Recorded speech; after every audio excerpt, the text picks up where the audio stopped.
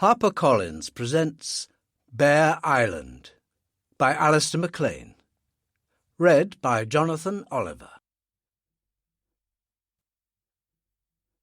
Chapter 1. To even the least sensitive and perceptive beholder, the Morning Rose, at this stage of her long and highly checkered career, must have seemed ill-named. For if ever a vessel could fairly have been said to be approaching, if not actually arrived at, the sunset of her days, it was this one.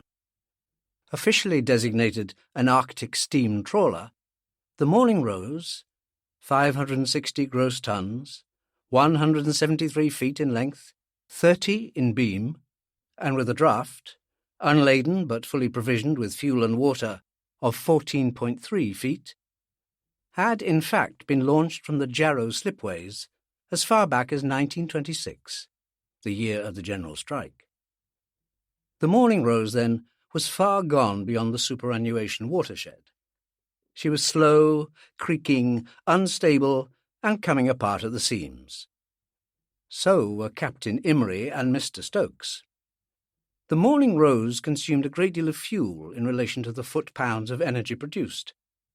So did Captain Imrie and Mr. Stokes. Malt whisky for Captain Imrie, Jamaican rum for Mr. Stokes. And that was what they were doing now, stoking up on their respective fuels with the steadfast dedication of those who haven't attained septuagenarian status through sheer happenstance. As far as I could see, none of the sparse number of diners at the two long fore and aft tables was stoking up very much on anything. There was a reason for this, of course, the same reason that accounted for the poor attendance at dinner that night. It was not because of the food, which, while it wouldn't cause any sleepless nights in the kitchens of the Savoy, was adequate enough. Nor was it because of any aesthetic objections our cargo of creative artists might have entertained towards the dining saloon's decor, which was, by any standards, quite superb. It was a symphony in teak furniture and wine-coloured carpets and curtains, not, admittedly, what one would look to find on the average trawler.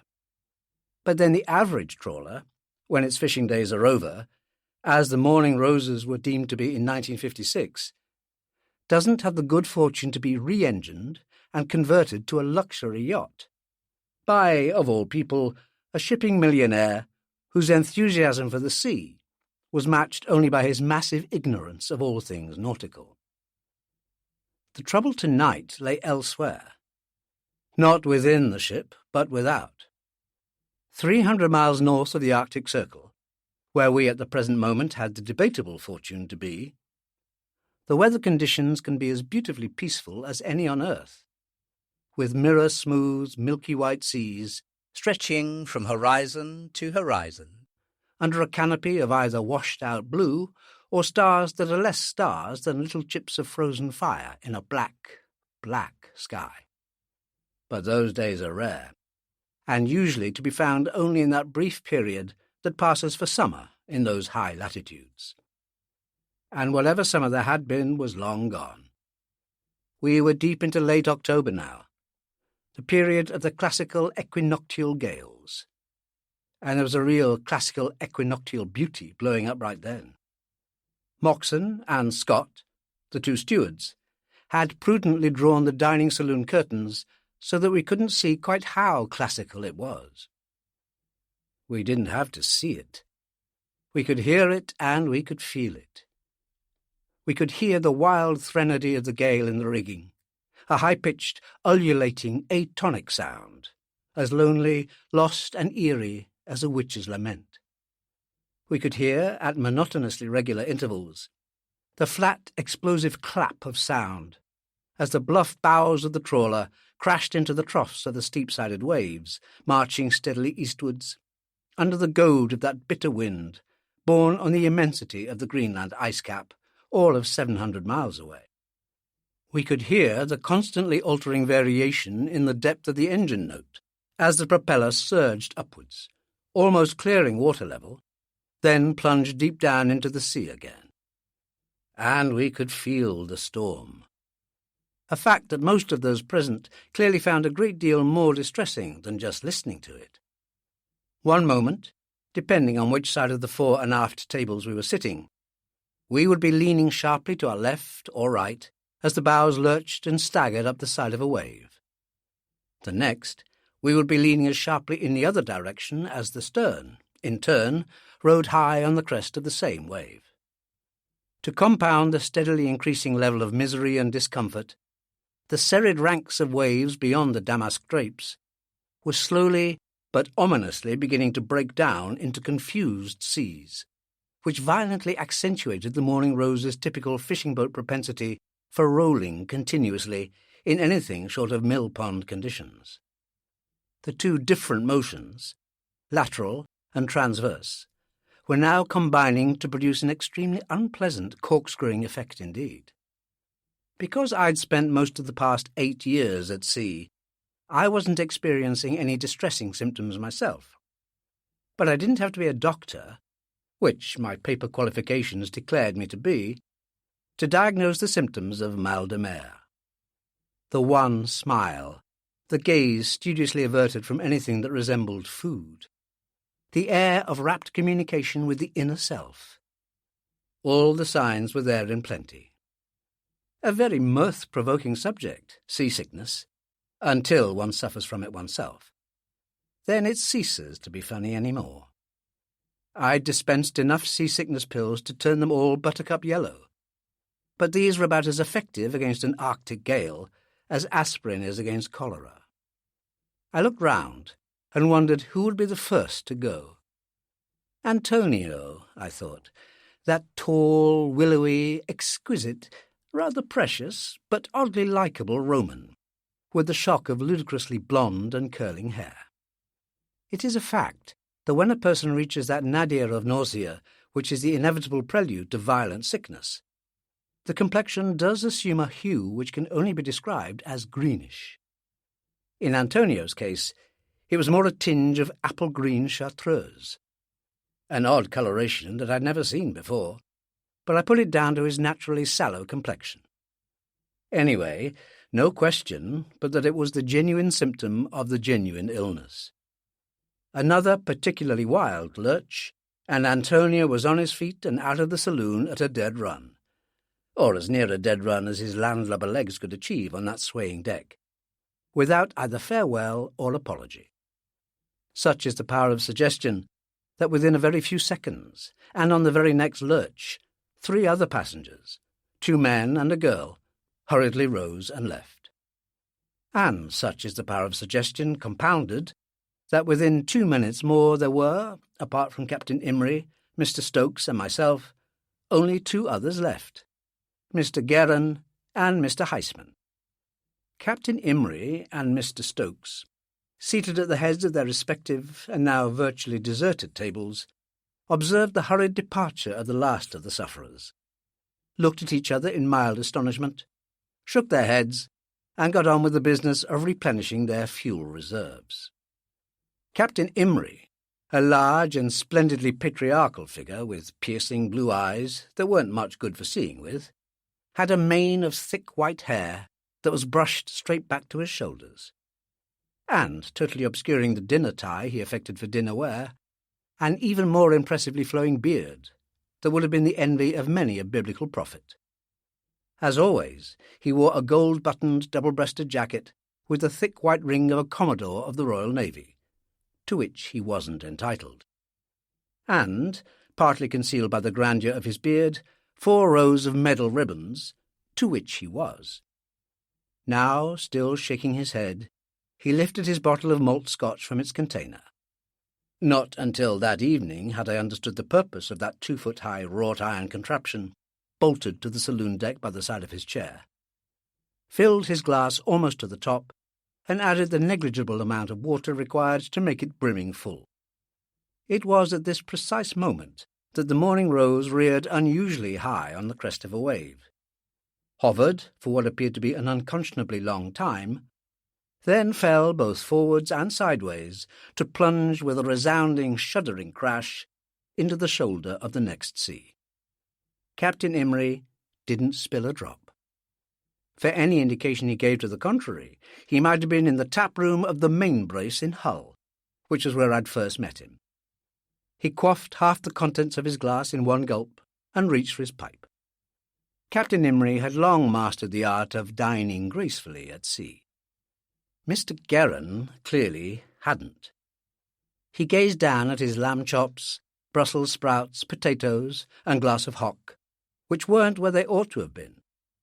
They were on his napkin, and his napkin was on his lap, with a vexed frown on his face.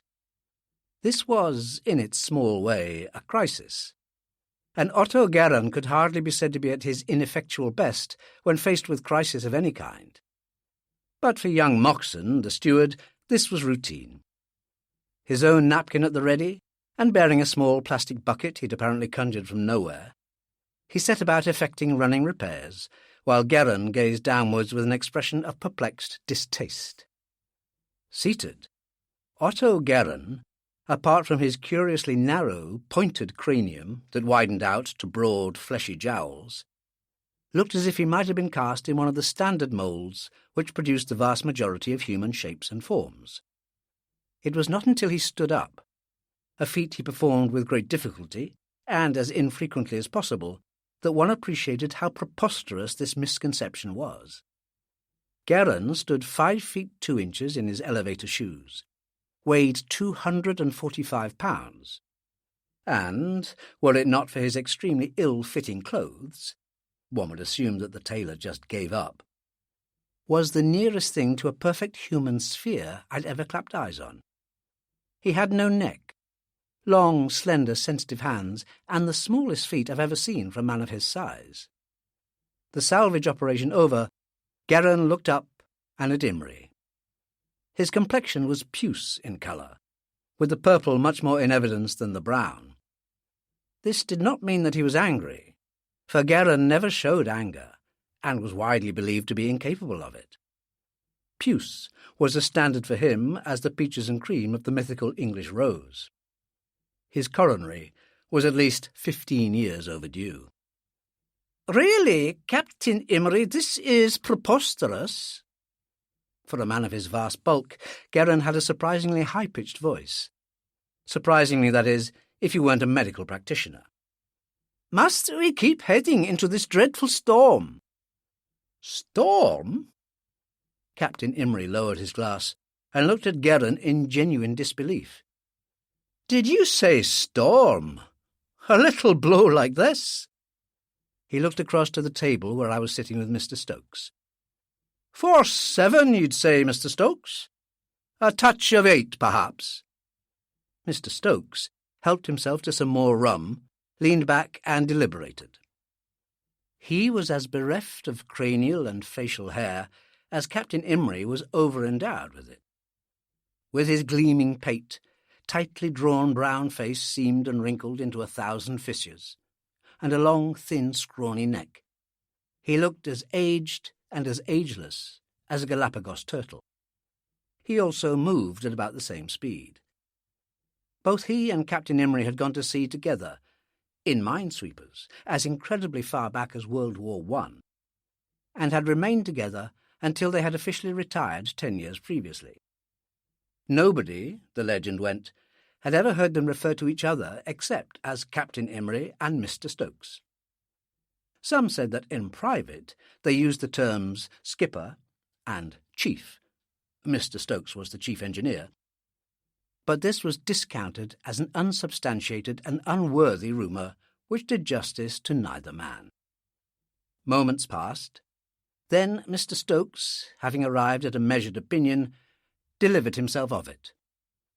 7, he said. 7.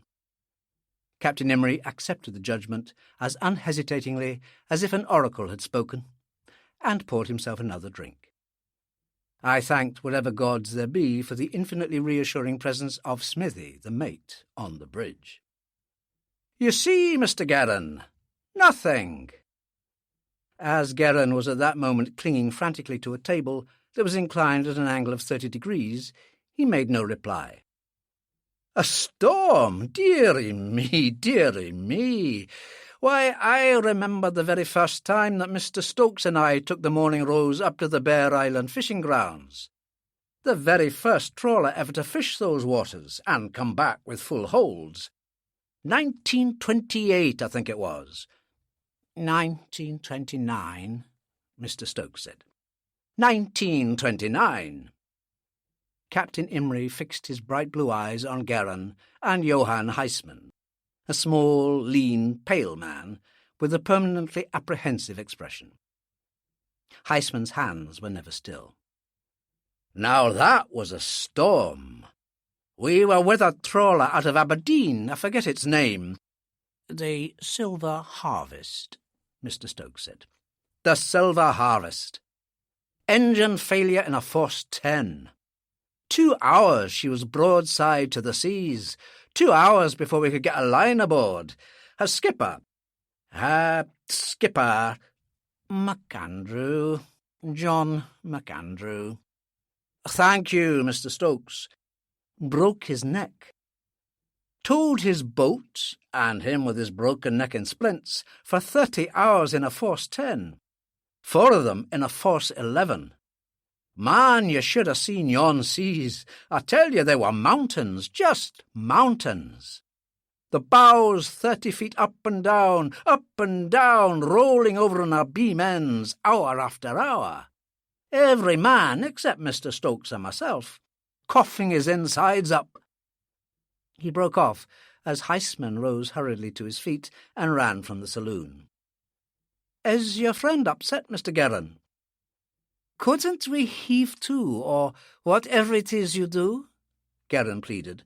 Or run for shelter? Shelter? Shelter from what? Why, I remember... Mr. Garin and his company haven't spent their lives at sea, Captain, I said. True.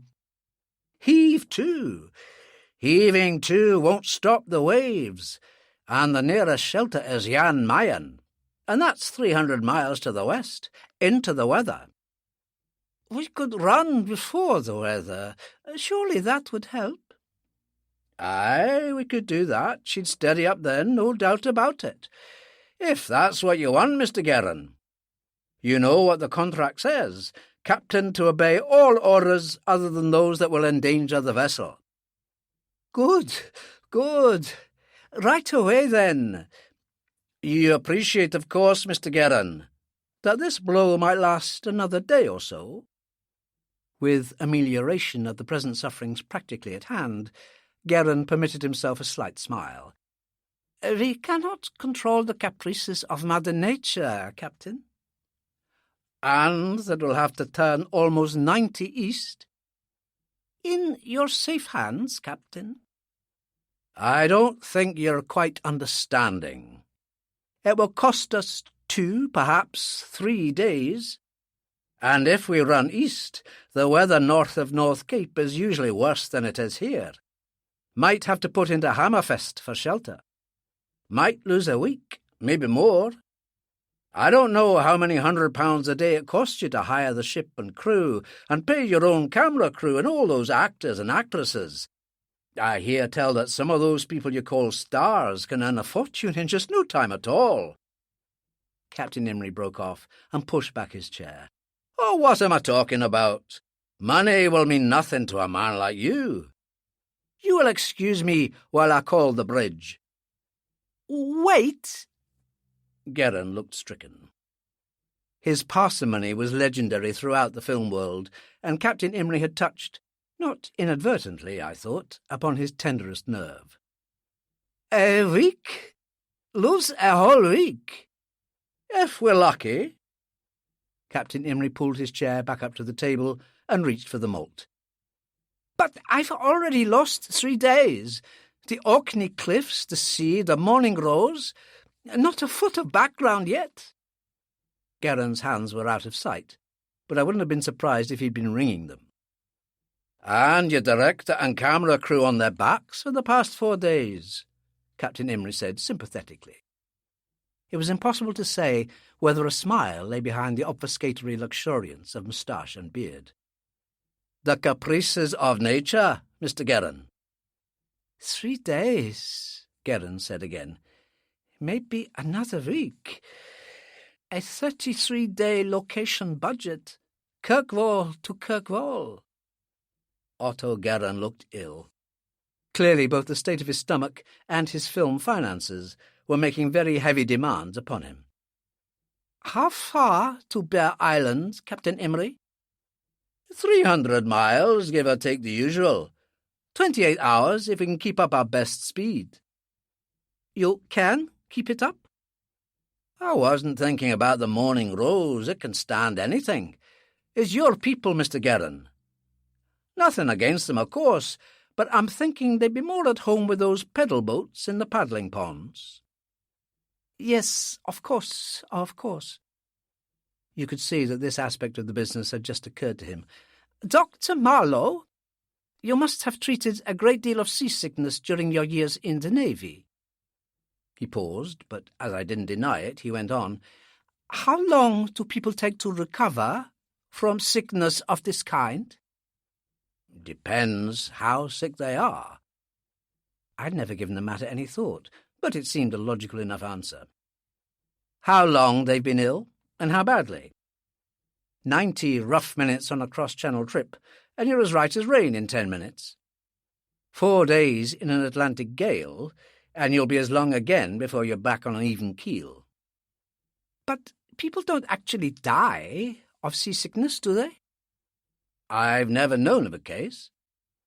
For all his usual indecisiveness and more than occasional bumbling ineptitude, which tended to make people laugh at him, discreetly and behind his back, of course, Otto, I realized for the first time, and with some vague feeling of surprise, was capable of determination that might verge on the ruthless. Something to do with money, I suppose. Not by itself, that is, but with a person already suffering from a heart condition, severe asthma, bronchitis, ulcerated stomach, well, yes, it could see him off. He was silent for a few moments, probably carrying out a rapid mental survey of the physical condition of cast and crew. Then he said, I must admit that I'm a bit worried about our people. I wonder if you'd mind having a look over them, just a quick check. Health's a damn sight more important than any profit. Ha! Profit, in these days. That we might make from the wretched film. As a doctor, I'm sure you wholeheartedly agree. Of course, I said. Right away.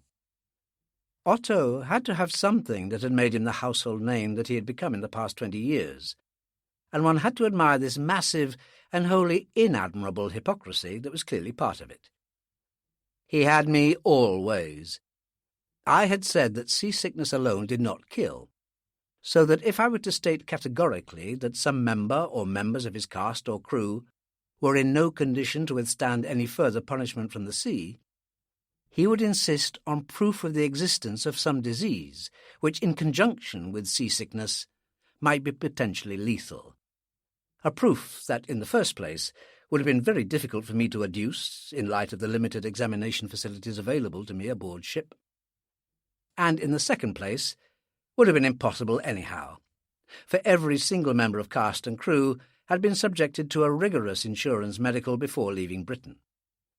If I gave a clean bill of health to all, then Otto would press on with all speed for Bear Island, regardless of the sufferings of our people, about whom he professed to be so worried, thereby effecting a considerable saving in time and money. And in the remote event of any of them inconsiderately dying upon our hands, why then, as the man who had given the green light, I was the one in the dock. I drained my glass of inferior brandy that Otto had laid on in such meagre quantities, and rose. You'll be here? Yes. Most cooperative of you, Doctor. Most. We never close, I said. I was beginning to like Smithy, though I hardly knew him or anything about him. I was never to get to know him, not well. That I should ever get to know him in my professional capacity was unthinkable. 6'2" in his carpet slippers, and certainly nothing short of 200 pounds, Smithy was as unlikely a candidate for a doctor's surgery as had ever come my way. In the first aid cabinet there. Smithy nodded towards a cupboard in a corner of the dimly lit wheelhouse. Captain Imry's own private elixir, for emergency use only. I extracted one of half a dozen bottles held in place by felt-lined spring clamps and examined it under the chart table lamp. My regard for Smithy went up another notch. In latitude 70 degrees something north, and aboard a superannuated trawler, however converted, one does not look to find Otard Dupuis VSOP. What constitutes an emergency? I asked. Thirst. I poured some of the Otard Dupuis into a small glass and offered it to Smithy, who shook his head and watched me as I sampled the brandy, then lowered the glass with suitable reverence. To waste this on a thirst, I said, is a crime against nature. Captain Imry isn't going to be too happy when he comes up here and finds me knocking back his special reserve. Captain Imry is a man who lives by fixed rules. The most fixed of the lot is that he never appears on the bridge between 8 p.m. and 8 a.m. Oakley, he's the boatswain, and I take turns during the night. Believe me, that way it's safer for everyone all round.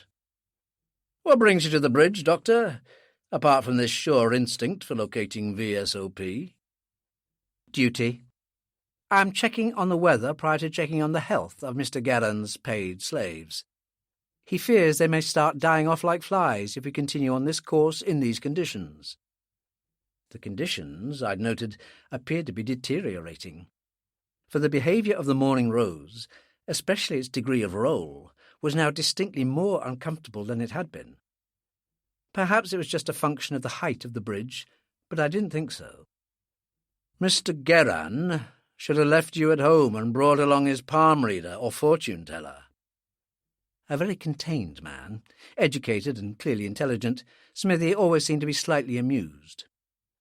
As for the weather, the 6 p.m. forecast was, as it usually is for these parts, vague and not very encouraging.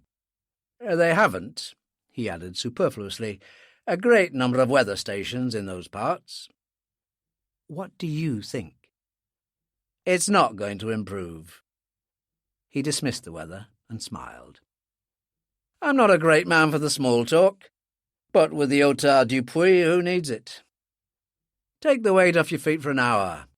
Then go tell Mr. Garron that all his paid slaves, as you call them, are holding a square dance on the poop. I suspect Mr. Garron of having a suspicious, checking mind. However, if I may, my guest. I helped myself again and replaced the bottle in the cabinet. Smithy, as he'd warned, wasn't very talkative, but the silence was companionable enough. Presently he said, Navy, aren't you, Doc? Past tense. And now this. A shameful come-down. Don't you find it so? Touché. I could dimly see the white teeth as he smiled in the half-dark. Medical malpractice? Flogging penicillin? Or just drunk in charge of a surgery? Nothing so glamorous. Insubordination is the word they used. Snap. Me too. A pause. This Mr. Garron of yours, is he all right? So the insurance doctors say. I didn't mean that. You can't expect me to speak ill of my employer. Again there was that dimly seen glimpse of white teeth. Well, that's one way of answering my question. But, well, look, the bloke must be loony, or is that an offensive term? Only to psychiatrists. I don't speak to them. Loony's fine by me. But I'd remind you that Mr. Garron has a very distinguished record. As a loony? That, too, but also as a filmmaker, a producer. What kind of producer would take a film unit up to Bear Island with winter coming on? Mr. Garron wants realism. Mr. Garron wants his head examined. Has he any idea what it's like up there at this time of year? He's also a man with a dream. No place for dreamers in the Barents Sea. How the Americans ever managed to put a man on the moon Our friend Otto isn't an American. He's a Central European. If you want the makers of dreams or the peddlers of dreams, there's the place to find them, among the headwaters of the Danube. And the biggest rogues and confidence men in Europe. You can't have everything. He's a long way from the Danube.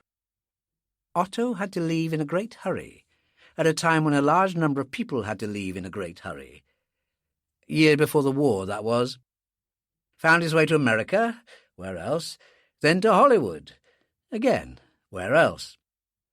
Say what you like about Otto, and I'm afraid a lot of people do just that, you have to admire his recuperative powers. He left a thriving film business behind him in Vienna and arrived in California with what he stood up in. Well, that's not so little. It was then. I've seen pictures. No greyhound, but still about £100 short of what he is today. Anyway, inside just a few years, chiefly, I'm told, by switching at the psychologically correct moment from anti-Nazism to anti-communism, Otto prospered mightily in the American film industry, on the strength of a handful of nauseatingly super-patriotic pictures, which had the critics in despair and the audiences in raptures. In the mid-50s, sensing that the cinematic sun was setting over Hollywood — you can't see it, but he carries his own built-in radar system with him — Otto's devotion to his adopted country evaporated, along with his bank balance, and he transferred himself to London, where he made a number of avant-garde films that had the critics in rapture, the audiences in despair, and Otto in the red. "You seem to know your Otto," Smithy said. Anybody who has read the first 5 pages of the prospectus for his last film would know his Otto. I'll let you have a copy. Never mentions the film, just Otto. Misses out words like nauseating and despair, of course, and you have to read between the lines a bit. But it's all there. I'd like a copy. Smithy thought some, then said, "If he's in the red, where's the money coming from? To make this film, I mean." Your sheltered life. A producer is always at his most affluent when the bailiffs are camped outside the studio gates. Rented studio, of course. Who, when the banks are foreclosing on him and the insurance companies drafting their ultimatums, is throwing the party of the year at the Savoy? Our friend, the big-time producer. It's kind of like the law of nature. You'd better stick to ships, Mr. Smith, I added kindly. Smithy, he said absently. So who's bankrolling your friend? My employer? I've no idea. Very secretive about money matters is Otto. But someone is. Backing him, I mean. Must be. I put down my glass and stood up. Thanks for the hospitality.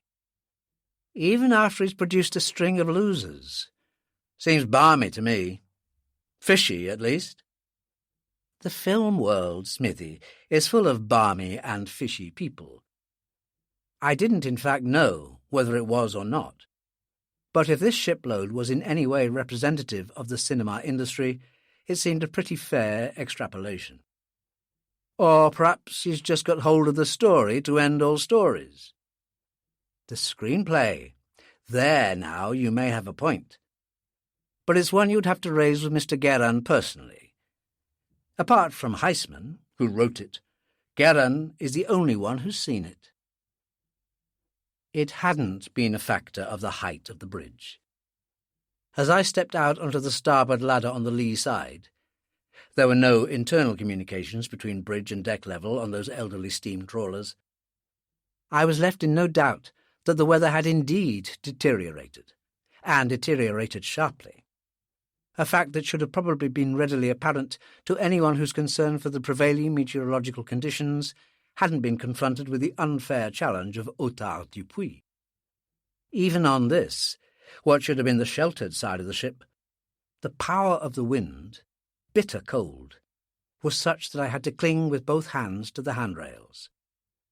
And with the Morning Rose now rolling, erratically and violently, through almost 50 degrees of arc, which was wicked enough, but I'd once been on a cruiser that had gone through 100 degrees of arc and still survived. I could have used another pair of arms. Even on the blackest night, and this was incontestably one of the blackest, it is never wholly dark at sea. It may never be possible precisely to delineate the horizon line, where sea and sky meet, but one can usually look several vertical degrees above or below the horizon line and say with certainty that here is sky or here is sea, for the sea is always darker than the sky. Tonight, it was impossible to say any such thing. And this was not because the violently rolling morning rose made for a very unstable observation platform, nor because the big uneven seas bearing down from the east made for a tumbling amorphous horizon.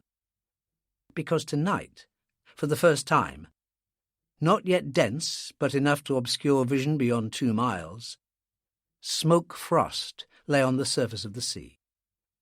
That peculiar phenomenon which one finds in Norway, where the glacial land winds pass over the warm fjord waters, or, as here, where the warm Atlantic air passed over the Arctic waters. All I could see, and it was enough to see, was that the tops were now being torn off the waves, white-veined on their leeward sides, and that the seas were breaking clear across the foredeck of the Morning Rose, the white and icy spume hissing into the sea on the starboard. A night for carpet slippers and the fireside. I turned forward towards the accommodation door and bumped into someone who was standing behind the ladder and holding onto it for support. I couldn't see the person's face, for it was totally obscured by wind-blown hair, but I didn't have to. There was only one person aboard with those long, straw-coloured tresses, and that was Mary, dear. Given my choice of people to bump into on the Morning Rose, I'd have picked Mary, dear, any time. Mary, dear, not Mary, dear. I'd given her that name to distinguish her from Guerin's continuity girl, whose given name was Mary Darling. Mary, dear, was really Mary Stewart. But that wasn't her true name either. Ilona Wisniewicki, she'd been christened, but had prudently decided that it wasn't the biggest possible asset she had for making her way in the film world. Why she'd chosen a Scots name, I didn't know. Maybe she just liked the sound of it. "Mary, dear," I said, "abroad at this late hour and on such a night?" I reached up and touched her cheek. We doctors can get away with murder. The skin was icily cold. "You can carry this fresh air fanatic bit too far. Come on, inside." I took her arm. I was hardly surprised to find she was shivering quite violently. And she came along docilely enough. The accommodation door led straight into the passenger lounge, which, though fairly narrow, ran the full width of the ship. At the far end was a built-in bar, with the liquor kept behind 2 glassed-in iron-grilled doors. The doors were kept permanently locked, and the key was in Otto Guerin's pocket. "No need to frog much, me doctor." She habitually spoke in a low-pitched, quiet voice. "Enough is enough, and I was coming in anyway." "Why were you out there in the first place?" "Can't doctors always tell?" She touched the middle button of her black leather coat, and from this I understood that her internal economy wasn't taking too kindly to the roller-coaster antics of the Morning Rose. But I also understood that even had the sea been mirror-smooth, she'd still have been out on that freezing upper deck. She didn't talk much to the others, nor the others to her. She pushed the tangled hair back from her face, and I could see she was very pale, and the skin beneath the brown eyes tinged with the beginnings of exhaustion. In her high-cheekboned Slavonic way, she was a Latvian, but I suppose no less a Slav for that, she was very lovely, a fact that was freely admitted and slightingly commented upon as being her only asset. Her last 2 pictures, her only 2 pictures, were said to have been disasters of the first magnitude. She was a silent girl, cool and aloofly remote, and I liked her. which made me a lonely minority of one. "Doctors aren't infallible," I said. "At least not this one." I peered at her in my best clinical fashion. "What's a girl like you doing in these parts on this floating museum?" She hesitated. "That's a personal question." "The medical profession are a very personal lot. How's your headache, your ulcer, your bursitis? We don't know where to stop." "I need the money." "You and me both." I smiled at her, and she didn't smile back. So I left her and went down the companionway to the main deck. Here was located the Morning Rose's main passenger accommodation. 2 rows of cabins lining the fore and aft central passageway. This had been the area of the former fish holds, and although the place had been steam-washed, fumigated and disinfected at the time of conversion, it still stank most powerfully and evilly of cod-liver oil that has lain too long in the sun. In ordinary circumstances, the atmosphere was nauseating enough. In those extraordinary ones, it was hardly calculated to assist sufferers in a rapid recovery from the effects of seasickness. I knocked on the first door on the starboard side and went in. Johann Heisman, horizontally immobile on his bunk, looked like a cross between a warrior taking his rest and a medieval bishop modelling for the stone effigy which in the fullness of time would adorn the top of his sarcophagus. Indeed, with his thin waxy fingers steepled on his narrow chest, his thin waxy nose pointing to the ceiling, and his curiously transparent eyelids closed, the image of the tomb seemed particularly apposite in this case. But it was a deceptive image, for a man does not survive 20 years in a Soviet hard labour camp in eastern Siberia just to turn in his cards from mal de mer. "How do you feel, Mr. Heisman?" "Oh, God." He opened his eyes without looking at me, moaned, and closed them again. "How do I feel?" "I'm sorry, but Mr. Guerin is concerned." "Otto Guerin is a raving madman." I didn't take it as any indication of some sudden upsurge in his physical condition, but no question this time his voice was a great deal stronger. "A crackpot! A lunatic!" While privately conceding that Heisman's diagnosis lay somewhere along the right lines, I refrained from comment, and not out of some suitably due deference to my employer. Otto Guerin and Johann Heisman had been friends much too long for me to risk treading upon the delicate ground that well might lie between them. They had known each other, as far as I've been able to discover, since they'd been students together at some obscure Danubian gymnasium close on 40 years ago, and had, at the time of the Anschluss in 1938, been the joint owners of a relatively prosperous film studio in Vienna. It was at this point in space and time that they had parted company suddenly, drastically, and it seemed at the time permanently. For while Guerin's sure instinct had guided his fleeing footsteps to Hollywood, Heisman had unfortunately taken off in the wrong direction altogether. And only 3 years previously, to the total disbelief of all who had known him, and believed him dead for a quarter of a century, had incredibly surfaced from the bitter depths of his long Siberian winter. He had sought out Guerin, and now it appeared that their friendship was as close as ever it had been. It was assumed that Guerin knew about the hows and whys of Heisman's lost years, and if this were indeed the case, then he was the only man who did so, for Heisman, understandably enough, never discussed his past. Only 2 things about the men were known for certain. That it was Heisman, who had a dozen pre-war screenplays to his credit, who was the moving spirit behind this venture to the Arctic, and that Guerin had taken him into full partnership in his company, Olympus Productions. In light of this, it behoved me to step warily and keep my comments on Heisman's comments strictly to myself. "If there's anything you require, Mr. Heisman—" "I require nothing." He opened his transparent eyelids again, and this time looked, or glared, at me. Eyes of washed-out grey streaked with blood. Save your treatment for that cretin Geron. Treatment?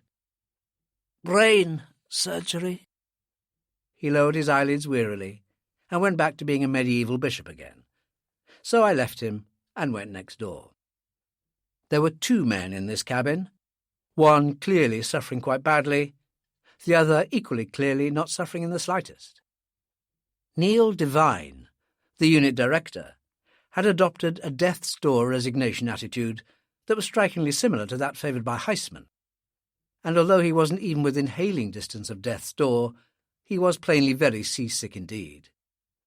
He looked at me, forced a pale smile that was half apology, half recognition, then looked away again. I felt sorry for him as he lay there, but then I'd felt sorry for him ever since he'd stepped aboard the Morning Rose. A man dedicated to his craft, lean, hollow-cheeked, nervous, and perpetually balanced on what seemed to be the knife edge of agonizing decisions. He walked softly and talked softly, as if he were perpetually afraid that the gods might hear him. It could have been a meaningless mannerism, but I didn't think so. No question he walked in perpetual fear of Geron, who was at no pains to conceal the fact that he despised him as a man just as much as he admired him as an artist. Why Geron, a man of indisputably high intelligence, should behave in this way I didn't know. Perhaps he was one of that far-from-small group of people who harbour such an inexhaustible fund of ill will towards mankind in general that they lose no opportunity to vent some of it on the weak, the pliant, or those who are in no position to retaliate. Perhaps it was a personal matter. I didn't know either man or their respective backgrounds well enough to form a valid judgment. "Ah, 'tis the good healer," a gravelly voice said behind me. I turned round without haste and looked at the pyjama-clad figure sitting up in his bunk, holding fast with his left hand to a bulkhead strap, while with the other he clung equally firmly to the neck of a Scotch bottle, 3 parts empty. "Up the ship comes and down the ship goes, but naught will come between the kindly shepherd and his mission of mercy to his queasy flock. You will join me in a postprandial snifter, my good man." "Later, Lonnie, later." Lonnie Gilbert knew, and I knew, and we both knew that the other knew that later would be too late. 3 inches of Scotch in Lonnie's hands had as much hope as the last meringue at the vicar's tea party. But the conventions had been observed, honour satisfied. "You weren't at dinner, so I thought—" "Dinner?" He paused, examined the word he'd just said for inflection and intonation, decided his delivery had been lacking in a proper contempt, and repeated himself. "Dinner? Not the hogswash itself, which I suppose is palatable enough for those who lack my esoteric tastes. It's the hour at which it's served, barbaric. Even Attila the Hun—" "You mean you no sooner pour your aperitif than the bell goes?" "Exactly. What does a man do?" Coming from our elderly production manager, the question was purely rhetorical. Despite the baby-clear blue eyes and faultless enunciation, Lonnie hadn't been sober since he'd stepped aboard the Morning Rose. It was widely questioned whether he'd been sober for years. Nobody, least of all Lonnie, seemed to care about this. But this was not because nobody cared about Lonnie. Nearly all people did in greater or lesser degrees, dependent on their own natures. Lonnie, growing old now, with all his life in films, was possessed of a rare talent that had never bloomed, and never would now, for he was cursed, or blessed, with insufficient drive and ruthlessness to take him to the top. And mankind, for a not always laudable diversity of reasons, tends to cherish its failures. And Lonnie, it was said, never spoke ill of others, and this too deepened the affection in which he was held, except by the minority who habitually spoke ill of everyone. "It's not a problem I'd care to be faced with myself," I said. "How are you feeling?" "Me?" He inclined his bald pate 45 degrees backwards, tilted the bottle, lowered it, and wiped a few drops of the elixir from his grey beard. "Never been ill in my life. Who ever heard of a pickled onion going sour?" He cocked his head sideways. "Ah." "Ah, what?" He was listening, that I could see, but I couldn't hear a damned thing except the crash of bows against seas and the metallic drumming vibration of the ancient steel hull which accompanied each downwards plunge. "The horns of Elfland faintly blowing," Lonnie said. "Hark! The herald angels!" I harked, and this time I heard. I'd heard it many times, and with steadily increasing horror. Since boarding the Morning Rose, a screechingly cacophonous racket that was fit for heralding nothing short of Armageddon. The three perpetrators of this boiler house bedlam of sound, Josh Hendricks's young sound crew assistants, might not have been stone deaf, but their classical musical education could hardly be regarded as complete, as not one of them could read a note of music.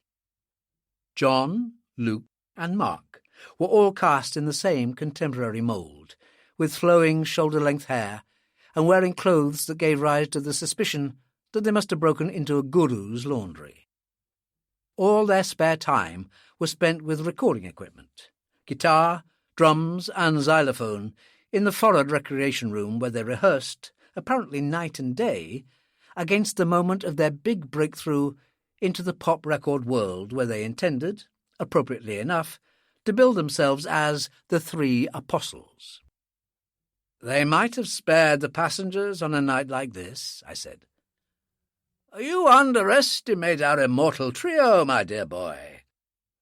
The fact that you may be one of the most excruciating musicians in existence does not prevent you from having a heart of gold. They have invited the passengers along to hear them perform, in the hope that this might alleviate their sufferings." He closed his eyes as a raucous bellow, overlaid with a high-pitched scream, as of some animal in pain, echoed down the passageway outside.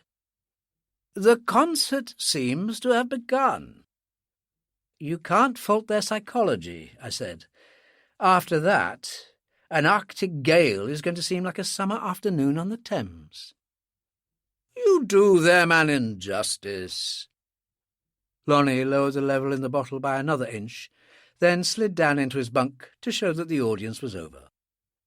"Go and see for yourself." So I went and saw for myself, and I had been doing them an injustice. The Three Apostles, surrounded by that plethora of microphones, amplifiers, speakers, and arcane electronic equipment without which the latter-day troubadours will not, and more importantly cannot, operate, were performing on a low platform in one corner of the recreation room, and maintaining their balance with remarkable ease, largely, it seemed, because their bodily gyrations and contortions, as inseparable a part of their art as the electronic aids, seemed to synchronize rather well with the pitching and rolling of the Morning Rose. Rather conservatively, if oddly clad in blue jeans and psychedelic caftans, and bent over their microphones in an attitude of almost acolytic fervour, the three young sound assistants were giving of their uninhibited best, and from what little could be seen of the ecstatic expressions on faces 80% concealed at any given moment by wildly swinging manes of hair, it was plain that they thought that their best approximated very closely to the sublime. I wondered, briefly, how angels would look with earplugs, then turned my attention to the audience. There were 15 in all, 10 members of the production crew and 5 of the cast. A round dozen of them were very clearly the worse for wear, but their sufferings were being temporarily held in abeyance by the fascination, which stopped a long way short of rapture, induced by the Three Apostles, who had now reached a musical crescendo accompanied by what seemed to be some advanced form of St. Vitus dance. A hand touched me on the shoulder, and I looked sideways at Charles Conrad. Conrad was 30 years old, and was to be the male lead in the film. Not yet a big-name star, but building up an impressive international reputation. He was cheerful, ruggedly handsome, with a thatch of thick brown hair that kept falling over his eyes. He had eyes of the bluest blue, and most gleamingly white perfect teeth.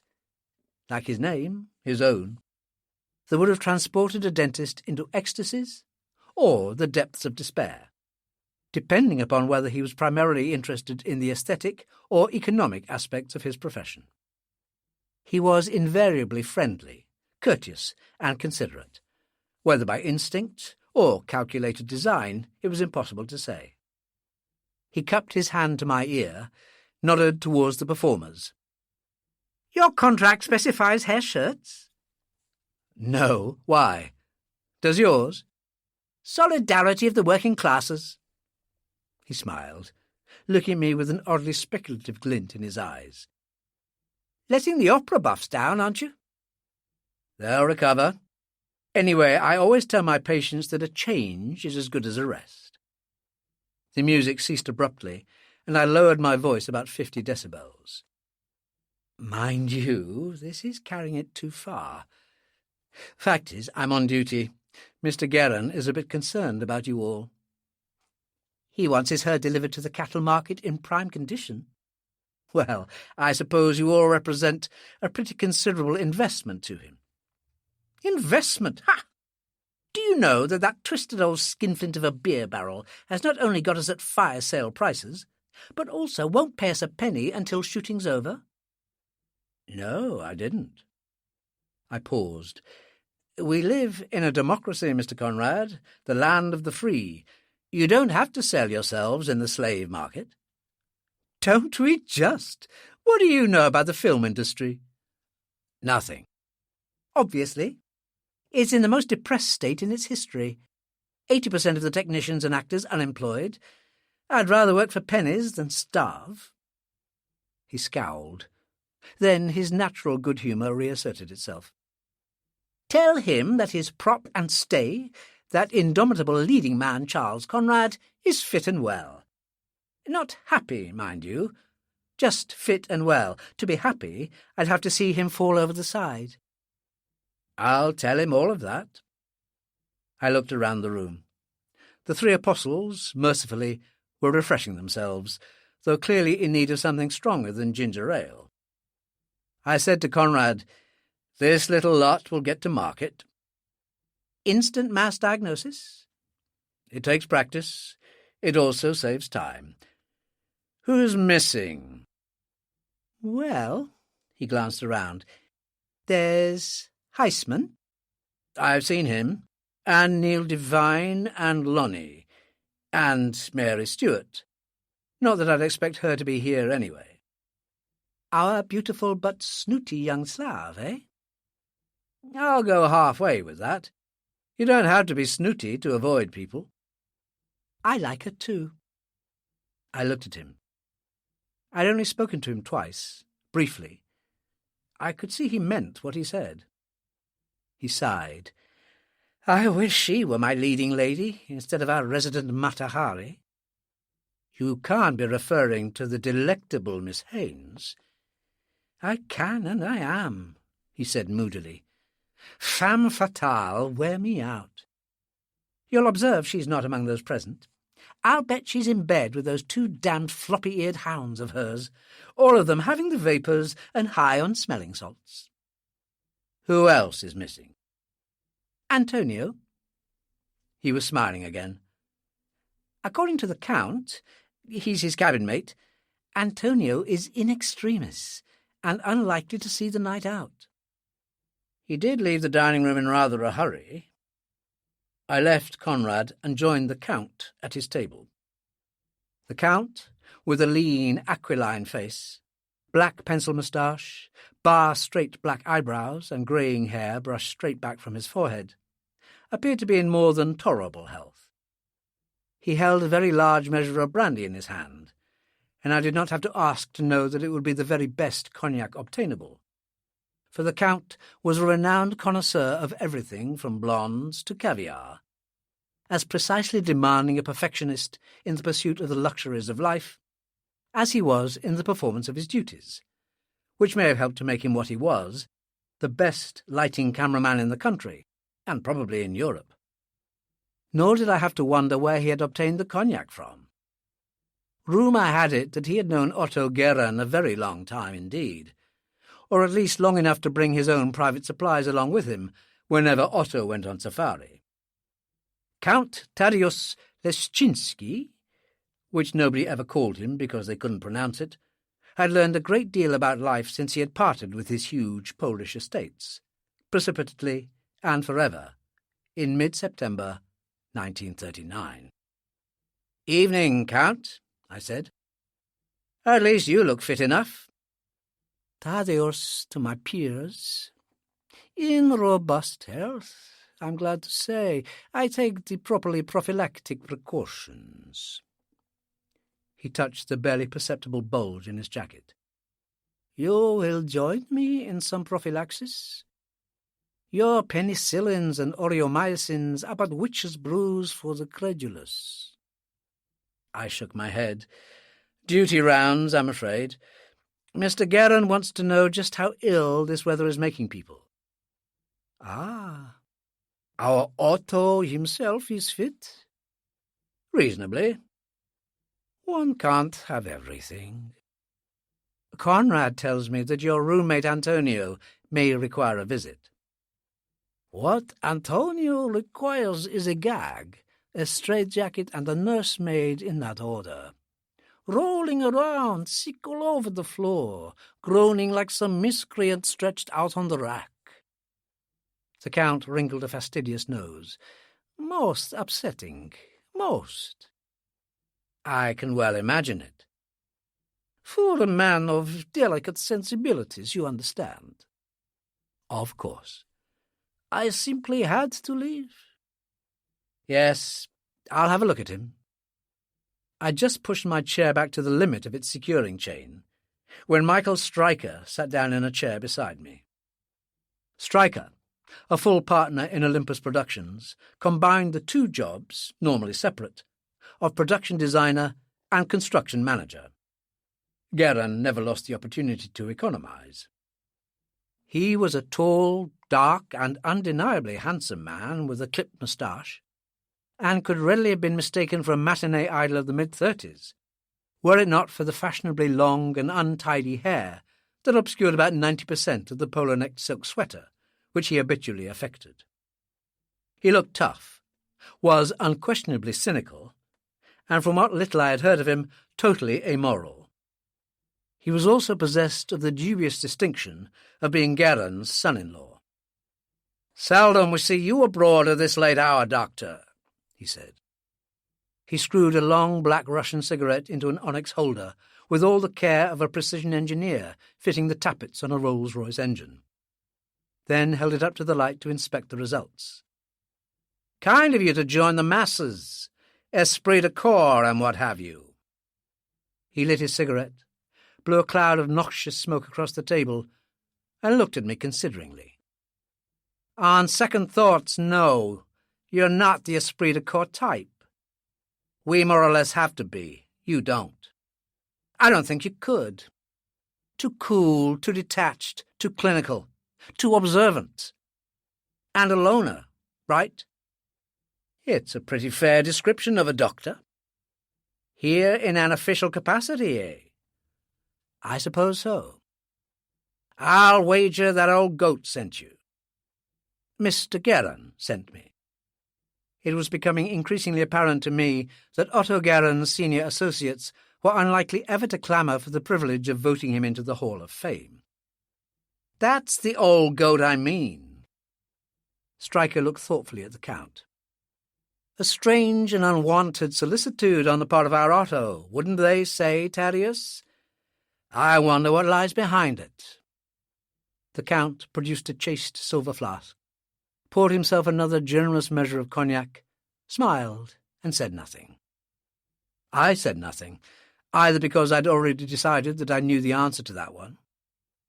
Even later on, in retrospect, I could not and did not blame myself, for I had arrived at a conclusion on the basis of the only facts then available to me. I said to Stryker, "Miss Haines is not here. Is she all right? No, I'm afraid she's no sailor. She's pretty much under the weather, but what's a man to do? She's pleading for sedatives or sleeping drugs and asking that I send for you, but of course I had to say no. Why? My dear chap, she's been living on drugs ever since we came aboard this damned hell ship. It was as well for his health, I thought, that Captain Imrie and Mr. Stokes weren't sitting at the same table. Her own seasick tablets one moment, the ones you doled out the next, pep pills in between, and barbiturates for dessert. Well, you know what would happen if she took sedatives or more drugs on top of that lot. No, I don't. Tell me. Eh? Does she drink? Heavily, I mean. Drink? No, I mean she never touches the stuff. I sighed. Why don't cobblers stick to their own lasts? I'll leave films to you, you leave medicine to me. Any first-year medical student could tell you... Well, never mind. Does she know what kind of tablets she's taken today and how many? Not that it could have been all that many, or she'd have been unconscious by now. I should imagine so. I pushed back my chair. She'll be asleep in 15 minutes. Are you sure? I mean, which is her room? First on the right in the passageway. And yours? I asked the Count. First left. I nodded, rose, left, knocked on the first door on the right, and went inside in response to a barely heard murmur. Judith Haynes was sitting propped up in a bed with, as Conrad had predicted, a dog on either side of her. Two rather beautiful and beautifully groomed cocker spaniels. I could not, however, catch any trace of smelling salts. She blinked at me with her rather splendid eyes and gave me a wan smile, at once tremulous and brave. My heart stayed where it was. It was kind of you to come, Doctor. She had one of those dark molasses voices, as effective at close personal quarters as it was in a darkened cinema. She was wearing a pink quilted bed jacket, which clashed violently with the colour of her hair, and, high round her neck, a green chiffon scarf, which didn't. Her face was alabaster white. Michael said you couldn't help. Mr. Stryker was being overcautious. I sat down on the edge of the mattress and took her wrist. The cocker spaniel next to me growled deep in its throat and bared its teeth. If that dog bites me, I'll clobber it. Rufus wouldn't harm a fly, would you, Rufus, darling? It wasn't flies I was worried about, but I kept silence, and she went on with a sad smile. Are you allergic to dogs, Dr. Marlowe? I'm allergic to dog bites. The smile faded until her face was just sad. I knew nothing about Judith Haynes except what I'd heard at second hand. And as all I'd heard had been from her colleagues in the industry, I heavily discounted about 90% of what had been told me.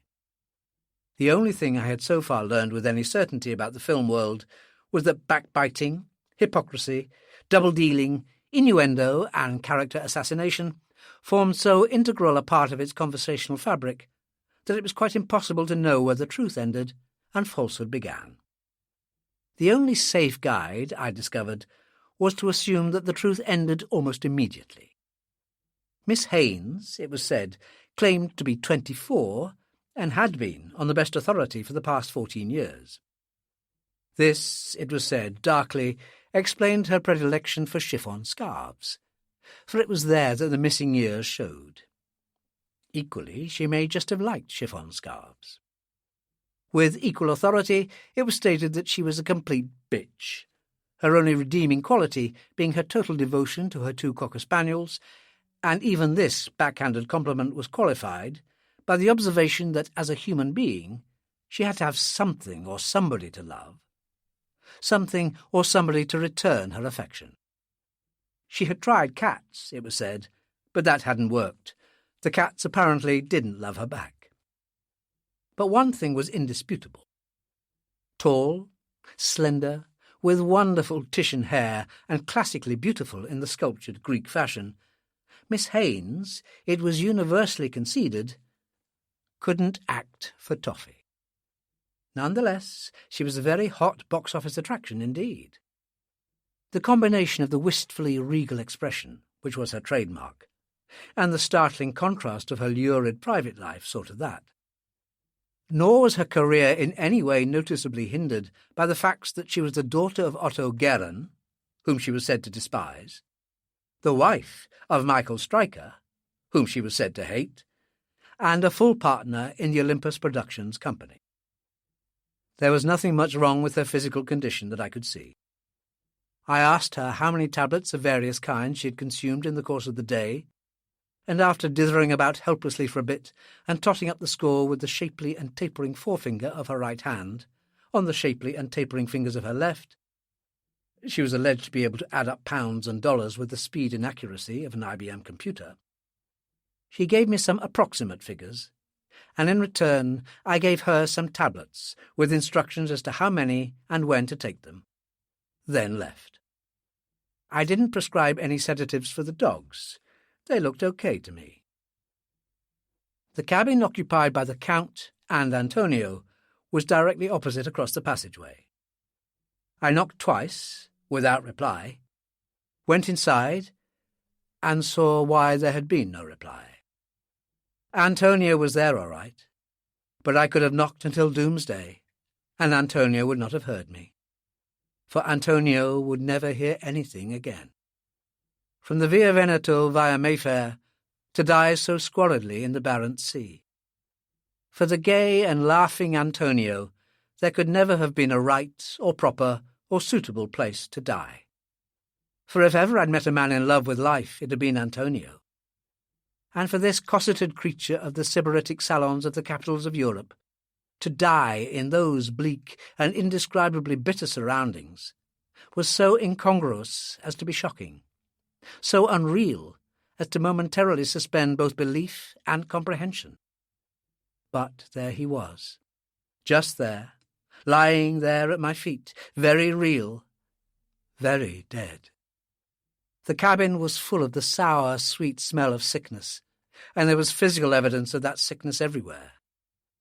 Antonio lay not on his bunk, but on the carpeted deck beside it, his head arched impossibly far back, until it was at right angles to his body. There was blood, a great deal of blood, not yet congealed, on his mouth and on the floor by his mouth. The body was contorted into an almost impossible position, arms and legs outflung at grotesque angles, the knuckles showing ivory. Rolling around, the Count had said, sick, a man on the rack, and he hadn't been so far out at that. For Antonio had died as a man on the rack dies, in agony. Surely to God he must have cried out. Even although his throat would have been blocked most of the time, he must have screamed. He must have. He would have been unable to prevent himself.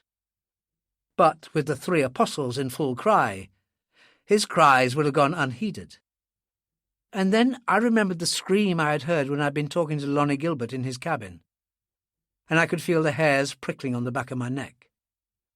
I should have known the difference between the high-pitched yowling of a rock singer and the scream of a man dying in torment.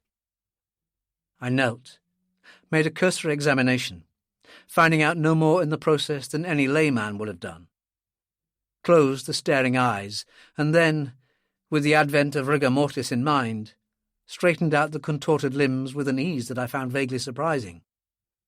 Then I left the cabin, locked the door, and hesitated for only a moment before dropping the key in my pocket. If the Count were possessed of the delicate sensibilities he claimed, he'd be glad I'd taken the key with me. Chapter 2. Dead? Otto Guerin's puce complexion had deepened to a shade where I could have sworn it was overlaid with indigo. Dead, did you say? That's what I said. Otto and I were alone in the dining saloon. It was 10 o'clock now, and at 9:30 sharp, Captain Imrie and Mr. Stokes invariably left for their cabins, where they would remain incommunicado for the next 10 hours. I lifted from Otto's table a bottle of raw firewater, on which someone had unblushingly stuck a label claiming that the contents were brandy. Took it to the steward's pantry, returned with a bottle of Hein, and sat down. It said much for Otto's unquestioned state of shock that not only had he not appeared to note my brief absence, he even stared directly at me, unblinkingly, and I'm sure unseeingly, as I poured out 2 fingers for myself. He registered no reaction whatsoever. Only something pretty close to a state of total shock could have held Otto's parsimonious nature in check, and I wondered what the source of this shock might be. True, the news of the death of anyone you knew can come as a shock, but it comes as a numbing shock only when the nearest and dearest are involved. And if Otto had even a measurable amount of affection for anyone, far less for the unfortunate Antonio, he concealed it with great skill. Perhaps he was, as many are, superstitious about death at sea. Perhaps he was concerned with the adverse effect it might have on cast and crew. Maybe he was bleakly wondering where, in the immensity of the Barents Sea, he could lay hands on a makeup artist, hairdresser, and wardrobe man. For Otto, in the sacred name of economy, had combined all 3 normally separate jobs in the person of one man, the late Antonio. With a visibly conscious effort of willpower, he looked away from the Hein bottle and focused his eyes on me. "How can he be dead?" His hearts stopped. His breathings stopped. That's how he can be dead. That's how anyone can be dead. Otto reached out for the bottle of Hein and splashed some brandy into a glass. He didn't pour it.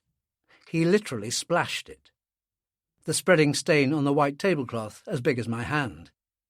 His own hand was shaking as badly as that.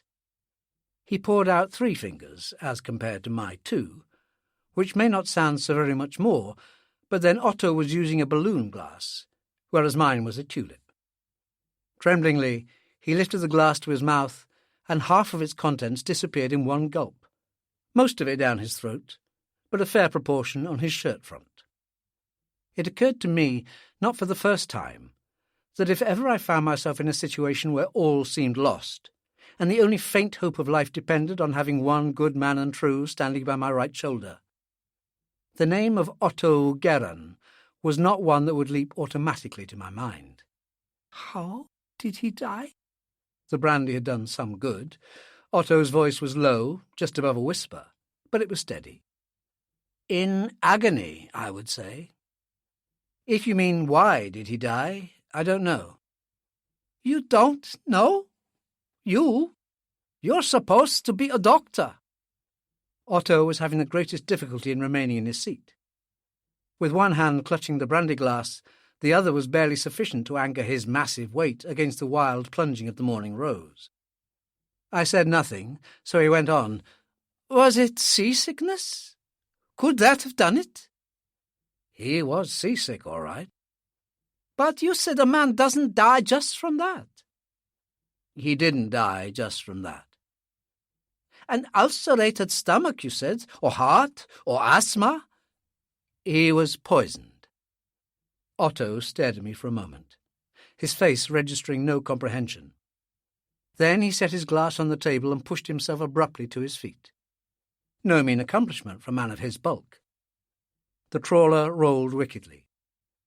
I leaned quickly forward, snatched up Otto's glass just as it began to topple, and at the same moment Otto lurched to one side and staggered across to the starboard, the lee, door of the saloon leading to the upper deck.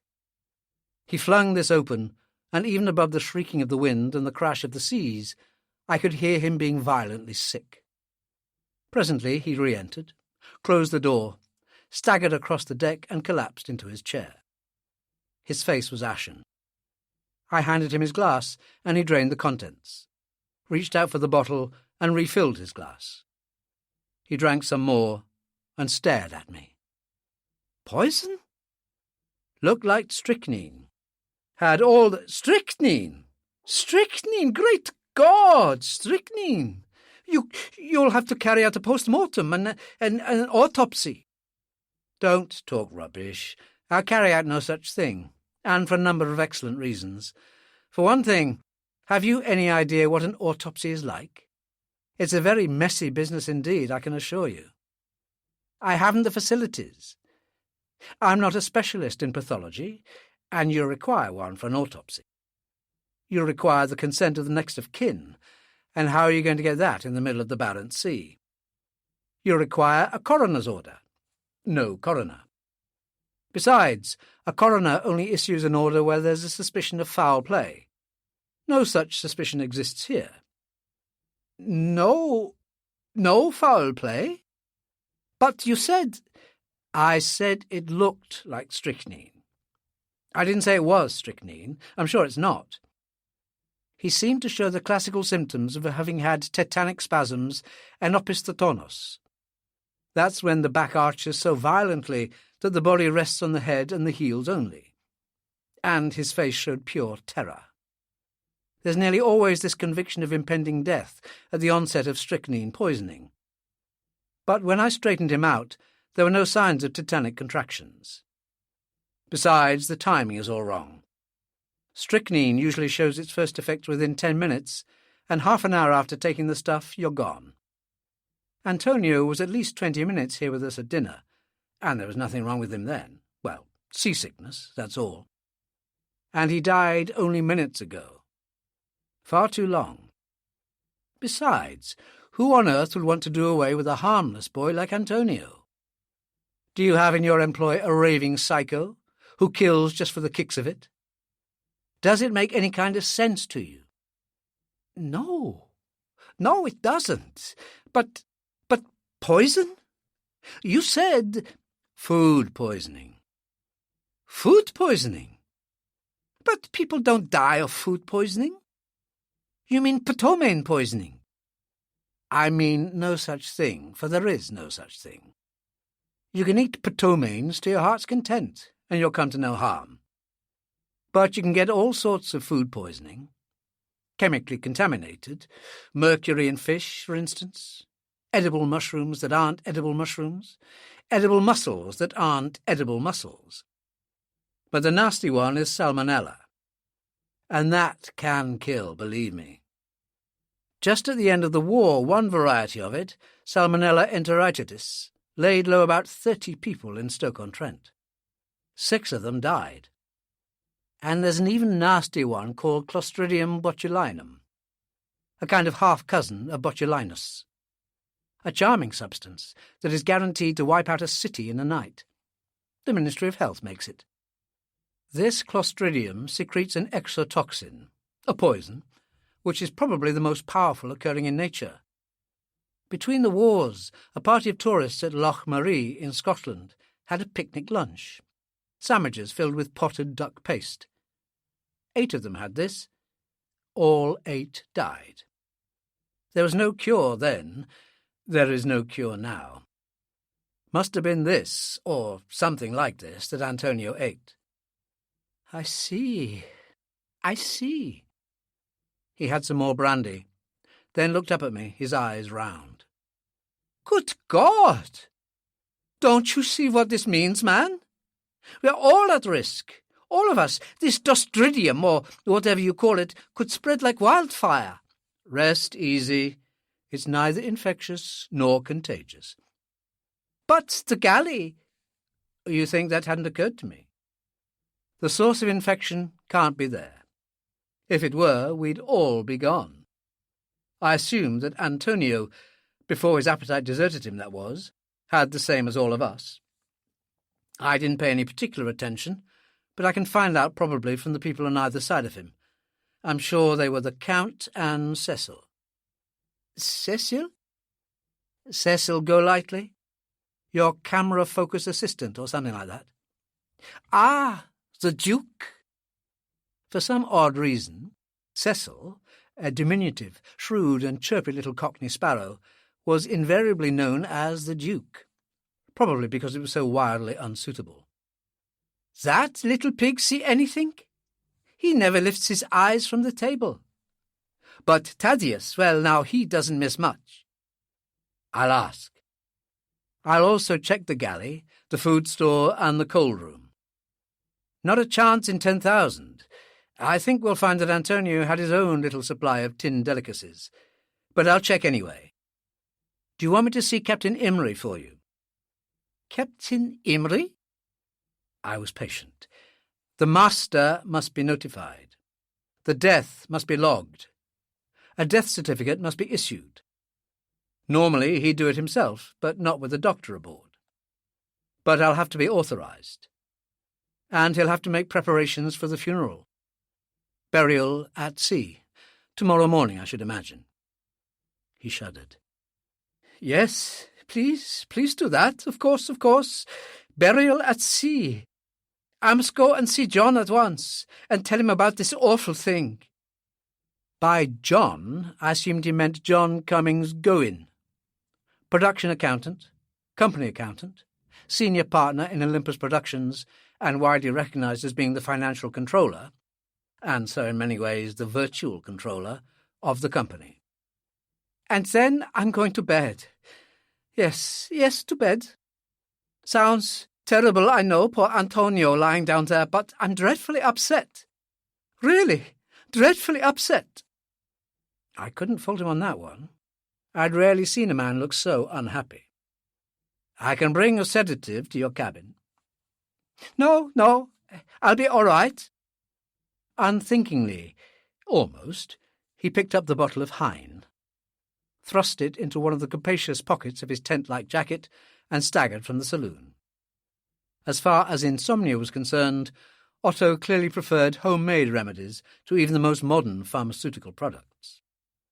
I went to the starboard door, opened it, and looked out. When Smithy had said that the weather wasn't going to improve, he'd clearly been hedging his bets. Conditions were deteriorating, and, if I were any judge, deteriorating quite rapidly. The air temperature was now well below freezing, and the first thin flakes of snow were driving by overhead, almost parallel to the surface of the sea.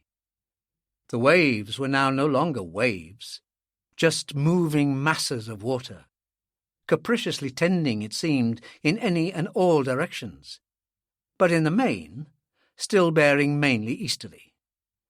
The Morning Rose was no longer just corkscrewing. She was beginning to stagger, falling into a bridge-high trough with an explosive impact more than vaguely reminiscent of the flat, whip-like crack of a not-so-distant naval gun. Then, struggling and straining to right herself, only to be struck by a following wall of water that smashed her over on her beam ends again. I leaned farther outwards, looking upwards, and was vaguely puzzled by the dimly seen outline of the madly flapping flag on the foremast. Puzzled because it wasn't streaming out over the starboard side, as it should have been, but towards the starboard quarter. This meant that the wind was moving round to the northeast, and what this could portend I could not even guess. I vaguely suspected that it wasn't anything good. I went inside, yanked the door closed with some effort, made a silent prayer for the infinitely reassuring and competent presence of Smithy on the bridge, made my way to the steward's pantry again, and helped myself to a bottle of Black Label, Otto having made off with the last of the brandy, the drinkable brandy, that is. I took it across to the captain's table, sat in the captain's chair, poured myself a small measure, and stuck the bottle in Captain Imrie's convenient wrought-iron stand. I wondered why I hadn't told Otto the truth. I was a convincing liar, I thought, but not a compulsive one. Probably because Otto struck me as being far from a stable character, and with several more pegs of brandy inside him, in addition to what he had already consumed, he seemed less than the ideal confidant. Antonio hadn't died because he'd taken or been given strychnine. Of that I was quite certain. I was equally certain that he hadn't died from Clostridium botulinum either.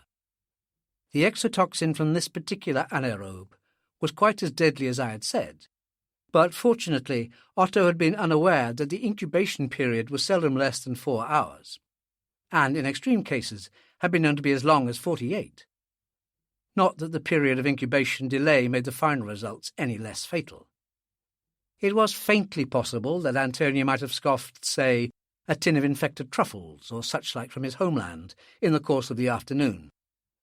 But in that case, the symptoms would have been showing at the dinner table. And apart from the odd chartreuse hue, I'd observed nothing untoward. It had to be some form of systematic poison. But there were so many of them, and I was a long way from being an expert on the subject. Nor was there any necessary question of foul play. More people die from accidental poisoning than from the machinations of the ill-disposed. The lee door opened, and 2 people came staggering into the room. Both young, both bespectacled, both with faces all but obscured by wind-blown hair. They saw me, hesitated, looked at each other and made to leave, but I waved them in and they came, closing the door behind them. They staggered across to my table, sat down, pushed the hair from their faces, and I identified them as Mary Darling, our continuity girl, and Alan. Nobody knew whether he had another name, or whether that was his first or second one. The clapper loader. He was a very earnest youth who had recently been asked to leave his university. He was an intelligent lad, but easily bored. Intelligent, but a bit short on wisdom. He regarded filmmaking as the most glamorous job on earth. "Sorry to break in on you like this, Dr. Marlowe." Alan was very apologetic, very respectful. "We had no idea. To tell you the truth, we were both looking for a place to sit down." "And now you've found a place. I'm just leaving. Try some of Mr. Guerin's excellent Scotch. You both look as if you could do with a little." They did indeed look very pale indeed. "No, thank you, Dr. Marlowe. We don't drink." Mary Darling, everyone called her Mary Darling, was cast in an even more earnest mould than Alan, and had a very prim voice to go with it. She had very long, straight, almost platinum hair that fell any old how down her back, and that clearly hadn't been submitted to the attentions of a hairdresser for years. She must have broken Antonio's heart. She wore a habitually severe expression. Enormous, horn-rimmed glasses. No makeup, not even lipstick, and had about her a businesslike, competent, no-nonsense, I can take care of myself, thank you, attitude that was so transparently false that no one had the heart to call her bluff. "No room at the inn?" I asked. "Well," Mary Darling said, "it's not very private down in the recreation room, is it? As for those 3 young... "The 3 apostles do their best," I said mildly. "Surely the lounge was empty?" "It was not."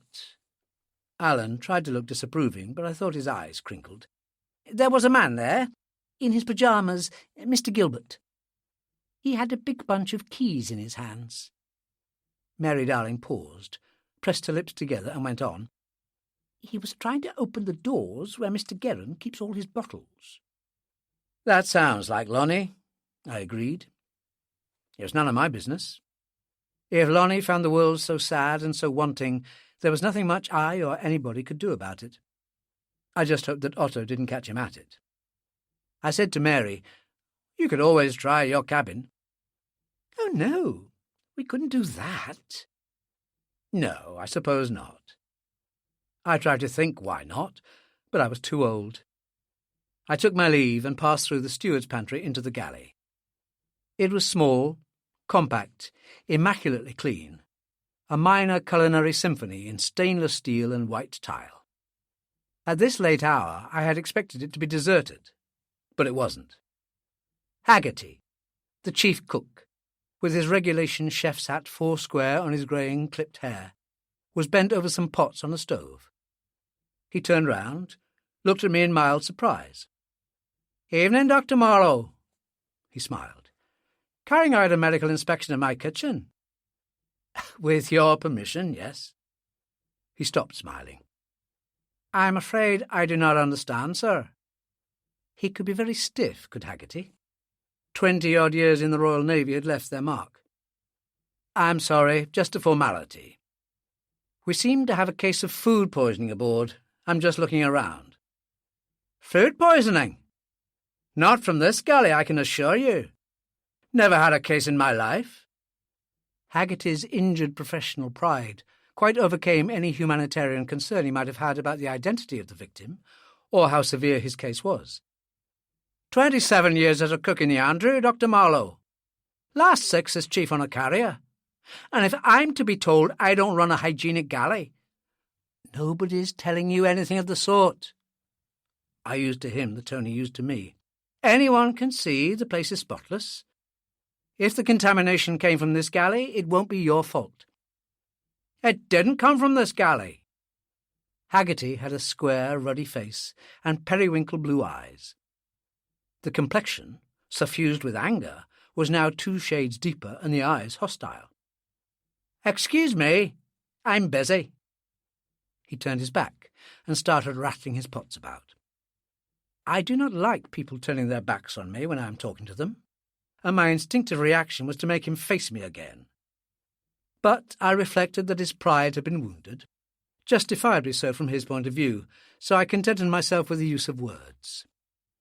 Working very late, Mr. Haggerty? Dinner for the bridge, he said stiffly.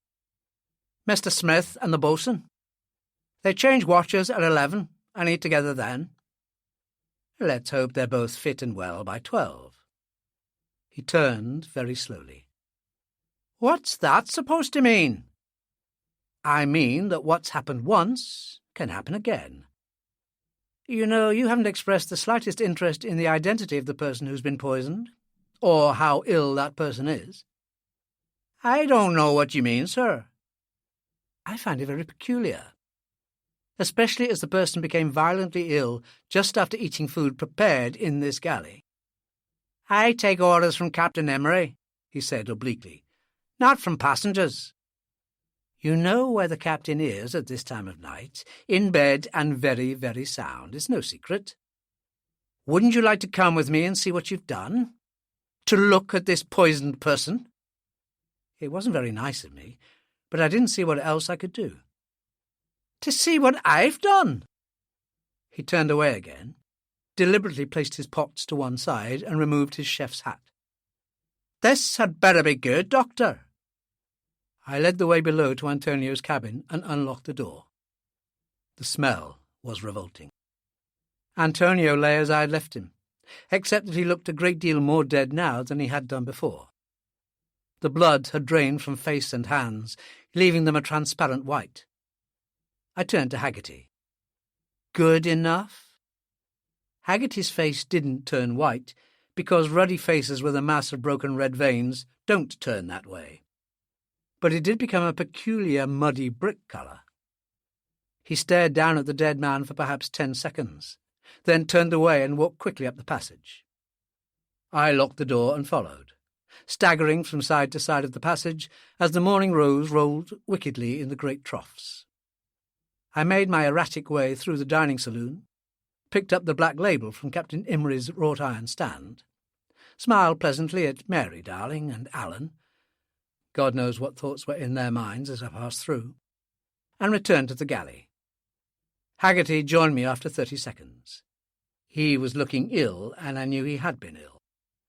I had no doubt that he had seen a great deal during his lifetime at sea, but there is something peculiarly horrifying about the sight of a man who has died violently from poisoning. I poured him 3 fingers of scotch, and he downed it at a gulp. He coughed, and either the coughing or the scotch brought some colour back to his face. What was it? His voice was husky. What kind of poison could kill a man like that? God, I've never seen anything so awful. I don't know. That's what I want to find out.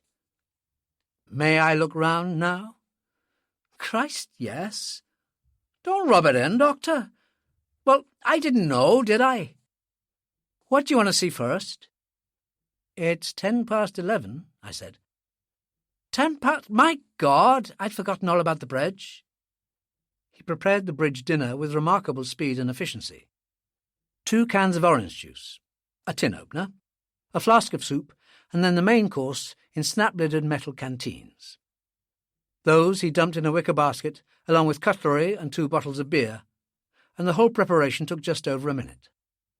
While he was away, which wasn't for more than 2 minutes, I examined what little open food supplies Haggerty carried in his galley, both on shelves and in a large refrigerator.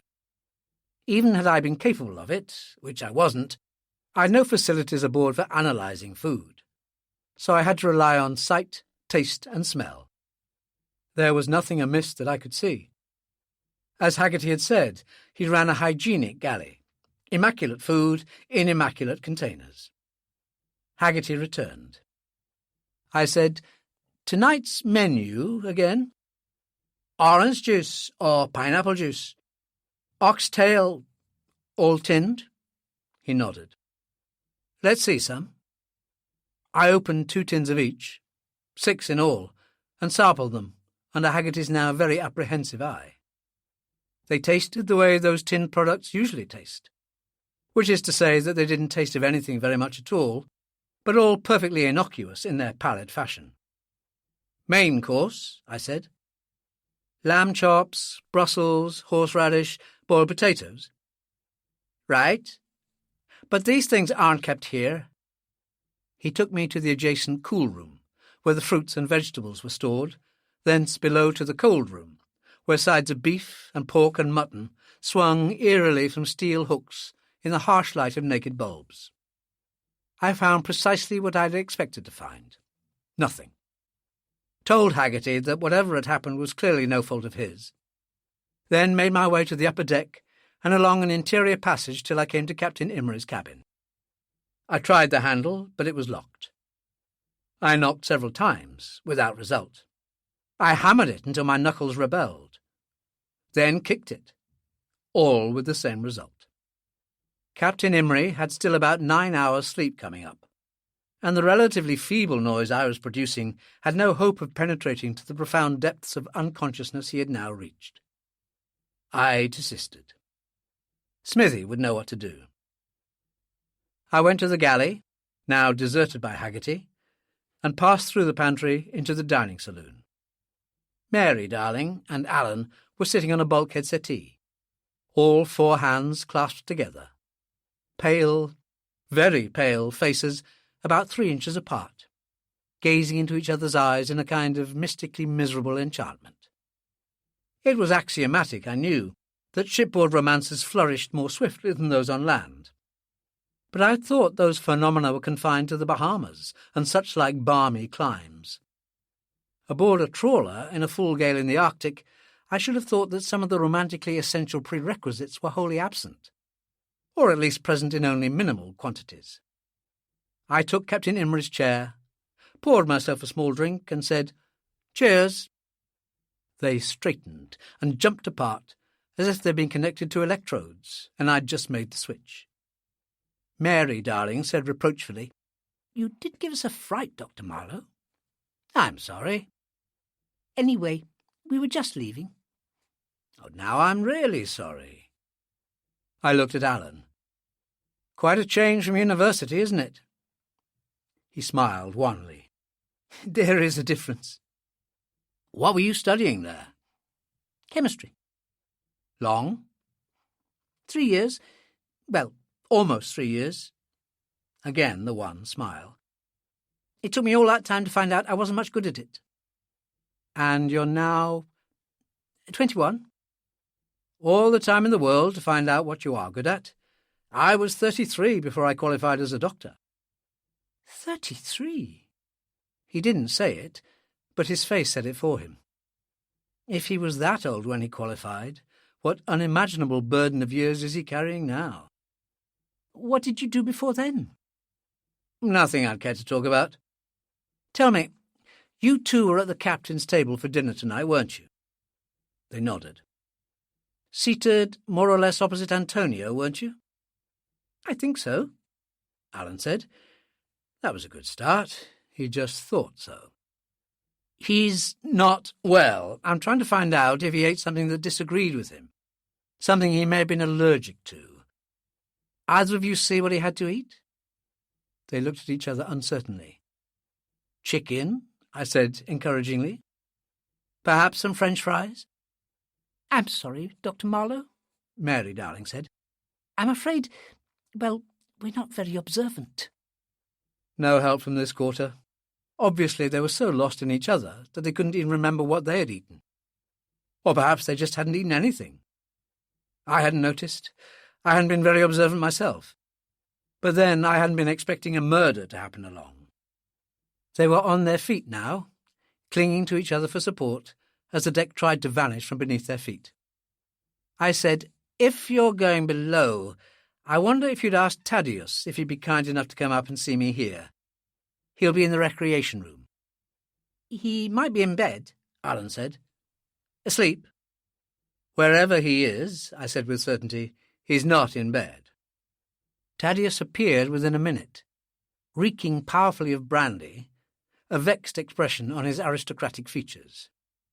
He said without preamble, "Damned annoying, most damned annoying. Do you know where I can find the master key? That idiot Antonio is going to lock that cabin door from the inside, and he must be hopped to the eyebrows with sedatives. Simply can't waken him. Cretin." I produced his cabin key. He didn't lock the door from the inside. I did, from the outside. The Count looked at me for an uncomprehending moment, then mechanically reached for his flask, as shocked understanding showed in his face.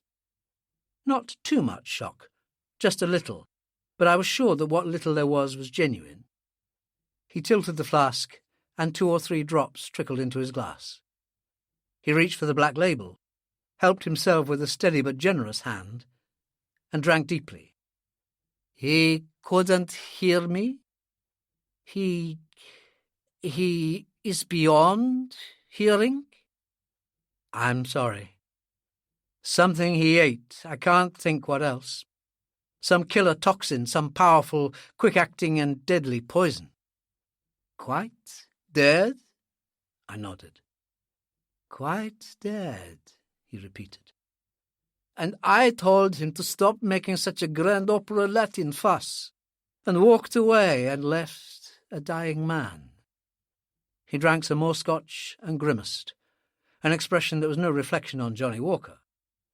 "There are advantages in being a lapsed Catholic, Dr. Marlowe." "Rubbish. Sackcloth and ashes not only don't help, they're simply just not called for here." "All right, so you didn't suspect there was anything wrong with him. I saw him at table, and I wasn't any cleverer, and I'm supposed to be a doctor. And when you left him in the cabin, it was too late anyway. He was dying then." I helped him to some more scotch, but left my own glass untouched.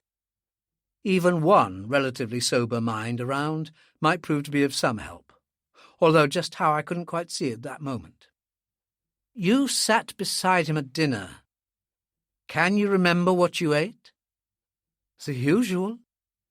The Count, it was clear, was more shaken than his aristocratic nature would allow him to admit.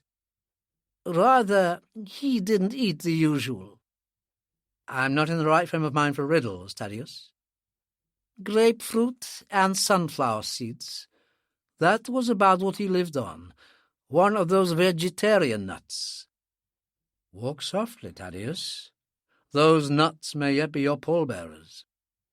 The Count grimaced again. "A singularly ill-chosen remark. Antonio never ate meat, and he'd a thing against potatoes. So all he had were the sprouts and horseradish. I remember particularly well because Cecil and I gave him our horseradish, to which it seems he was particularly partial." The Count shuddered. "A barbarian food, fit only for ignorant Anglo-Saxon palates. Even young Cecil has the grace to detest meat offal." It was noteworthy that the Count was the only person in the film unit who did not refer to Cecil Golightly as the Duke. Perhaps he thought he was being upstaged in the title stakes. But more probably, as a dyed-in-the-wool aristocrat himself, he objected to people taking frivolous liberties with titles. "He had fruit juice?" "Antonio had his own homemade barley water." The Count smiled faintly. "It was his contention that everything that came out of a can had been adulterated before it went into that can. Very strict on those matters was Antonio." "Soup? Any of that?" "Ox tail?" Of course. Anything else? 38, I mean. He didn't even finish his main course. Well, his sprouts and radish. You may recall that he left very hurriedly. I recall. Was he liable to seasickness? I don't know. Don't forget, I've known him no longer than yourself. He's been a bit off colour for the past 2 days, but then who hasn't? I was trying to think up another penetrating question when John Cummings Goin entered. His unusual surname he'd inherited from a French grandfather in the High Savoy, where apparently this was not an altogether uncommon name. The film crew inevitably referred to him as Comin' and Goin'. But Goin was probably wholly unaware of this. He was not the sort of man with whom one took liberties. Any other person entering the dining saloon from the main deck on a night like that would have presented an appearance that would have varied from the windblown to the dishevelled. Not one hair of Goin's black, smooth, centre-parted, brushed-back hair was out of place. Had I been told that he eschewed the standard proprietary hairdressing creams in favour of cowhide glue, I would have seen no reason to doubt it. And the hairstyle was typical of the man. Everything smooth, calm, unruffled, and totally under control. In one area only did the comparison fall down. The hairstyle was slick, but Goin wasn't. He was just plain clever. He was of medium height, plump without being fat, with a smooth, unlined face. He was the only man I'd ever seen wearing pince-nez, and that only for the finest of fine print, which in Goin's line of business came his way quite often. The pince-nez looked so inevitable that it was unthinkable that he should ever wear any other type of reading aid. He was above all a civilized man and urbane, in the best sense of the word.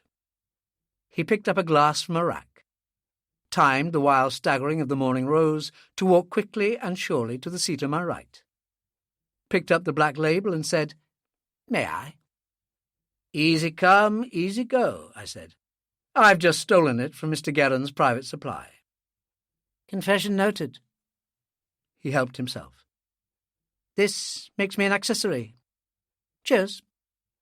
"I assume you've just come from Mr. Guerin," I said. "Yes, he's most upset. Sad. Sad about that poor young boy. An unfortunate business." That was something else about Goin. He always got his priorities right. The average company accountant, confronted with the news of the death of a member of a team, would immediately have wondered how the death would affect the project as a whole. Goin saw the human side of it first. Or, I thought, he spoke of it first. I knew I was being unfair to him. He went on, "I understand you've so far been unable to establish the cause of death?" Diplomacy inevitably was second nature to Goin. He could so easily and truthfully have said that I just hadn't a clue. So I said it for him. "I haven't a clue." "You'll never get to Harley Street talking that way." "Poison, that's certain, but that's all that's certain. I carry the usual seagoing medical library around with me, but that isn't much help. To identify a poison, you must be able either to carry out a chemical analysis or observe the poison at work on the victim. Most of the major poisons have symptoms peculiar to themselves and follow their own highly idiosyncratic courses. But Antonio was dead before I got to him, and I lacked the facilities to do any pathological work, assuming I could do it in the first place. "You're destroying all my faith in the medical profession." "Cyanide?" "Impossible. Antonio took time to die. A couple of drops of hydrocyanic, prussic acid, or even a tiny quantity of pharmacopeal acid, and that's only 2% of anhydrous prussic acid, and you're dead before your glass hits the floor. And cyanide makes it murder. It always makes it murder. There's no way I know of it can be administered by accident. Antonio's death, I'm certain, was an accident." Goin helped himself to some more scotch. "What makes you so certain it was an accident?" "What makes me so certain?" That was a difficult one to answer off the cuff, owing to the fact that I was convinced it was no accident at all. First, there was no opportunity for the administering of poison. We know that Antonio was alone in his cabin all afternoon, right until dinner time. I looked at the Count. Did Antonio have any private food supplies with him in his cabin? How did you guess? The Count looked surprised. I'm not guessing, I'm eliminating. He had 2 hampers full of glass jars. I think I mentioned that Antonio would never eat anything out of a tin, with all sorts of weird vegetable products inside, including dozens of baby food jars with all sorts of purees in them. A very finicky eater was poor Antonio. So I'm beginning to gather. I think our answer will lie there. I'll have Captain Imrie impound his supplies and have them analysed on our return. To get back to the opportunity factor, Antonio came up to the dining saloon here, had the same as the rest of us. No fruit juices, no soup, no lamb chops, no potatoes, the Count said. None of those. But what he did have, we all had. Then straight back to his cabin. In the second place, who would want to kill a harmless person like that? Especially as Antonio was a total stranger to all of us, and only joined us at Wick for the first time. And who but a madman would administer a deadly poison in a closed community like this, knowing that he couldn't escape, and that Scotland Yard would be leaning over the quay walls in Wick just waiting for our return? Maybe that's the way a madman would figure a sane person would figure, Gawain said. What English king was it who died of a surfeit of lampreys? The Count said. If you ask me, our unfortunate Antonio may well have perished from a surfeit of horseradish. Like enough. I pushed back my chair and made to rise, but I didn't get up immediately. Way back in the dim and lost recesses of my mind, the Count had triggered off a tiny bell, an infinitesimal tinkle so distant and remote that if I hadn't been listening with all my ears, I'd have missed it completely. But I had been listening. The way people always listen when they know, without knowing why, that the old man with the scythe is standing there in the wings, winding up for the backstroke. I knew both men were watching me. I sighed. Decisions.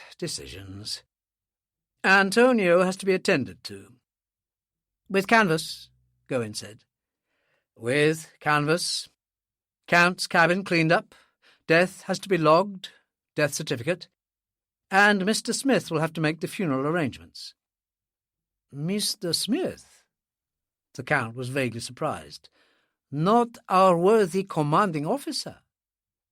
Captain Imrie is in the arms of Morpheus, I said. I've tried. You have your deities mixed up, Gawain said. Bacchus is the one you're after. I suppose it is. Excuse me, gentlemen. I went directly to my cabin, but not to write out any death certificate. As I'd told Gawain, I did carry a medical library of sorts around with me, and it was of a fair size. I selected several books, including Glaister's Medical Jurisprudence and Toxicology, 9th edition, Edinburgh, 1950, Dewar's Textbook of Forensic Pharmacy, London, 1946, and Gonzalez, Vance and Helpin's Legal Medicine and Toxicology, which seemed to be a pre-war book. I started consulting indices, and within 5 minutes I had it. The entry was listed under Systematic Poisons and was headed Aconite.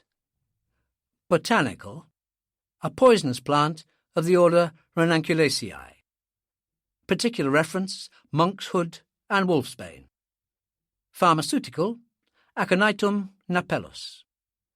This and aconitine, an alkaloid extract of the former, is commonly regarded as the most lethal of all poisons yet identified. A dose of not more than 0.004 grams is deadly to man. Aconite and its alkaloid produce a burning and peculiar tingling and numbing effect where applied. Later, especially with larger doses, violent vomiting results, followed by paralysis of motion, paralysis of sensation, and great depression of the heart, followed by death from syncope. Treatment. To be successful, must be immediate as possible. Gastric lavage. 12 grams of tannic acid in 2 gallons of warm water, followed by 1.2 grams unic acid in 180 millilitres tepid water. This should be followed by animal charcoal suspended in water. Cardiac and respiratory stimulants, artificial respiration and oxygen will be necessary as indicated. NB.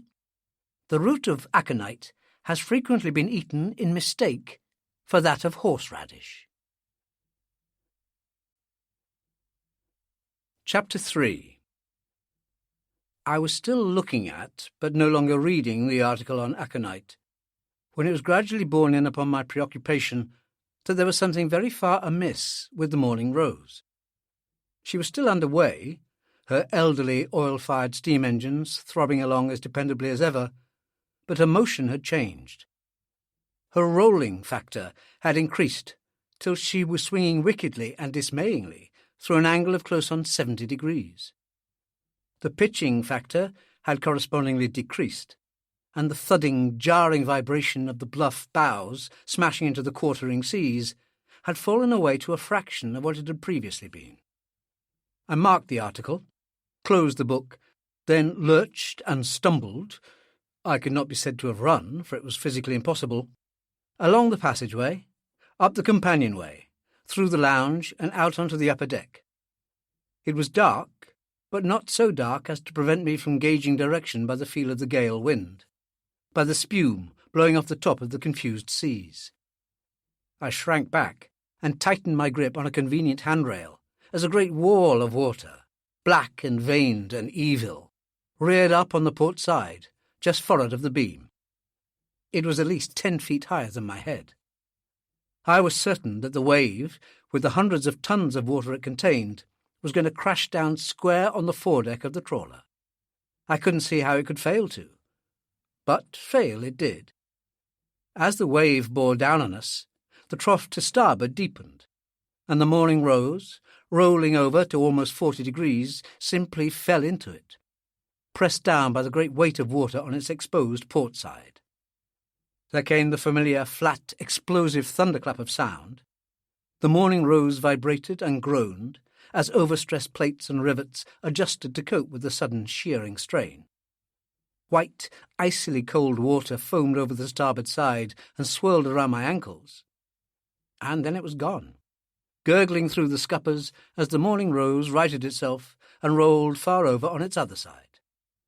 There was no worry about any of this, no threat to safety in life. This was what Arctic trawlers had been built for, and the Morning Rose could continue to absorb this punishment indefinitely. But there was cause for worry, if such a word can be used to express a desperately acute anxiety. That massive wave, which had caught the trawler on her port bow, had knocked her almost 20 degrees off course. She was still 20 degrees off course, and 20 degrees off course she remained. Nobody was making any attempt to bring her round. Another, and a smaller sea, and then she was lying 5 more degrees over to the east, and here too she remained. I ran for the bridge ladder. I bumped into, and almost knocked down, a person at the precise spot where I'd bumped into Mary dear an hour ago. Contact this time was much more solid, and the person said, "Oof!" or something of that sort. The kind of gasp a winded lady makes is quite different from a man's, and instinct and a kind of instantaneous reasoning told me that I had bumped into the same person again. Judith Haynes would be in bed with her spaniels, and Mary Darling was either with Alan or in bed dreaming about him. Neither, anyway, was the outdoor type. I said something that might have been misconstrued as a brusque apology, sidestepped, and had my foot on the first rung when she caught my arm with both hands. "Something's wrong. I know it is." "What?" Her voice was calm, just loud enough to make itself heard over the high-pitched obligato of the wind in the rigging. Sure, she knew something was wrong. The sight of Dr. Marlowe, moving at anything above his customary saunter, was as good as a police or air raid siren any day. I was about to say something to this effect when she added, "That's why I came on deck," which effectively rendered stillborn any cutting remarks I'd been about to make, because she'd been aware of trouble before I'd been. But then she hadn't had her thoughts taken up with aconitum napellus. "The ship's not under command. There's nobody in charge on the bridge. Nobody trying to keep a course. Can I do anything?"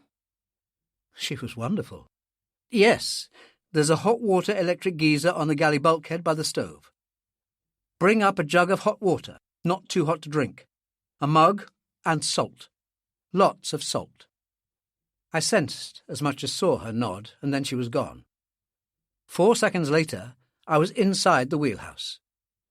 I could dimly see one figure crumpled against the chart table, another apparently sitting straight by the wheel. But that was all I could see. The 2 overhead lights were dull yellow glows. It took me almost 15 frantic seconds to locate the instrument panel just forward of the wheel, but only a couple of seconds thereafter to locate the rheostat and twist it to its clockwise maximum. I blinked in the hurtfully sudden wash of white light.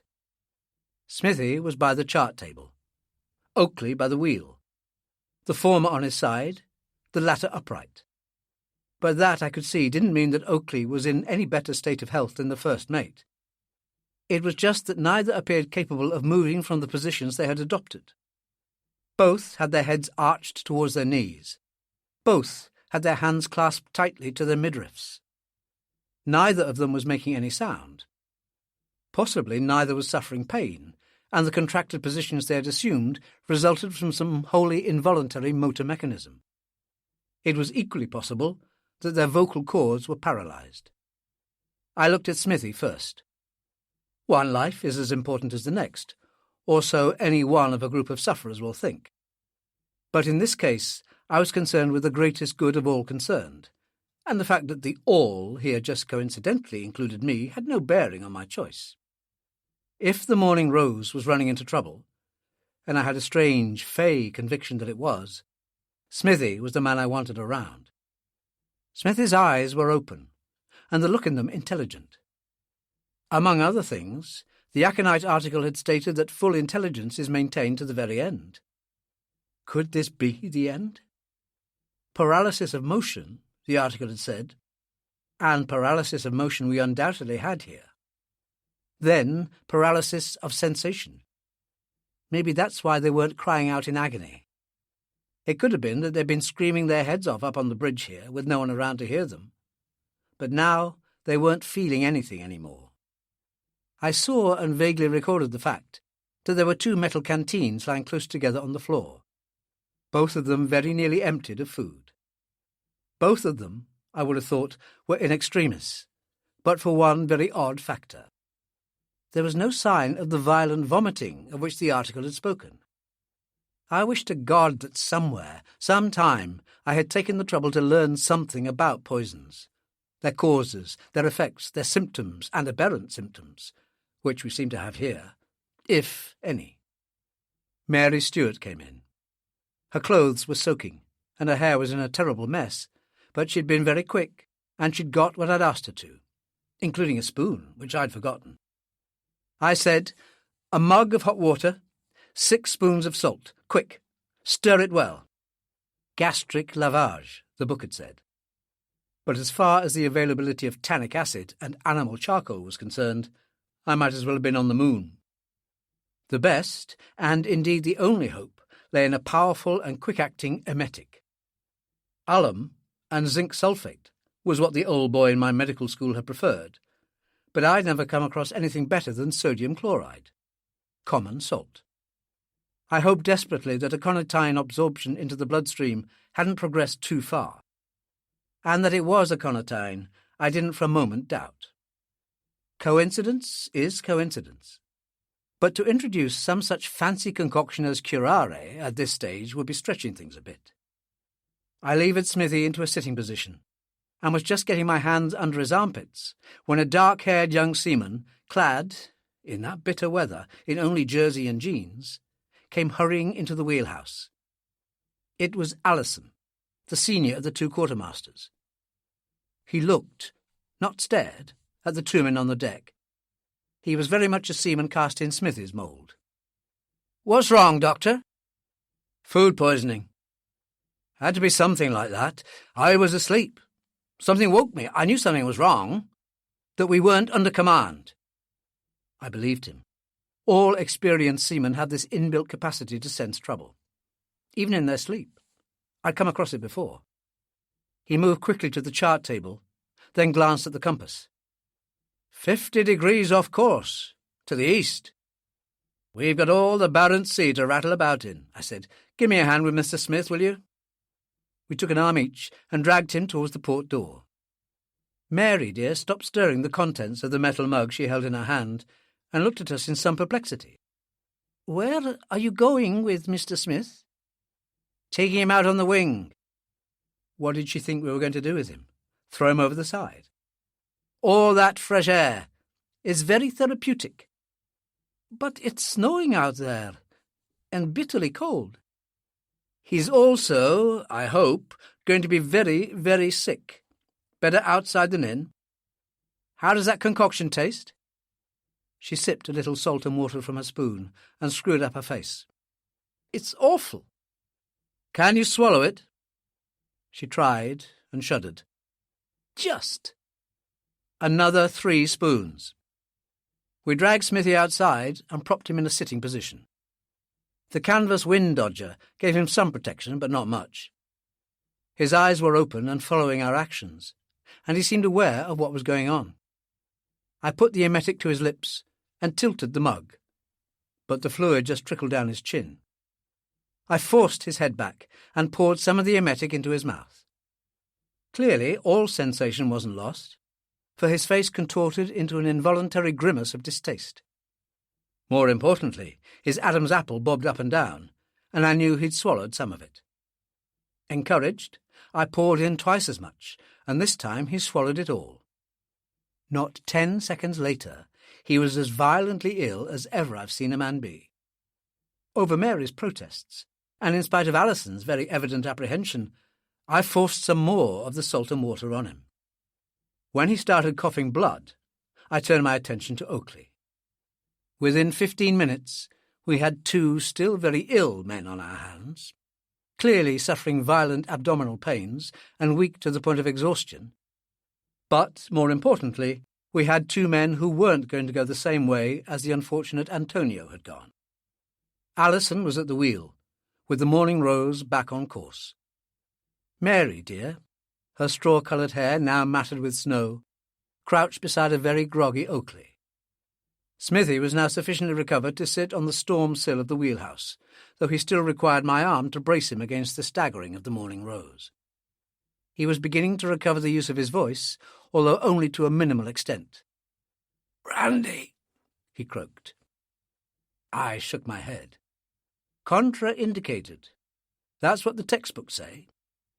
"Au tas du puits," he insisted. At least his mind was clear enough. I rose and got him a bottle from Captain Imry's private reserve. After what his stomach had just been through, nothing short of carbolic acid was going to damage it any more. He put the bottle to his head, swallowed, and was immediately sick again.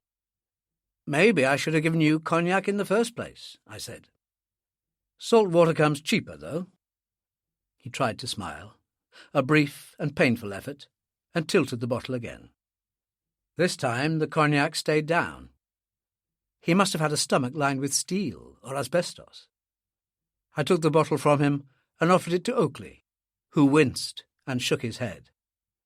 "Who's got the wheel?" Smithy's voice was a hoarse and strained whisper, as if it hurt him to speak, which it almost certainly did. "Alison." He nodded, satisfied.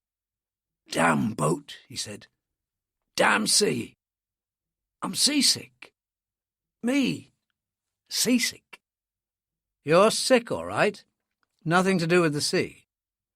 This damn boat wallowing about in this damn sea was all that saved you.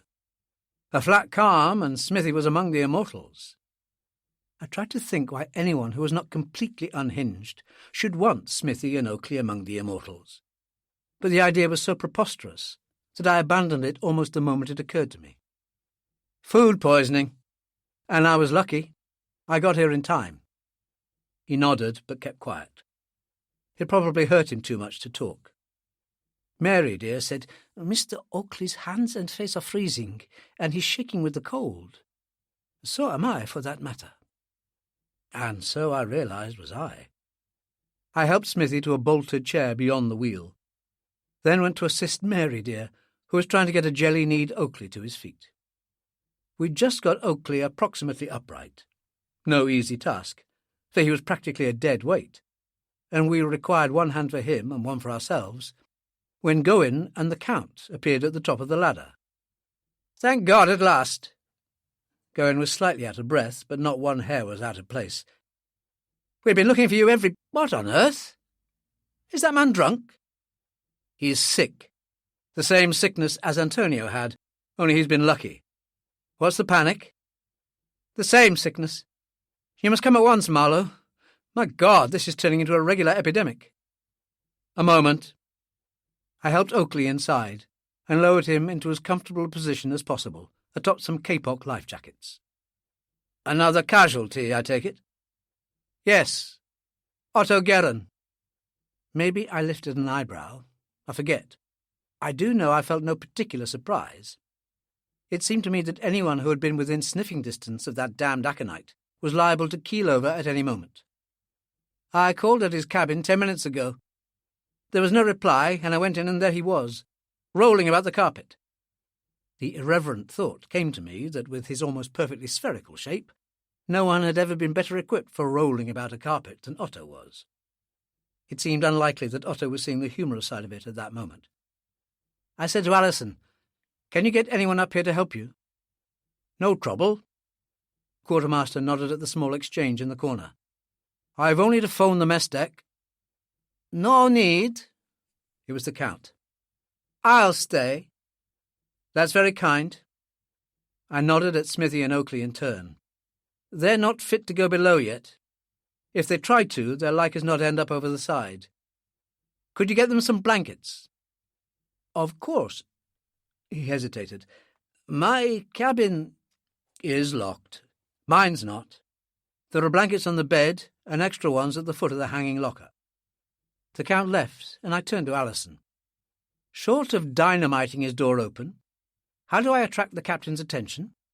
He seems to be a sound sleeper. Alison smiled and again indicated the corner exchange. The bridge phone hangs just above his head. There's resistance in the circuit. I can make the call-up sound like the QE2's foghorn. Tell him to come along to Mr. Guerin's room and tell him it's urgent. Well, Alison was uncertain. Captain Imrie doesn't much like being woken up in the middle of the night. Not without an awfully good reason, that is. And now that the mate and bosun are all right again, like, tell him Antonio is dead. Chapter 4. At least Otto wasn't dead. Even above the sound of the wind and the sound of the sea, the creakings and groanings as the elderly trawler slammed her way into the Arctic gale, Otto's voice could be distinctly heard at least a dozen feet from his cabin door. What he was saying, however, was far from distinct.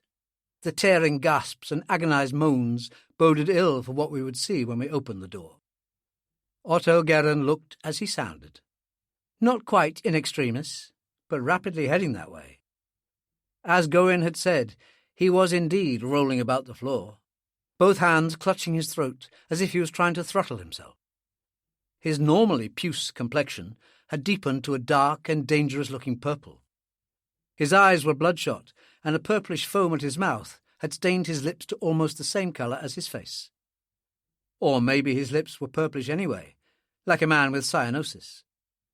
As far as I could see, he hadn't a single symptom in common with Smithy and Oakley. So much for the toxicological experts and their learned textbooks. I said to Gowan, let's get him on his feet and along to the bathroom. As a statement of intent, it was clear and simple enough, but its execution was far from simple. It was impossible. The task of hoisting 245 pounds of uncooperative jellyfish to the vertical proved to be quite beyond us. I was just about to abandon the attempt and administer what would certainly be a very messy first aid on the spot, when Captain Imrie and Mr. Stokes entered the cabin. My surprise at the remarkable promptness with which they had put in an appearance was as nothing compared to my initial astonishment at observing that both men were fully dressed. It was not until I noticed the horizontal creases in their trousers that I realised that they had gone to sleep with all their clothes on. I made a brief prayer for Smithers' swift and complete recovery. "What in the name of God goes on?" Whatever condition Captain Imrie had been in an hour or so ago, he was completely sober now. "Alison says that Italian fellow's dead, and—" He stopped abruptly as Gowan and I moved sufficiently apart to let him have his first glimpse of the prostrate, moaning Guerin. "Jesus wept!" He moved forward and stared down. "What the devil? An epileptic fit?" "Poison. The same poison that killed Antonio and nearly killed the mate and Oakley. Come on, give us a hand to get him along to the bathroom." "Poison?" He looked at Mr. Stokes, as if to hear from him confirmation that it couldn't possibly be poison. But Mr. Stokes wasn't in the mood for confirming anything. He just stared with a kind of numbed fascination at the writhing man on the floor. "Poison? On my ship? What poison? Where did they get it? Who gave it to them? Why should—" "I'm a doctor, not a detective. I don't know anything about who, where, when, why, what. All I know is that a man's dying while we're talking." It took the four of us less than 30 seconds to get Otto Guerin along to the bathroom. It was a pretty rough piece of manhandling, but it was a fair assumption that he would rather be Otto Guerin bruised but alive than Otto Guerin unmarked but dead. The emetic worked just as swiftly and effectively as it had with Smithy and Oakley, and within 3 minutes we had him back in his bunk under a mound of blankets. He was still moaning incoherently and shivering so violently that his teeth chattered uncontrollably. But the deep purple had begun to recede from his cheeks, and the foam had dried on his lips. "I think he's okay now, but please keep an eye on him, will you?" I said to Gowan. "I'll be back in 5 minutes." Captain Imrie stopped me at the door. "If you please, Dr. Marlowe, a word with you." "Later." "Now, as master of this vessel." I put a hand on his shoulder and he became silent. I felt like saying that as master of this vessel, he'd been awash in scotch and snoring in his bunk when people were all around dropping like flies. But it would have been less than fair. I was irritable because unpleasant things were happening that should not have been happening, and I didn't know why or who was responsible. "Otto Guerin will live," I said. "He'll live because he was lucky enough to have Mr. Gowan here stop by his cabin. How many other people are lying on their cabin floors who haven't been lucky enough to have someone stop by? People so far gone that they can't even reach their doors. 4 casualties so far. Who's to say there isn't a dozen?" "A dozen, aye, of course." If I was out of my depth, Captain Imrie was submerged. "Well, come with you." "I can manage." "Like you managed with Mr. Guerin here." We made our way directly to the recreation room. There were 10 people there, all men, mostly silent, mostly unhappy. It is not easy to be talkative and cheerful when you're hanging on to your seat with one hand and your drink with the other. The 3 apostles, whether because of exhaustion or popular demand, had laid the tools of their trade aside and were having a drink with their boss, Josh Hendricks, a small, thin, stern and middle-aged Anglo-Dutchman, with a perpetual worried frown. Even when off duty, he was festooned with a mass of strap-hung electronic and recording equipment. Word had it that he slept so accoutred. Stryker, who appeared far from overcome by concern for his ailing wife, sat at a table in a corner, talking to Conrad and 2 other actors, Gunther Jungbeck and John Heiter. At a third table, John Halliday, the stills photographer, and Sandy, the props man, made up the company. No one, as far as I could judge, was suffering from anything that couldn't be accounted for by the Big Dipper antics of the Morning Rose. One or two glances of mildly speculative curiosity came our way, but I volunteered no explanation for our unaccustomed visit there. Explanations take time, but the effects of aconitine, as was being relentlessly borne in upon me, waited for no man. Alan and Mary Darling we found in the otherwise deserted lounge, more green-faced than ever, but clasping hands and gazing at each other with the rapt intensity of those who know there will be no tomorrow. Their noses were so close together that they must have been cross-eyed from their attempts to focus. For the first time since I'd met her, Mary Darling had removed her enormous spectacles. Misted lenses due to Alan's heavy breathing, I had no doubt. And without them, she really was a very pretty young girl, with none of that rather naked and defenceless look that so often characterizes the habitual wearer of glasses when those are removed. One thing was for sure, there was nothing wrong with Alan's eyesight. I glanced at the liquor cupboard in the corner. The glass-fronted doors were intact, from which I assumed that Lonnie Gilbert's bunch of keys were capable of opening most things. Had they failed here, I would have looked for signs of the use of some other instrument. Not perhaps the berserk wielding of a fire-axe, but at least the discreet employment of a wood chisel. But there were no such signs. Heisman was asleep in his cabin. Uneasily, restlessly asleep, but clearly not ill. Next door, Neil Devine, his bedboard raised so high that he was barely visible, looked more like a medieval bishop than ever, but a happily unconscious one this time. Lonnie was sitting upright in his bunk, his arms folded across his ample midriff, and from the fact that his right hand was out of sight under the coverlet, almost certainly and lovingly wrapped around the neck of a bottle of purloined Scotch, and the further fact that he wore a beatific smile, it was clear that his plethora of keys could be put to a very catholic variety of uses. I passed up Judith Haynes's cabin. She'd had no dinner, and went into what I knew to be, at that moment, the last occupied cabin. The unit's chief electrician, a large, fat, red-faced and chubby-cheeked individual rejoicing in the name of Frederick Crispin Harbottle, was propped on an elbow and moodily eating an apple. Appearances to the contrary, he was an invincibly morose and wholly pessimistic man. For reasons I had been unable to discover, he was known to all as Eddie. Rumour had it that he had been heard to speak, in the same breath, of himself and that other rather better-known electrician, Thomas Edison. "Sorry," I said. "We've got some cases of food poisoning. You're not one of them, obviously." I nodded towards the recumbent occupant of the other bed, who was lying curled up with his back to us. "How's the Duke?" "Alive." Eddie spoke in a tone of philosophical resignation, "moaning and groaning about his bellyache before he dropped off. Moans and groans nearly every night, come to that. You know what the Duke's like. He just can't help himself." We all knew what he was like. If it is possible for a person to become a legend within the space of 4 days, then Cecil Golightly had become just that.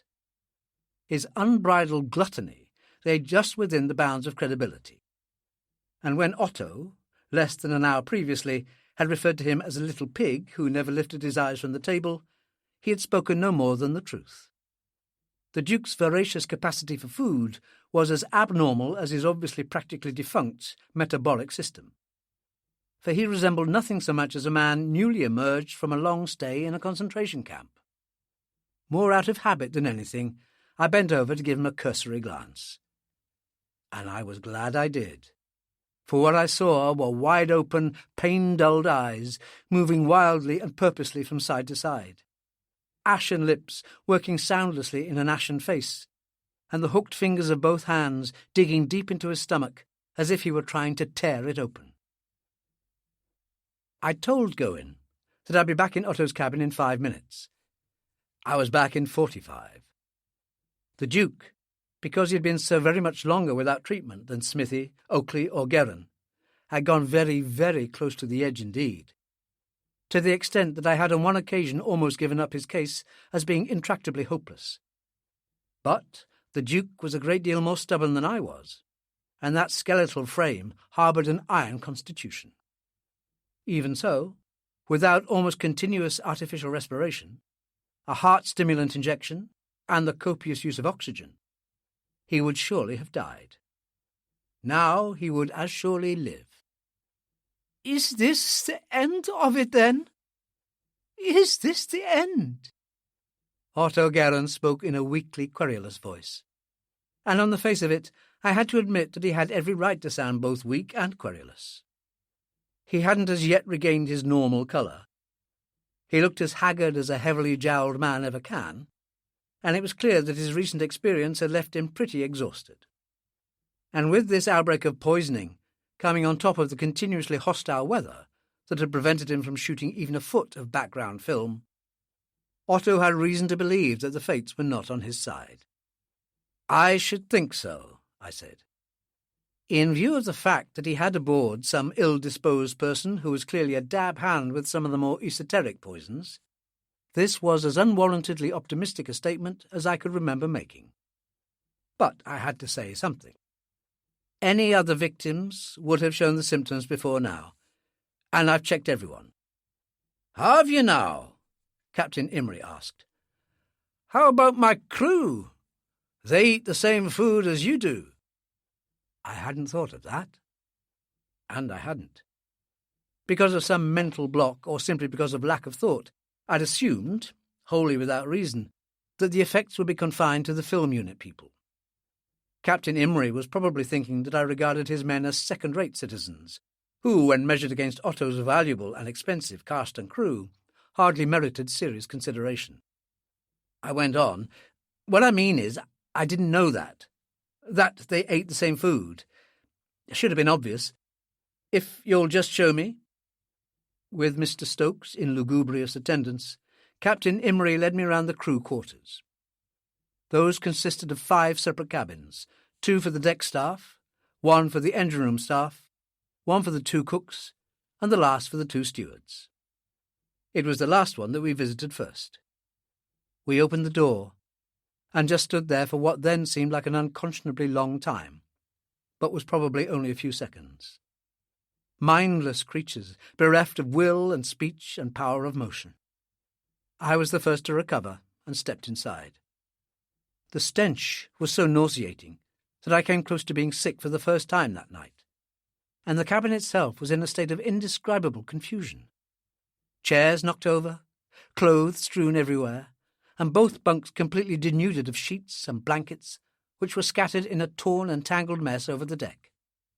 The first and overwhelming impression was that there had been a fight to the death. But both Moxon and Scott, the latter almost covered in a shredded sheet, looked curiously peaceful as they lay there, and neither bore any marks of violence. "I say we go back. I say we return now." Captain Imrie wedged himself more deeply into his chair, as if establishing both a physically and argumentatively commanding position. "You gentlemen will bear in mind that I am the master of this vessel, that I have responsibilities towards both passengers and crew."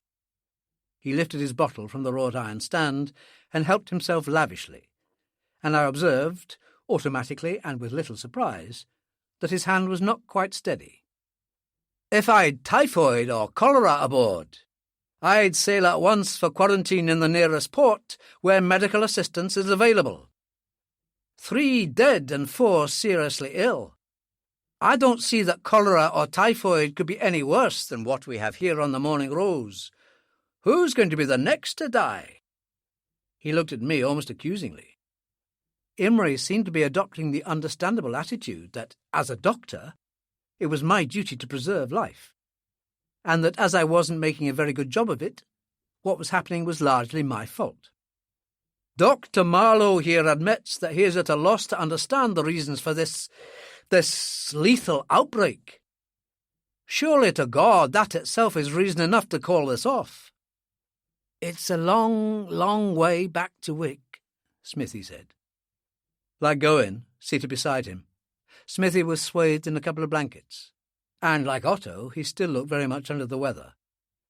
"A lot can happen in that time." "Wick, Mr. Smith. I wasn't thinking of Wick. I can be in Hammerfest in 24 hours. "Less," said Mr. Stokes. He sipped his rum, deliberated, and made his pronouncement. "With the wind and the sea on the port quarter, and a little assistance from me in the engine room, 20 hours. He went over his homework and found it faultless. "Yes, 20 hours. "You see." Imry transferred his piercing blue gaze from myself to Otto. 20 hours. When we'd established that there'd been no more casualties among the crew, Captain Imry, in what was for him a very peremptory fashion, had summoned Otto to the saloon, and Otto in turn had sent for his 3 fellow directors, Goin, Heisman, and Stryker. The other director, Miss Haynes, was, Stryker had reported, very deeply asleep, which was less than surprising in view of the sedatives I prescribed for her. The Count had joined the meeting without invitation, but everyone appeared to accept his presence there as natural. To say that there was an air of panic in the saloon would have been exaggeration, albeit a forgivable one. But to say that there was a marked degree of apprehension, concern, and uncertainty would have erred on the side of understatement. Otto Guerin, perhaps, was more upset than any other person present, and understandably so, for Otto had a great deal more to lose than any other person present. "I appreciate the reasons for your anxiety," Otto said, "and your concern for us all does you the greatest credit. But I think this concern is making you overcautious. Dr. Marlowe says that this, epidemic is definitely over. We are going to look very foolish indeed if we turn and run now, and then nothing more happens." Captain Imry said, "I'm too old, Mr. Guerin, to care what I look like. If it's a choice between looking a fool and having another dead man on my hands, then I'd rather look a fool any time." "I agree with Mr. Guerin," Heisman said. He still looked sick, and he sounded sick.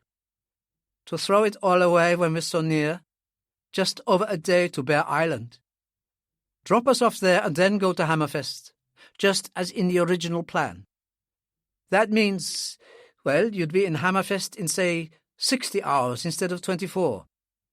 What's going to happen in that extra 36 hours that's not going to happen in the next 24? Lose everything for 36 hours just because you're running scared?"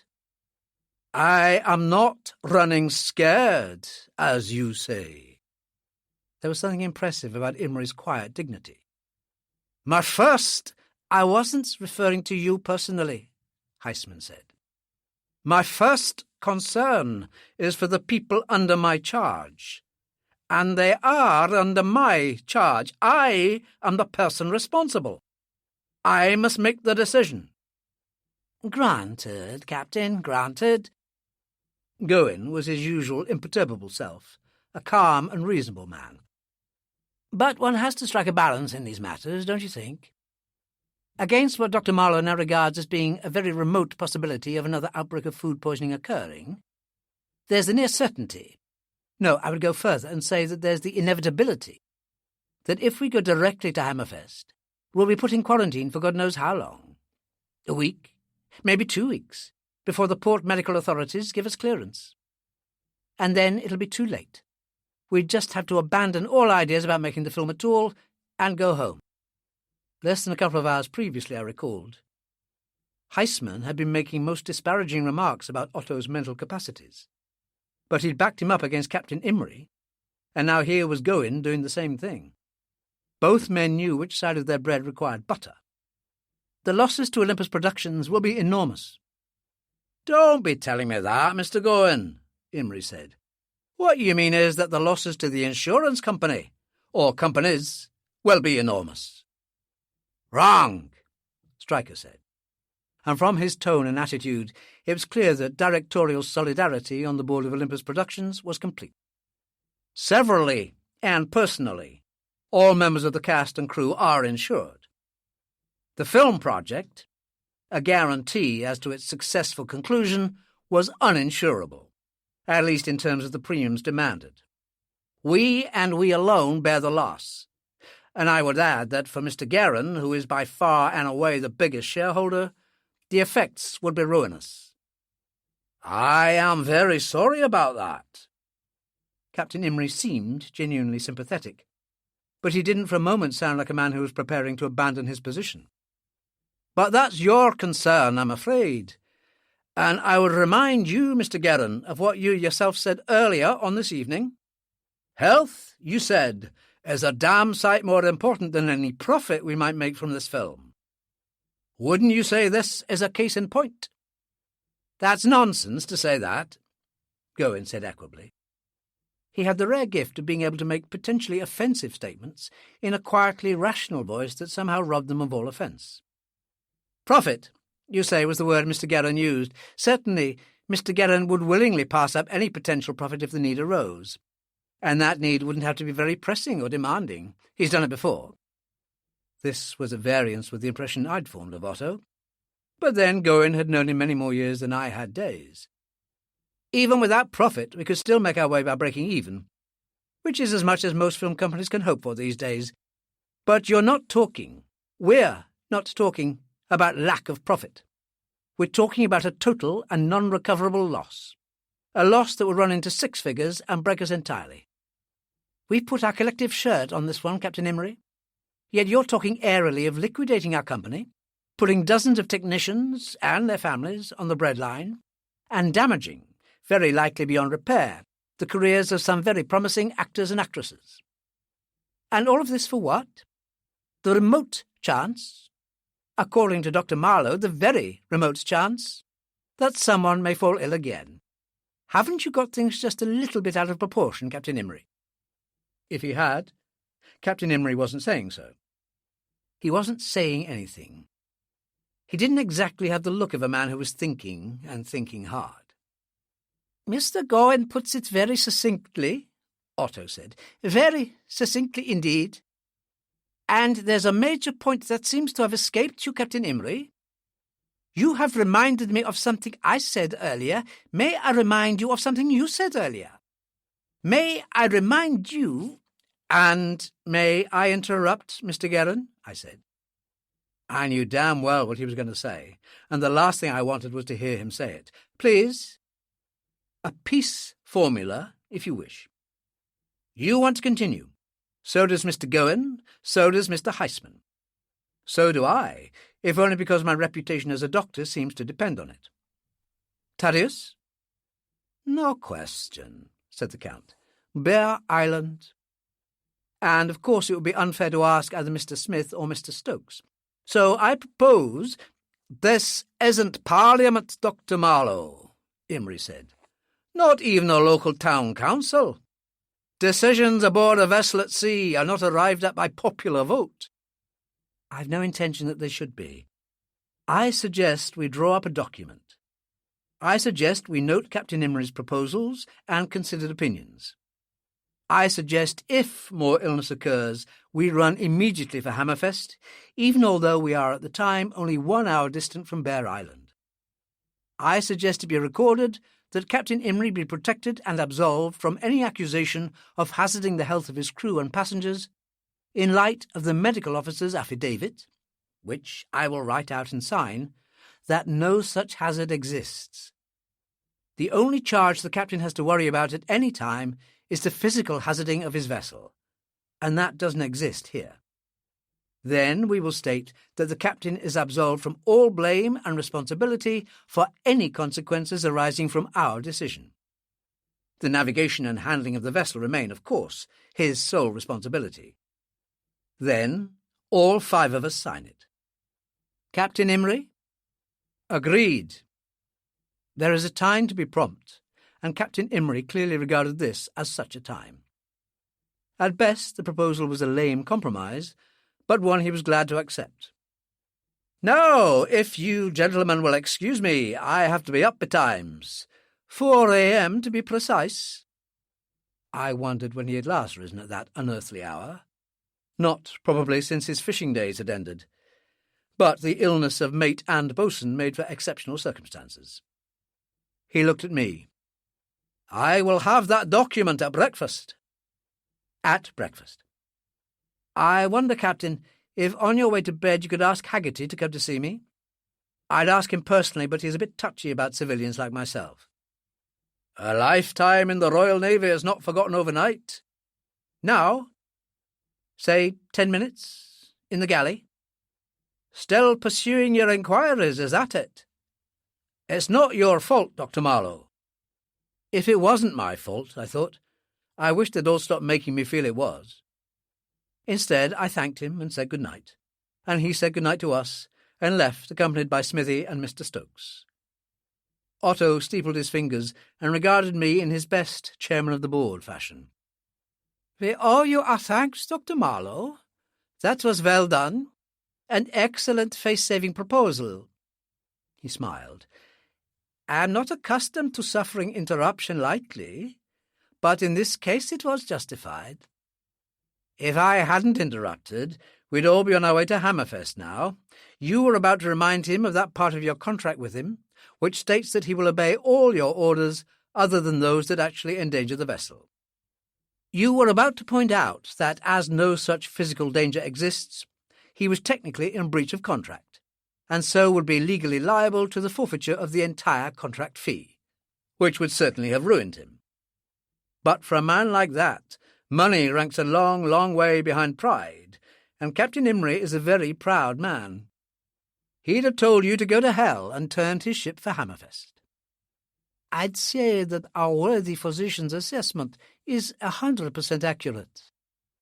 The Count had found some brandy and now helped himself freely.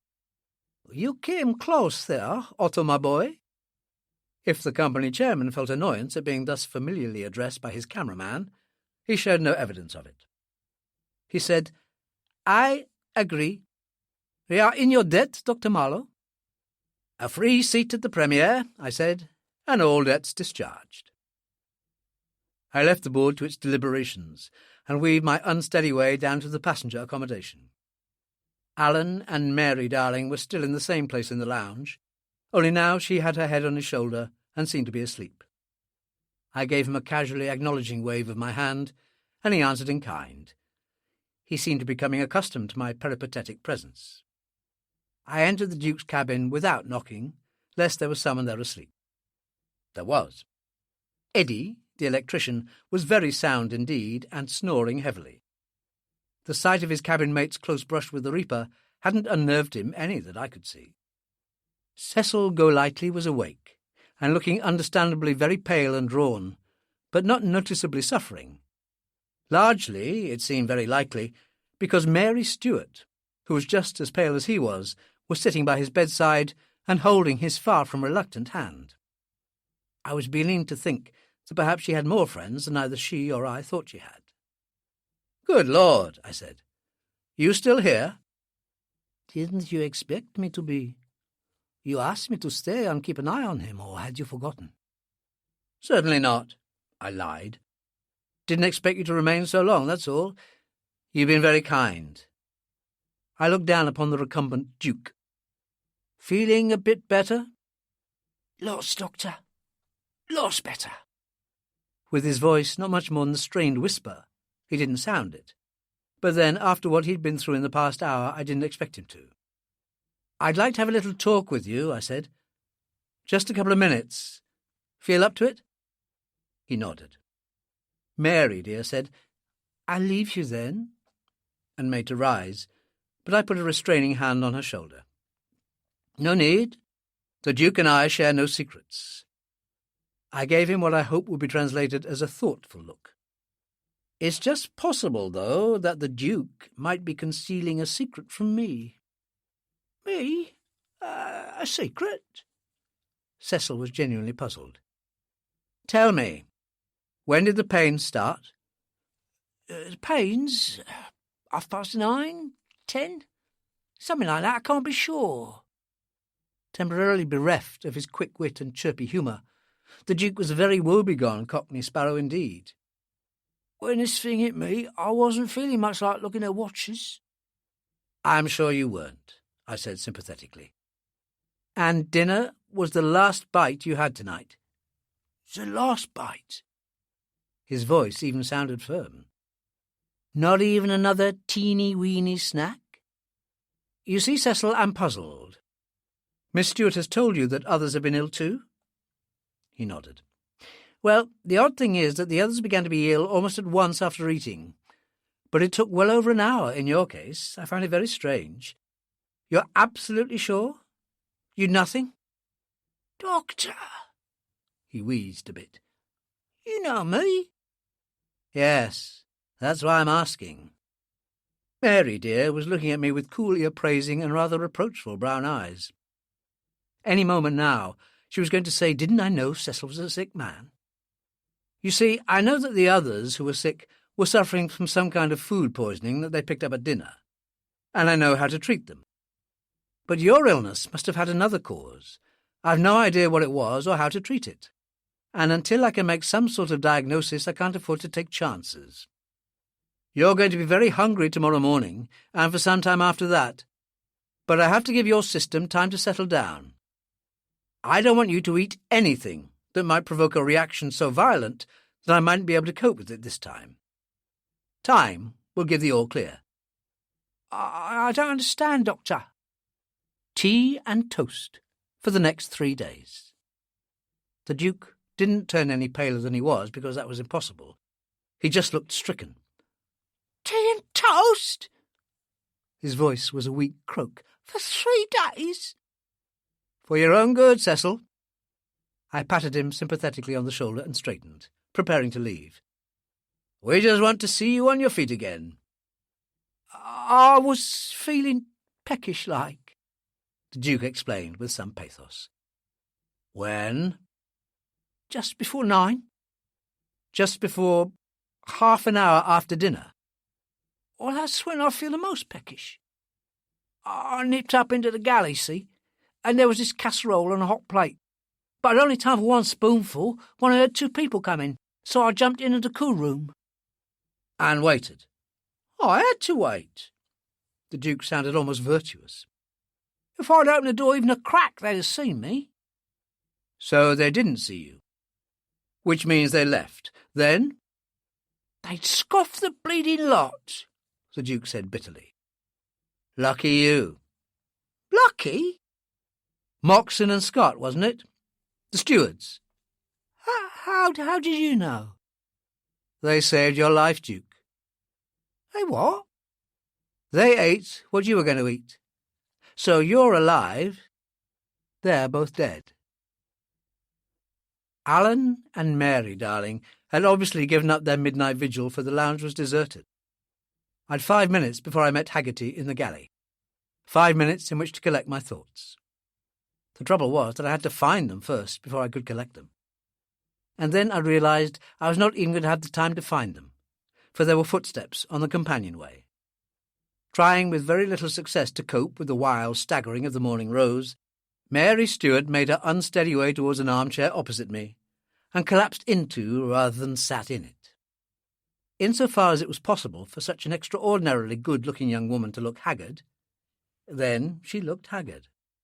Her face was grey. I should have felt annoyed with her for interrupting my train of thought, assuming that was that I ever managed to get the train under way, but I could feel no such emotion. I was beginning to realise, though only vaguely, that I was incapable of entertaining towards this Latvian girl any feeling that remotely bordered on the hostile. Besides, she had clearly come to talk to me, and if she did, she wanted some help, or reassuring, or understanding. And it would come very hardly indeed for so proud, so remote, so aloof a girl to ask for any of those. In all conscience, I couldn't make things difficult for her. Been sick? I asked. As a conversational gambit, it lacked something, but doctors aren't supposed to have manners. She nodded. She was clasping her hands so tightly that I could see the faint ivory gleam of knuckles. I thought you were a good sailor. The light touch. It is not the sea that makes me ill. I abandoned the light touch. Mary, dear, why don't you lie down and try to sleep? I see. You tell me that 2 more men have been poisoned and died, and then I am supposed to drop off to sleep and have happy dreams? Is that it? I said nothing, and she went on wryly, You're not very good at breaking bad news, are you? Professional callousness. You didn't come here just to reproach me with my tactlessness. What is it, Mary dear? Why do you call me Mary dear? It offends you. Oh, no, not when you say it. From any other woman, the words would have carried coquettish overtones, but there were none such here. It was meant as a statement of fact, no more. Very well, then. I don't know what I meant by very well, then. It just made me feel obscurely clever. Tell me. I am afraid, she said simply. So she was afraid. She was tired, overwrought. She'd tended 4 very, very sick men who'd been poisoned. She'd learnt that 3 others whom she knew had died of poison, and the violence of the Arctic gale raging outside was sufficient to give pause to even the most intrepid. But I said none of those things to her. We're all afraid at times, Mary. You too? Me too. Are you afraid now? No. What's there to be afraid of? Death? Sickness and death? I have to live with death, Mary. I detest it, of course I do, but I don't fear it. If I did, I'd be no good as a doctor, would I now? I do not express myself well. Death I can accept, but not when it strikes out blindly, and you know that it is not blind. As it is here. It strikes out carelessly, recklessly, without cause or reason, but you know there is cause and reason. Do you know what I mean? I knew perfectly well what she meant. I said, even at my brightest and best, metaphysics are hardly my forte. Maybe the old man with the scythe does show discrimination in his indiscrimination. But I'm too tired. I'm not talking about metaphysics. She made an almost angry little gesture with her clasped hands. There's something terribly far wrong aboard this ship, Dr. Marlowe. Terribly far wrong? Heaven only knew that I couldn't have agreed with her more. What should be wrong, Mary dear? She said gravely, You would not patronize me, Dr. Marlowe? You would not humour a silly female? I had to answer at once, so I said obliquely but deliberately, I would not insult you, Mary dear. I like you too much for that. Do you really?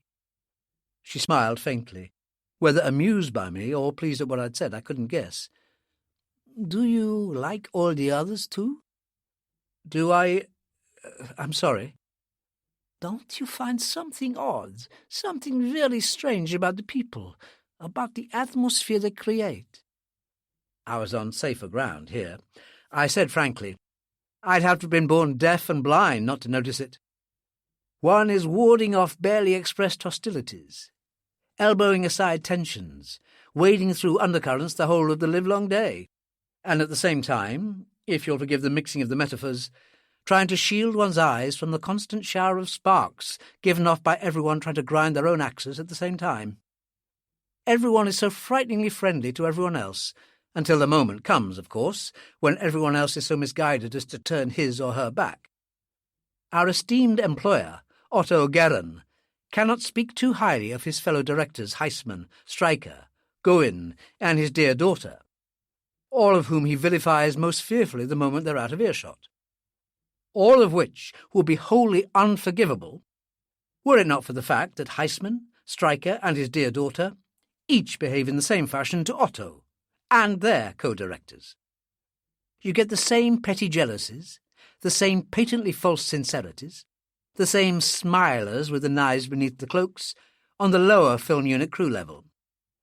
Not that they, and probably rightly, would regard themselves as being any lower than Otto and his chums. I use the word chums, you understand, without regard to the strict meaning of the word. And just to complicate matters, we have this charming interplay between the first and second divisions.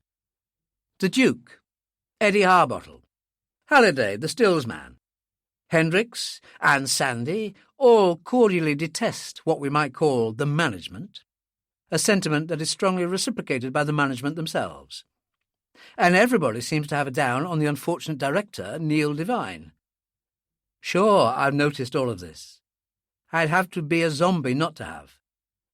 But I disregard 90-odd% and just put it down to the normally healthy backbiting bitchery inseparable from the cinema world.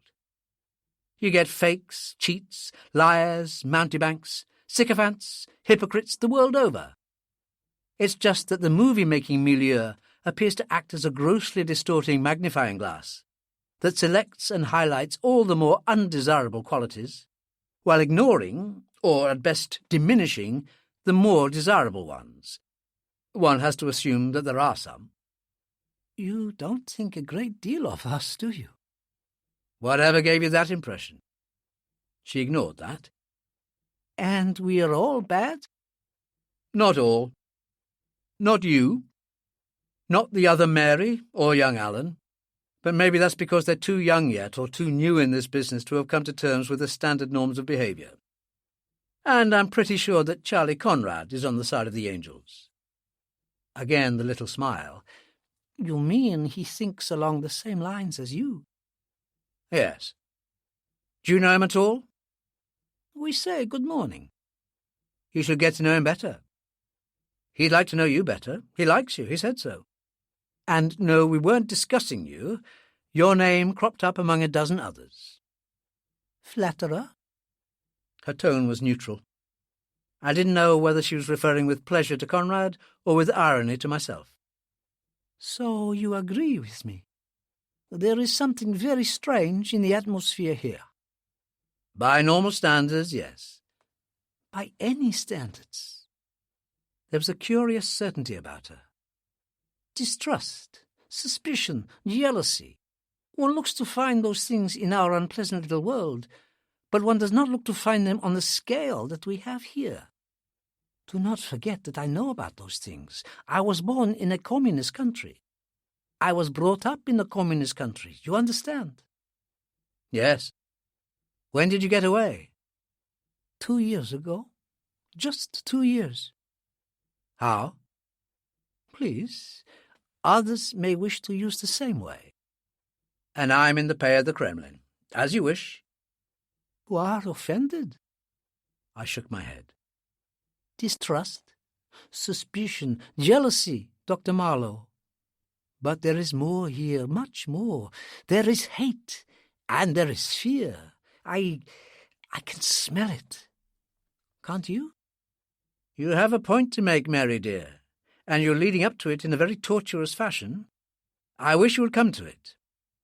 I looked at my watch. I do not wish to be rude to you, but neither do I wish to be rude to the person who is waiting to see me. If people hate and fear each other enough, terrible things can happen. This didn't seem to require even an affirmative, so I kept silent, and she went on. You say that those illnesses, those deaths, are the result of accidental food poisoning? Are they, Dr. Marlowe? Are they? So this is what has taken you all this long time to lead up to. You think it may have been deliberate, have been engineered by someone. That's what you think. I hoped it was clear to her that the idea had just occurred to me for the first time. I don't know what to think, but yes, that's what I think. Who? Who? She looked at me in what appeared to be genuine astonishment. How should I know who? Anybody, I suppose. You'd be a sensation as a prosecuting counsel. Then if not who, why? She hesitated, looked away, glanced briefly back at me, then looked at the deck. I don't know why either. So you've no basis for this incredible suggestion other than your communist-trained instincts. I've put it very badly, haven't I? You'd nothing to put, Mary. Just examine the facts and see how ridiculous your suggestion is. 7 disparate people affected, and all struck down completely at random. Or can you give me a reason why so wildly diverse a group as a film producer, a hairdresser, a camera-focus assistant, a mate, a bosun, and 2 stewards should be the victims? Can you tell me why some lived, why some died? Can you tell me why 2 of the victims assimilated this poison from food served at the saloon table? 2 from food consumed in the galley, and 1, the Duke, who may have been poisoned, in either the galley or the saloon. Can you, Mary?" She shook her head. The straw-coloured hair fell over her eyes, and she let it stay there. Maybe she didn't want to look at me. Maybe she didn't want me to look at her. "After today," I said, "I've been left standing. I've been widely given to understand, among the ruins of my professional reputation, but I'll wager what's left of it, together with anything else you care to name, that this wholesale poisoning is completely accidental, and that no person aboard the Morning Rose wished to, hoped to, or intended to poison those 7 men. Which was a different thing entirely from claiming that there was no one aboard the Morning Rose who was responsible for the tragedy. Not unless we have a madman aboard. And you can say what you like, well, you've already said it, about our highly, individualistic shipboard companions. None of them is unhinged. Well, not, that is, criminally unhinged." She hadn't looked at me once when I was speaking, and even when I'd finished, continued to present me with a view of the crown of her head. I rose, lurched across to the armchair where she was sitting, braced myself with one hand on the back of her chair, and placed a finger of the other under her chin. She straightened and brushed back the hair from her eyes. Brown eyes, large and still and full of fear. I smiled at her, and she smiled back, and the smile didn't touch her eyes. I turned and left the lounge. I was quite 10 minutes late for my appointment in the galley, and as Haggerty had already made abundantly clear to me that he was a stickler for the proprieties, I expected to find him in a mood anywhere between stiff outrage and cool disapproval. Haggerty's attention, however, was occupied with more immediate and pressing matters, for as I approached the galley through the steward's pantry, I could hear the sound of a loud and very angry altercation. Or at least Haggerty was being loud and angry.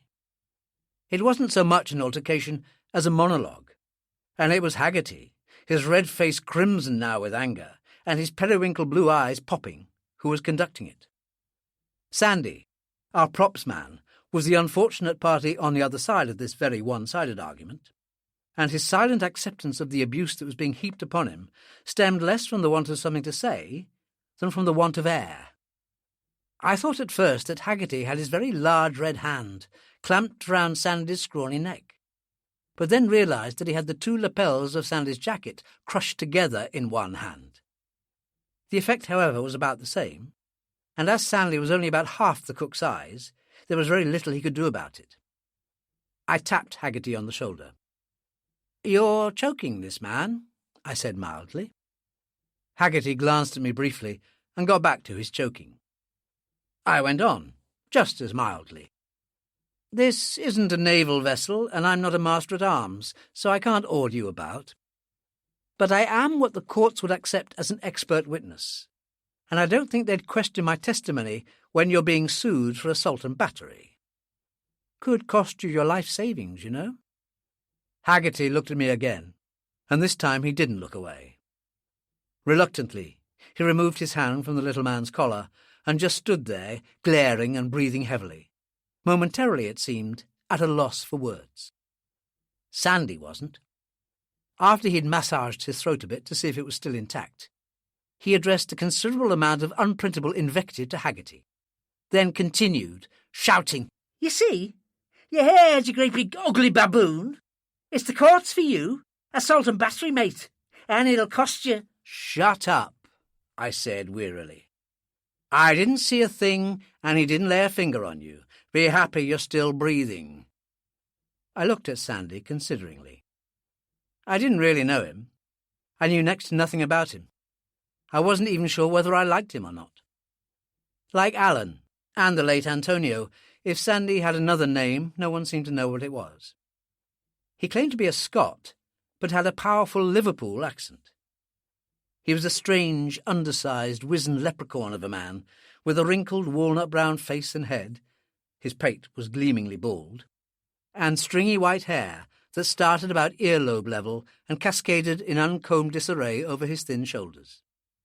He had quick-moving and almost weasel-like eyes, but maybe that was unfair to him. It may have been the effect of the steel-legged rimless glasses that he affected. He was given to claiming, when under the influence of gin, which was as often as not, that he not only didn't know his birthday, he didn't even know the year in which he had been born, but put it around 1919 or 1920. The consensus of informed shipboard opinion put the date, not cruelly, at 1900, or slightly earlier. I noticed for the first time that there were some tins of sardines and pilchards on the deck, and a larger one of corned beef. "Aha," I said. "The midnight skulker strikes again." "What was that?" Haggerty said suspiciously. "You couldn't have given our friend here a big enough helping for dinner," I said. "It wasn't for myself." Sandy, under stress, had a high-pitched squeak of a voice. "I swear it wasn't. You see, I ought to throw the little runt over the side. Little sneaking, robbing bastard that he is. Down here, up to his thieves' tricks the minute any back's turned.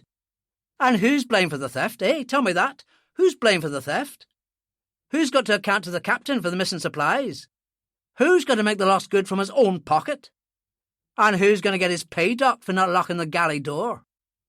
Haggerty's blood pressure, as he contemplated the injustices of life, was clearly rising again. "To think," he said bitterly, "that I've always trusted my fellow men. I ought to break his bloody neck." "Well, you can't do that now," I said reasonably.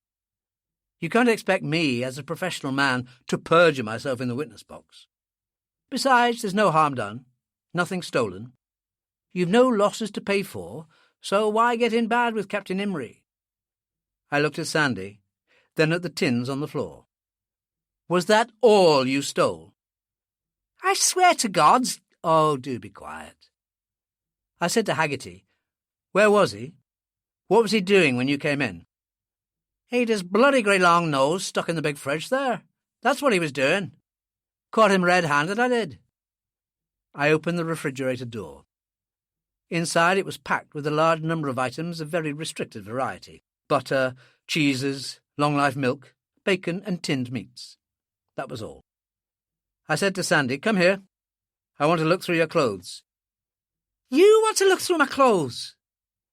Sandy had taken heart from his providential deliverance from the threat of physical violence, and the knowledge that he would not now be reported to those in authority. "And who do you think you are, then? A bleeding cop? The CID, eh?" "Just a doctor. A doctor who's trying to find out why 3 people died tonight."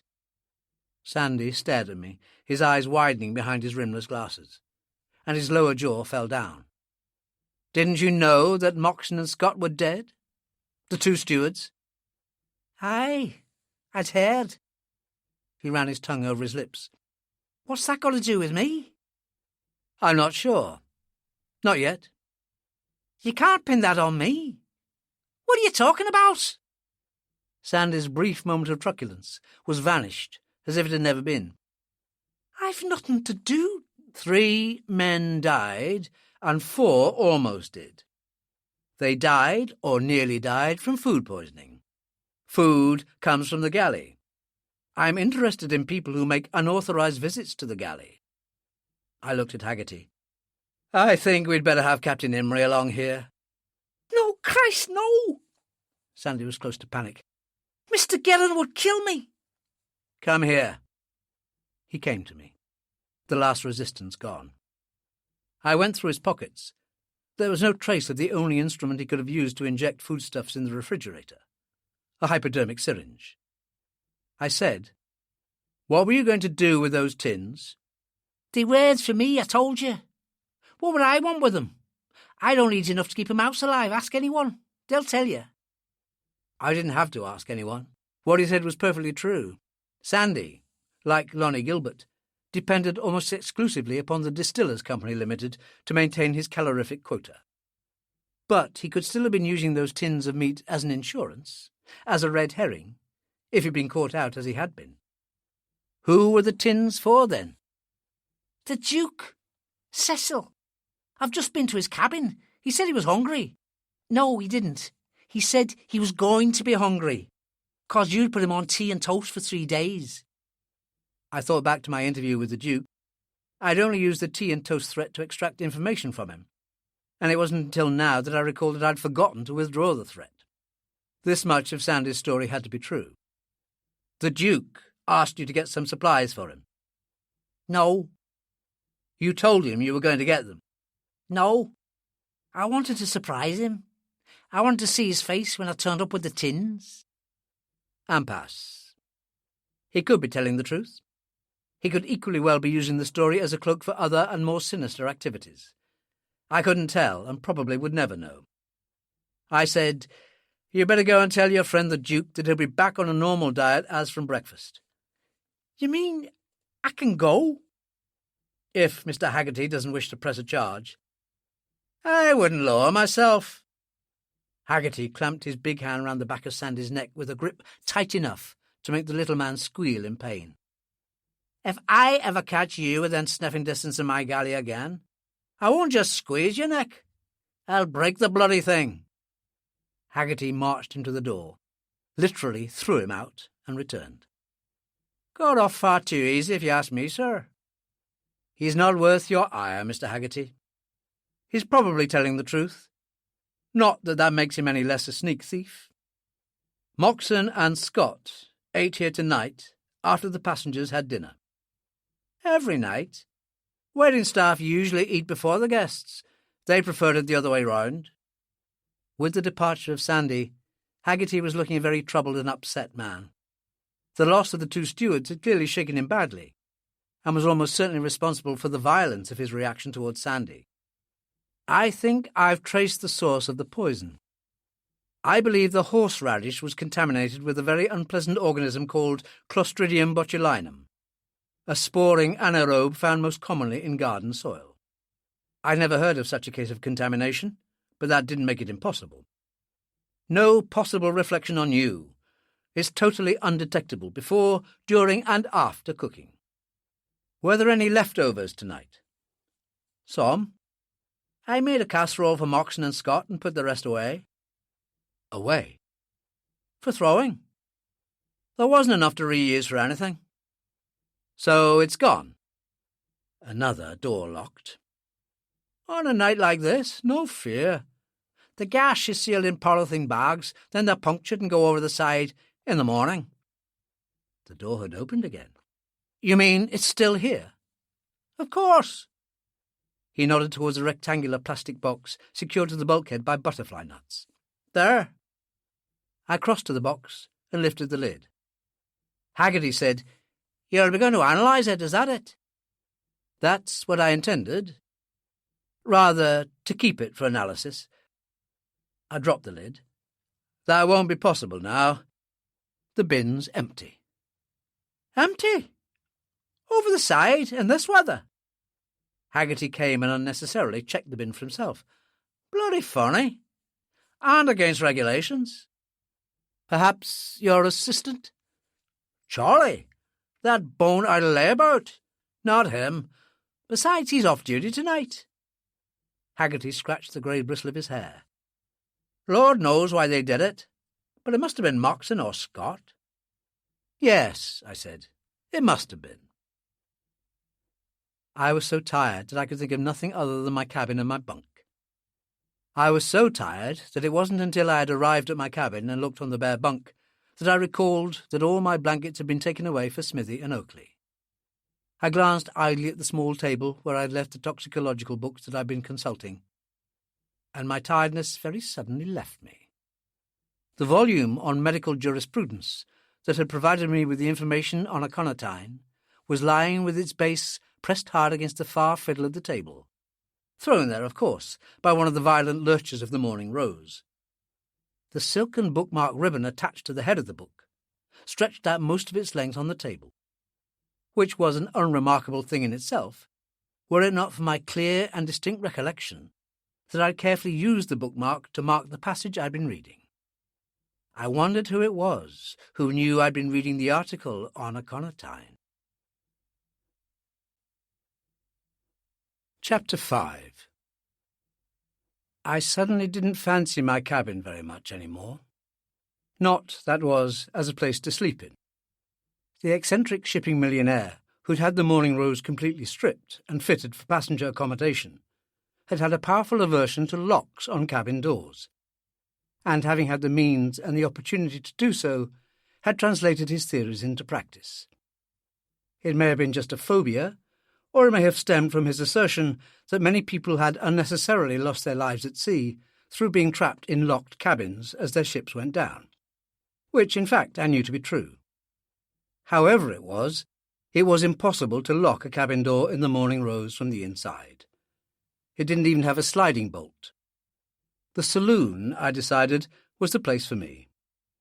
It had, as I recalled, a very comfortable corner bulkhead settee, where I could wedge myself and, more importantly, protect my back. The lockers below the settee seats had a splendid assortment of fleecy steamer rugs, another legacy, like the lockless doors, from the previous owner. Best of all, it was a brightly lit and public place, a place where people were liable to come and go even at that late hour, a place where no one could sneak up on you unawares. Not that any of this would offer any bar to anyone so ill-disposed as to take a pot-shot at me through the saloon's plate-glass windows. It was, I supposed, some little consolation that the person or persons bent on mayhem had not so far chosen to resort to overt violence, but that hardly constituted a guarantee that they wouldn't. Why the hell couldn't the publishers of reference books emulate the prestigious Encyclopaedia Britannica and do away with bookmarks altogether? It was then that I recalled that I'd left the board of Olympus Productions in full plenary session up in the saloon. How long ago was that? 20 minutes? Not more. Another 20 minutes, perhaps, and the coast would be clear. It wasn't that I harboured any particular suspicion towards any of the four. They might just consider it very odd if I were to elect to sleep up there for the night when I'd a perfectly comfortable cabin down below.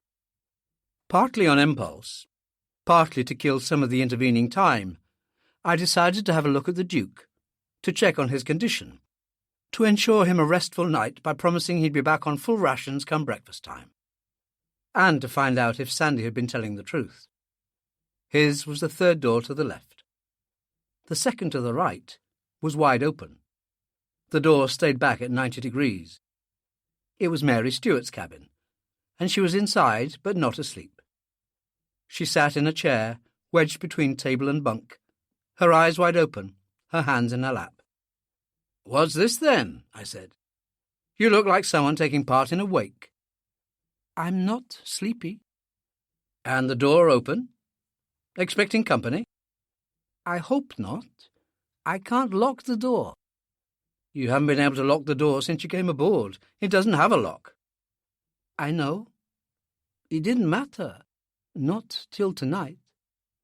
You're not thinking that someone might sneak up and do you in while you're sleeping?"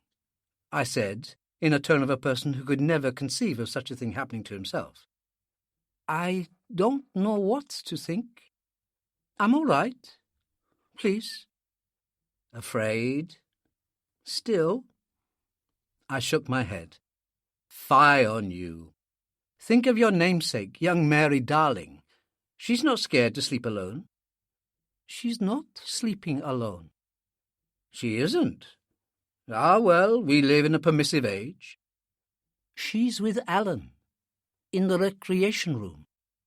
"Ah. Then why don't you join them? If it's safety you wrongly imagine you need, why then there's safety in numbers." "I do not like to play, gooseberry." "Oh, fiddlesticks," I said, and went to see the Duke. He had colour, not much but enough, in his cheeks, and was plainly on the mend. I asked him how he was. "Rotten," said the Duke. He rubbed his stomach. "Still pretty sore?" "Hunger pains," he said. "Nothing tonight. Tomorrow you're back on the strength. Forget the tea and toast. By the way, that wasn't very clever of you to send Sandy up to raid the galley. Haggerty nabbed him in the act." "Sandy? In a galley?" The surprise was genuine. "I didn't send him up." "Well, surely he told you he was going there?" "Not a word. Look, Jock, you can't pin—" "Nobody's pinning anything on anybody. I must have taken him up wrong.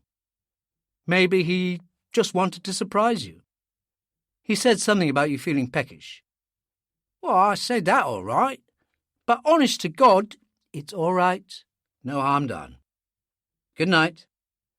I retraced my steps, passing Mary Stuart's open door again. She looked at me, but said nothing, so I did the same. Back in my cabin, I looked at my watch. 5 minutes only had elapsed. 15 to go. I was damned if I was going to wait so long. I was feeling tired again, tired enough to drop off to sleep at any moment. But I had to have a reason to go up there. For the first time, I devoted some of my rapidly waning powers of thought to the problem, and I had the answer in seconds. I opened my medical bag and extracted 3 of the most essential items it contained: death certificates. For some odd reason, I checked the number that was left: 10. All told, 13. I was glad I wasn't superstitious. I stuffed the certificates and a few sheets of rather splendidly headed ship's notepaper — the previous owner hadn't been a man to do things by half — into my briefcase. I opened the cabin door wide so as to have some light to see by, checked that the passage was empty, and swiftly unscrewed the deckhead lamp. This I dropped on the deck from gradually increasing heights, starting with about a foot or so, until a shake of the lamp close to my ear let me hear the unmistakable tinkle of a broken filament. I screwed the now useless lamp back into its holder, took up my briefcase, closed the door, and made for the bridge. The weather, I observed during my very hurried passage across the upper deck and up the bridge ladder, hadn't improved in the slightest. I had the vague impression that the seas were moderating slightly, but that may have been because of the fact that I was feeling so tired that I was no longer capable of registering impressions accurately. But one aspect of the weather was beyond question. The almost horizontally driving snow had increased to the extent that the masthead light was no more than an intermittent glow in the gloom above. Alison was at the wheel, spending more time looking at the radar scope than at the compass, and visibility being what it was, I could see his point. I said, "Do you know where the captain keeps his crew lists? In his cabin?" "No." He glanced over his shoulder. "In the chart house there." He hesitated. "Why would you want those, Dr. Marlowe?" I pulled a death certificate from the briefcase and held it close to the binnacle light. Alison compressed his lips. "Top drawer, port locker." I found the lists, entered up the name, address, age, place of birth, religion, and next of kin of each of the 2 dead men, replaced the book, and made my way down to the saloon. Half an hour had elapsed since I left Guerin, his 3 co-directors and the Count sitting there. And there all 5 still were, seated round a table and studying cardboard-covered folders spread on the table before them. A pile of those lay on the table, some more were scattered on the floor, where the rolling of the ship had obviously precipitated them. The Count looked at me over the rim of his glass. His capacity for brandy was phenomenal. "Still abroad, my dear fellow. You do labour on our behalf. Much more of this, and I suggest that you be co-opted as one of our directors. Here's one cobbler that sticks to his last." I looked at Guerin. "Sorry to interrupt, but I've some forms to fill up. If I'm interrupting some private session?" "Nothing private going on here, I assure you." It was Goin who answered. "Mainly studying our shooting script for the next fortnight. All the cast and crew will have one tomorrow. Like a copy?" "Thank you. After I've finished this. Afraid my cabin light has gone on the blink, and I'm not much good at writing by the light of matches." "We're just leaving." Otto was still looking grey and very tired, but he was mentally tough enough to keep going long after his body had told him to stop. "I think we could all do with a good night's sleep." "It's what I would prescribe." "You could postpone your departure for 5 minutes?" "If necessary, of course." "We've promised Captain Imrie a guarantee or affidavit or what will you, exonerating him from all blame if we have any further outbreaks of mysterious illness. He wants it on his breakfast table, and he wants it signed. And as Captain Imrie will be up at 4 a.m., and I suspect his breakfast will be correspondingly early, I suggest it would be more convenient if you all signed it now." They nodded agreement. I sat at a nearby table, and in my best handwriting, which was pretty bad, and best legal jargon, which was awful, I drafted a statement of responsibility which I thought would meet the case. The others apparently thought so too, or were too tired to care, for they signed with only a cursory glance at what I had written. The Count signed too, and I didn't as much as raise an eyebrow.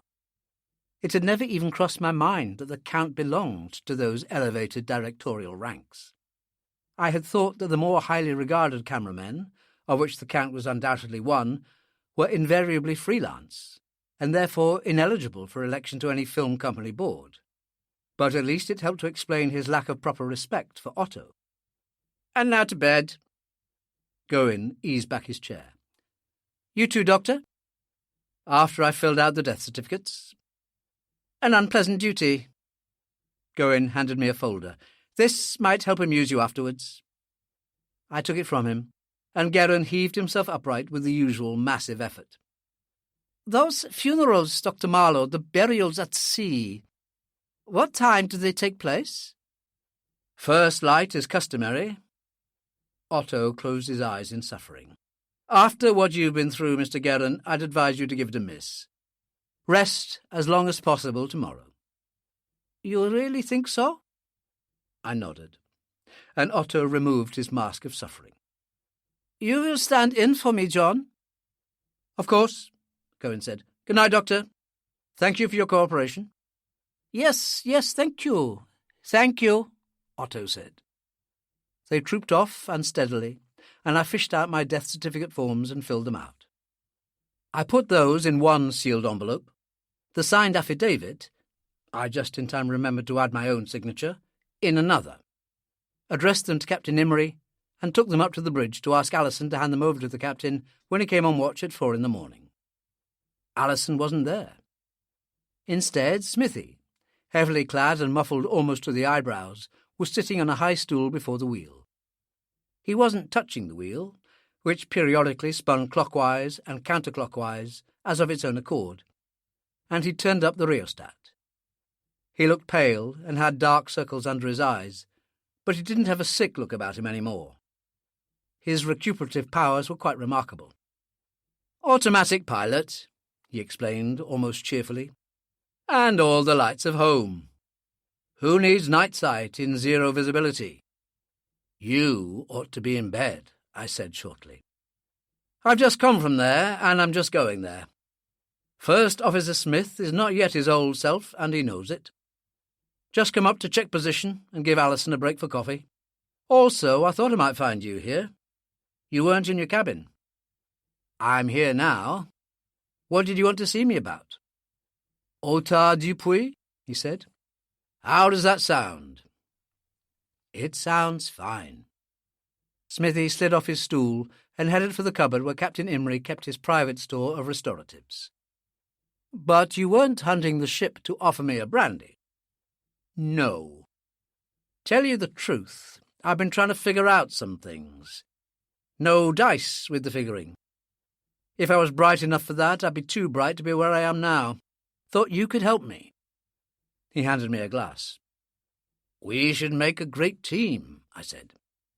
He smiled briefly. 3 dead and 4 half dead. Food poisoning." "What poisoning?" I told him the story about the sporing anaerobes, the one I'd given Haggerty. But Smithy wasn't Haggerty. "Mighty selective poison, isn't it? Clobbers A and kills him. Passes up B, clobbers C and doesn't kill him. Passes up D, and so on. And we all had the same food to eat. Poisons are notoriously unpredictable. 6 people at a picnic can eat the same infected food. 3 can land in hospital while the others don't feel a twinge. So some people get tummy aches and some don't.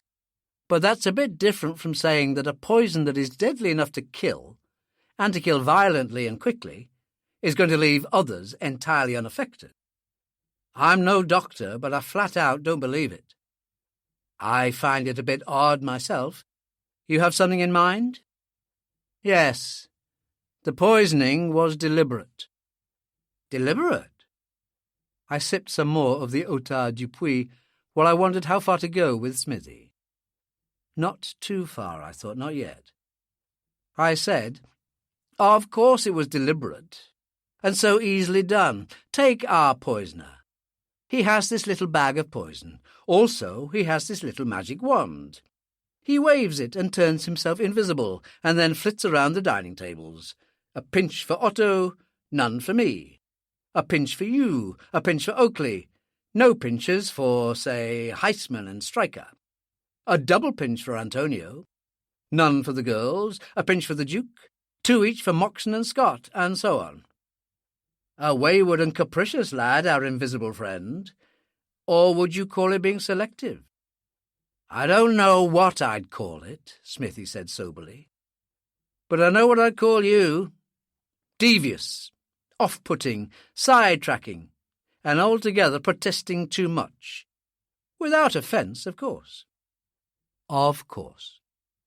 I wouldn't rate you as anybody's fool. You can't tell me that you haven't had some thoughts along those lines." "I had. But because I've been thinking about it a lot longer than you, I've dismissed them.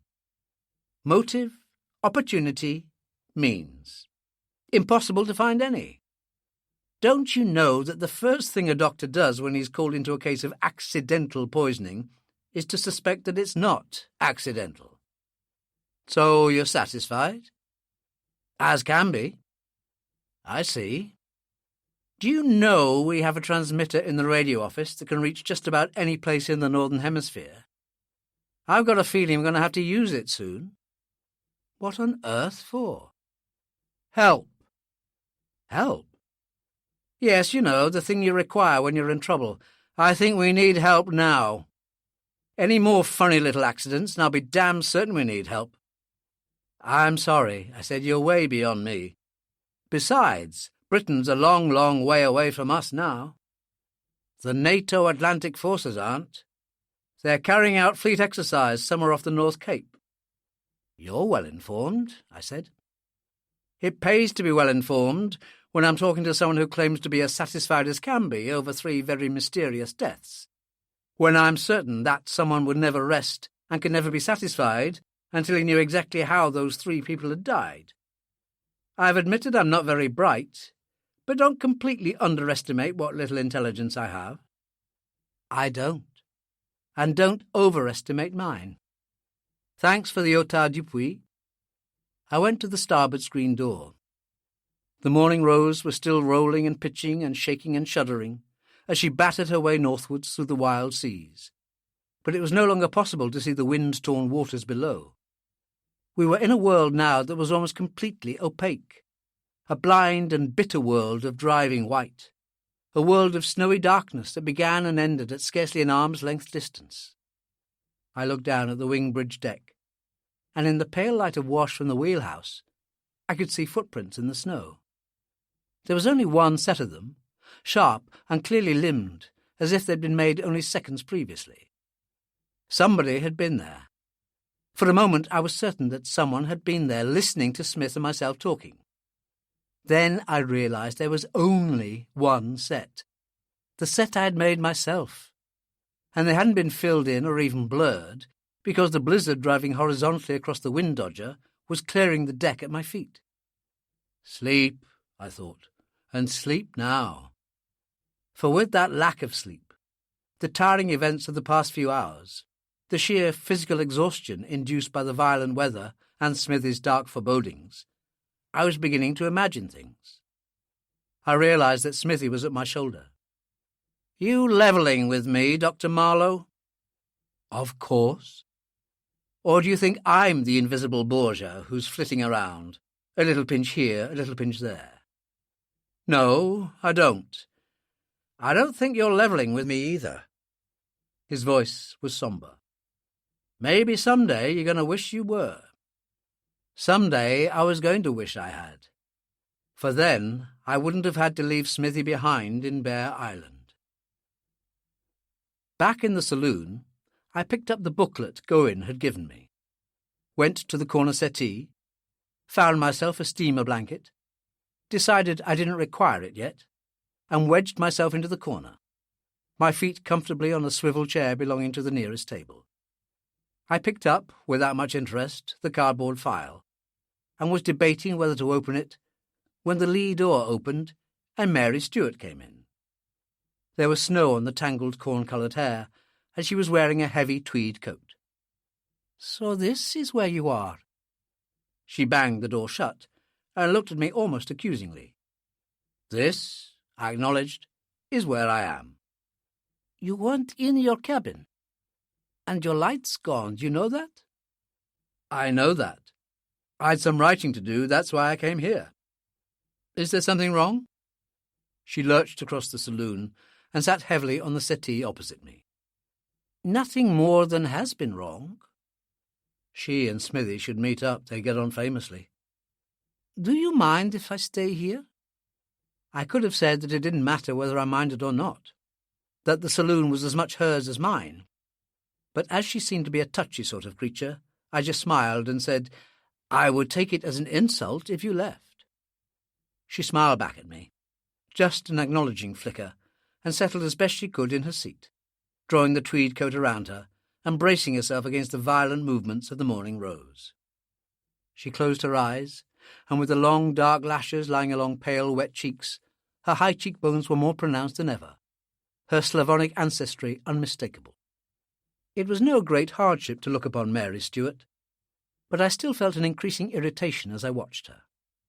It wasn't so much her fey imaginings and need for company that made me uneasy.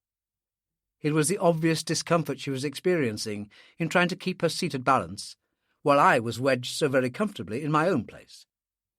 There is nothing more uncomfortable than being comfortable oneself and watching another in acute discomfort. Not unless, of course, one has a feeling of very powerful antagonism towards the other party, in which case a very comfortable feeling can be induced. But I had no such antagonism towards the girl opposite. To compound my feelings of guilt, she began to shiver involuntarily. "Here," I said. "You'd be more comfortable in my seat. And there's a rug here you can have." She opened her eyes. "No, thank you." "There are plenty more rugs," I said in something like exasperation. Nothing brings out the worst in me more quickly than sweetly smiling suffering.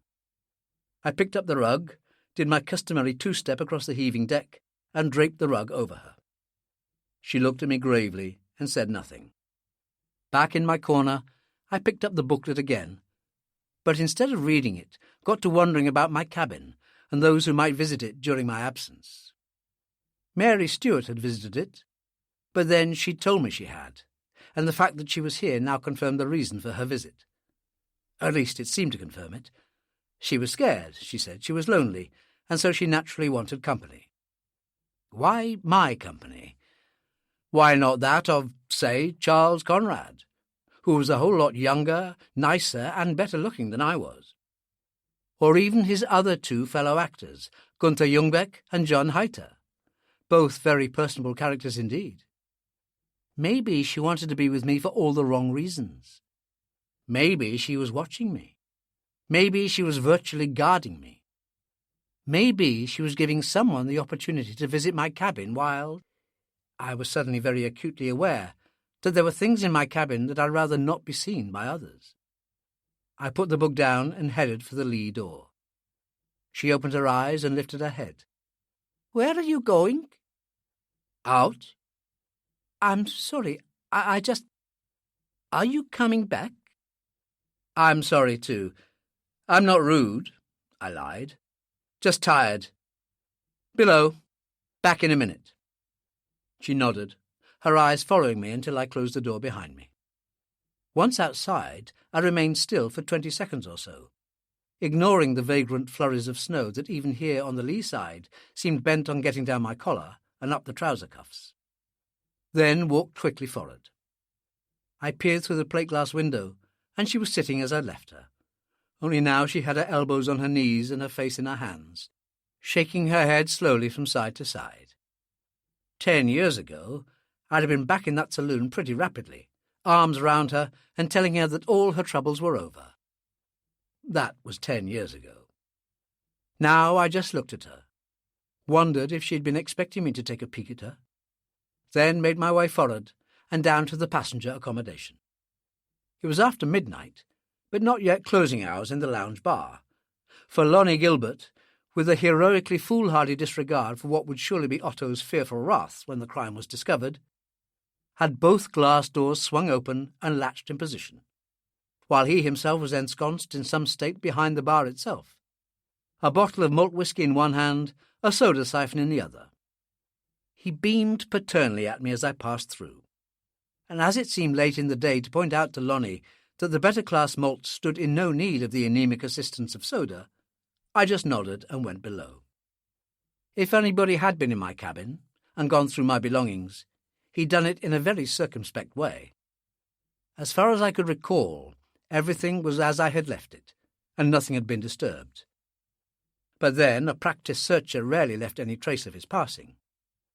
Both my cases had elasticized linen pockets in the lids, and in each pocket in each lid, holding the lids as nearly horizontal as possible, I placed a small coin just at the entrance to the pocket.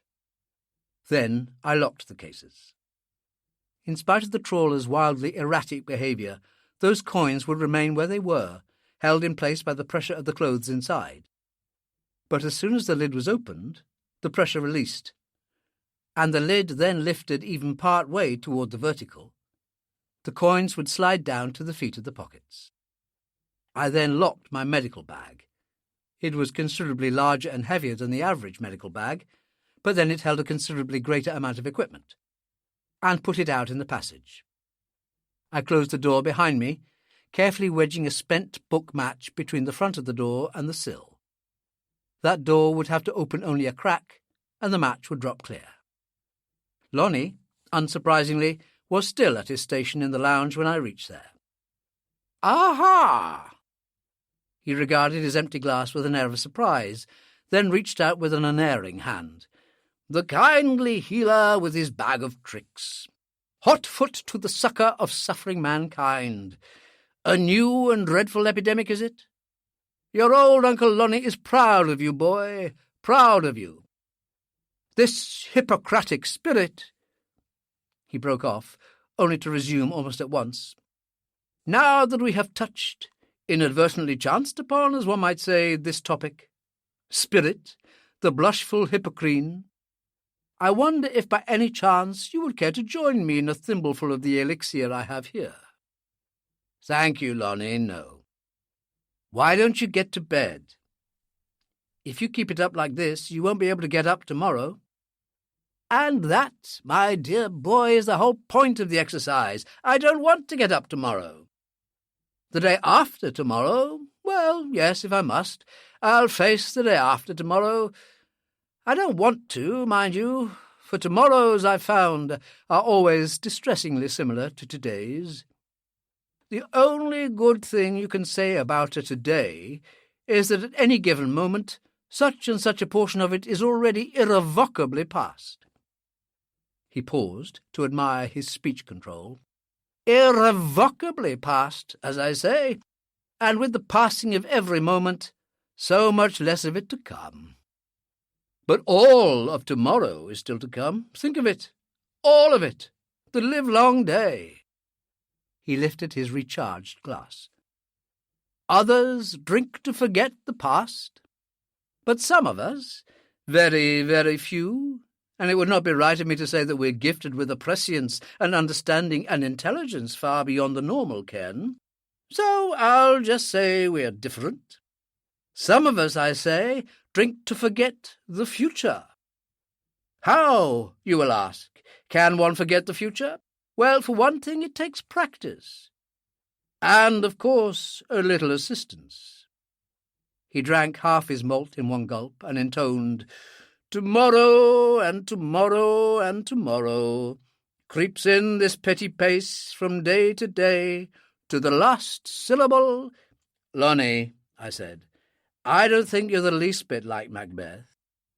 "And there you have it in a nutshell. I'm not. A tragic figure, a sad man, fated and laden with doom. Now me, I'm not like that at all. We Gilberts have the indomitable spirit, the unconquerable soul. Your Shakespeares are all very well, but Walter de la Mare is my boy." He lifted his glass and squinted myopically at it against the light. "Look your last on all things lovely every hour." I don't think he quite meant it in that way, Lonnie. Anyway, doctor's orders, and do me a favour. Get to hell out of here. Otto will have you drawn and quartered if he finds you here. Otto, do you know something? Lonnie leaned forward confidentially. Otto's really a very kindly man. I like Otto. He's always been good to me, Otto has. Most people are good, my dear chap, don't you know that? Most people are kind. Lots of them, very kind. But none so kind as Otto. Why, I remember... He broke off as I went round the back of the bar, replaced the bottles, locked the doors, placed the keys in his dressing-gown pocket and took his arm. I'm not trying to deprive you of the necessities of life, I explained. Neither am I being heavy-handed and moralistic. But I have a sensitive nature, and I don't want to be around when you find out that your assessment of Otto is 100% wrong. Lonnie came without a single murmur of protest. Clearly he had his emergency supplies cached in his cabin. On our stumbling descent of the companionway, he said, You think I'm headed for the next world with my gas pedal flat on the floor, don't you? As long as you don't hit anybody, it's none of my business how you drive, Lonnie. He stumbled into his cabin, sat heavily on his bed, then moved with remarkable swiftness to one side. I could only conclude that he'd inadvertently sat on a bottle of scotch. He looked at me, pondering, then said, Tell me, my boy, do you think they have bars in heaven? I'm afraid I have no information on that one, Lonnie. Quite. It makes a gratifying change to find a doctor who is not the source of all wisdom. You may leave me now, my good fellow. I looked at Neil Devine, now quietly asleep, and at Lonnie, impatiently and for obvious reasons awaiting my departure, and left them both. Mary Stuart was sitting where I left her, arms straight out on either side, and fingers splayed to counteract the now noticeably heavier pitching of the morning rose. The rolling effect, on the other hand, was considerably less, so I assumed that the wind was still veering in a northerly direction. She looked at me with the normally big brown eyes, now preternaturally huge in a dreadfully tired face, then looked away again. I'm sorry. I found myself apologizing. I've been discussing classics and theology with our production manager. I made for my corner seat and sat down gratefully. Do you know him at all? Everybody knows Lonnie. She tried to smile. We worked together in the last picture I made. Again she essayed a smile. Did you see it? No.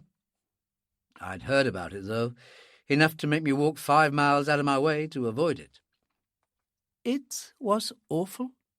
I was awful. I can't imagine why they gave me another chance. You're a very beautiful girl, I said. You don't have to be able to act. Performance detracts from appearance.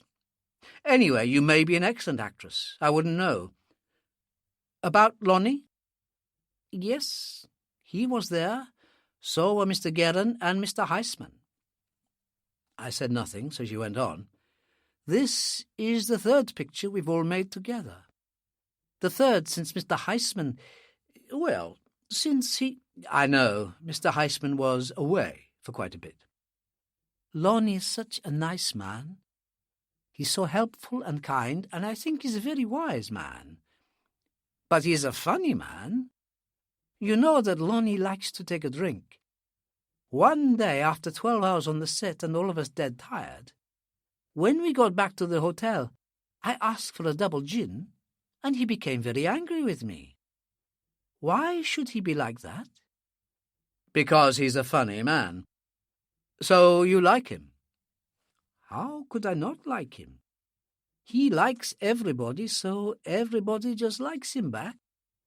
Even Mr. Guerin likes him. They're very close. But then they've known each other for years and years. I didn't know that. Has Lonnie a family? Is he married? I don't know. I think he was. Maybe he's divorced. Why do you ask so many questions about him? Because I'm a typically knowing, prying sawbones, and I like to know as much as possible about people who are, or may be, my patients. For instance, I know enough about Lonnie now never to give him a brandy if he were in need of a restorative, for it wouldn't have the slightest effect. She smiled and closed her eyes. Conversation over. I took another steamer rug from under my seat, wrapped it around me — the temperature in the saloon was noticeably dropping — and picked up the folder that Goin had given me. I turned to page 1, which, apart from being titled Bear Island, started off without any preamble.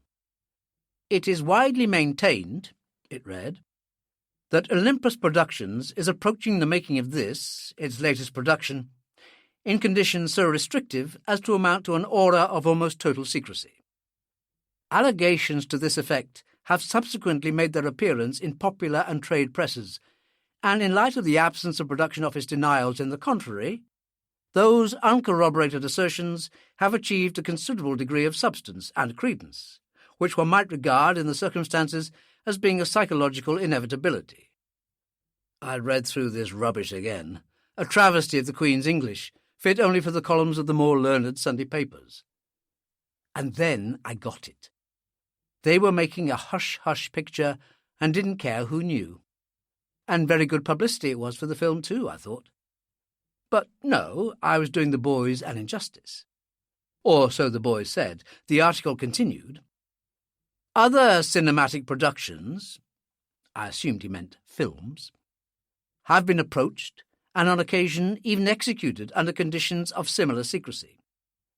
But those other, and one is afraid spurious sub rosa ventures, have had for their calculated aim nothing less, regrettably, than the extraction of the maximum free publicity. This, we insist, and with some pride, is not the objective of Olympus Productions. Good old Olympus, this I had to see. A cinema company who didn't want free publicity.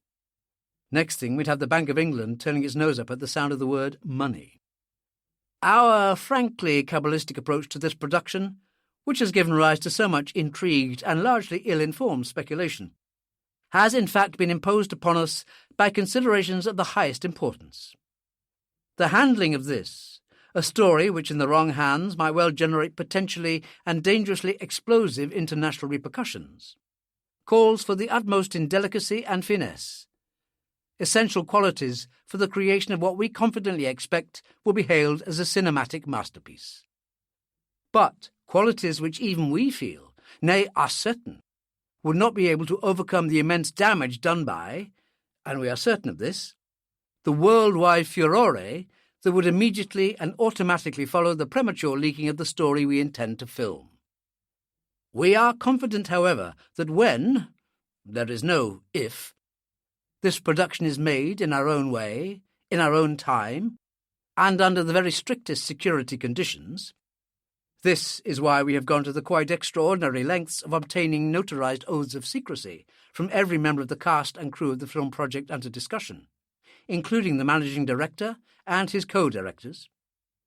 We will have upon our hands, when this production is presented to a public, which will have been geared by that time to the highest degree of expectancy, a tour de force of so unparalleled an order that the justification for— Mary Stuart sneezed, and I blessed her, twice, once for her health, and once for the heaven-sent interruption of the reading of this modestly phrased manifesto.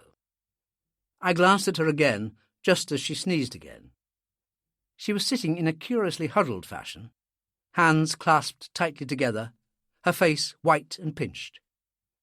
I laid down the Olympus manifesto, unwrapped my rug, crossed the saloon in a zigzag totter which resulted from the now very pronounced pitching of the morning rose, sat beside her, and took her hands in mine.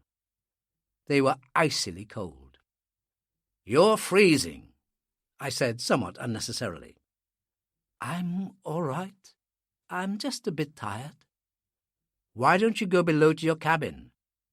It's at least 20 degrees warmer down there, and you'll never sleep up here if you have to keep bracing yourself all the time from falling off your seat."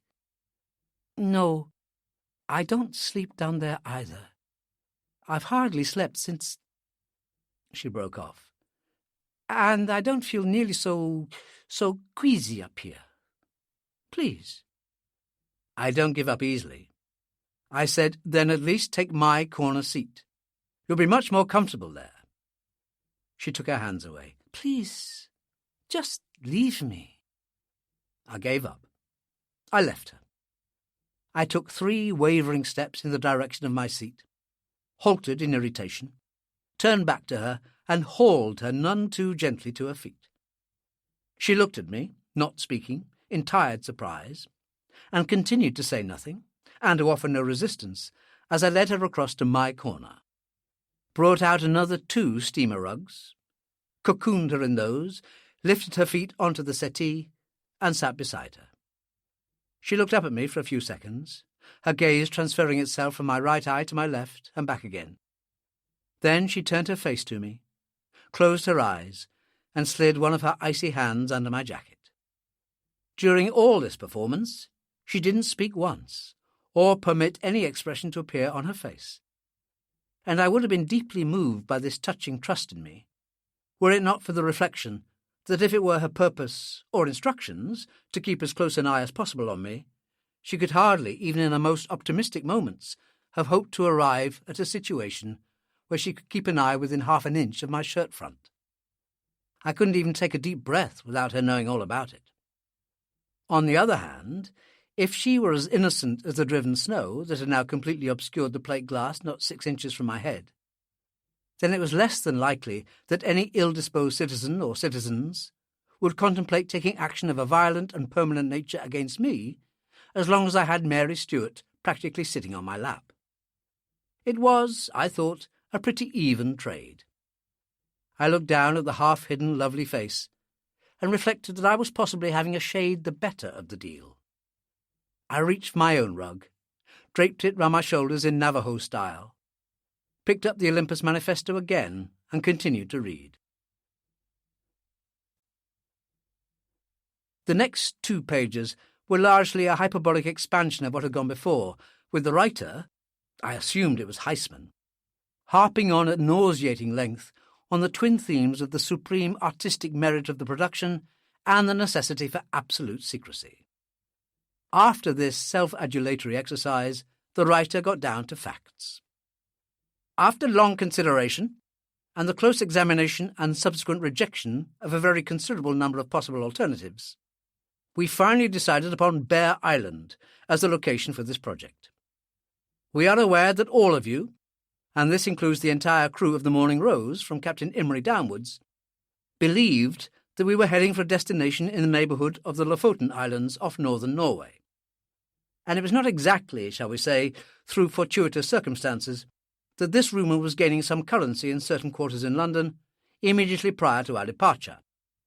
We make no apologies for what may superficially appear to be an unwarranted deception, for it was essential to our purposes and the maintenance of secrecy that this subterfuge be adopted. For the following brief description of Bear Island, we are indebted to the Royal Geographical Society of Oslo, who have also furnished us with a translation.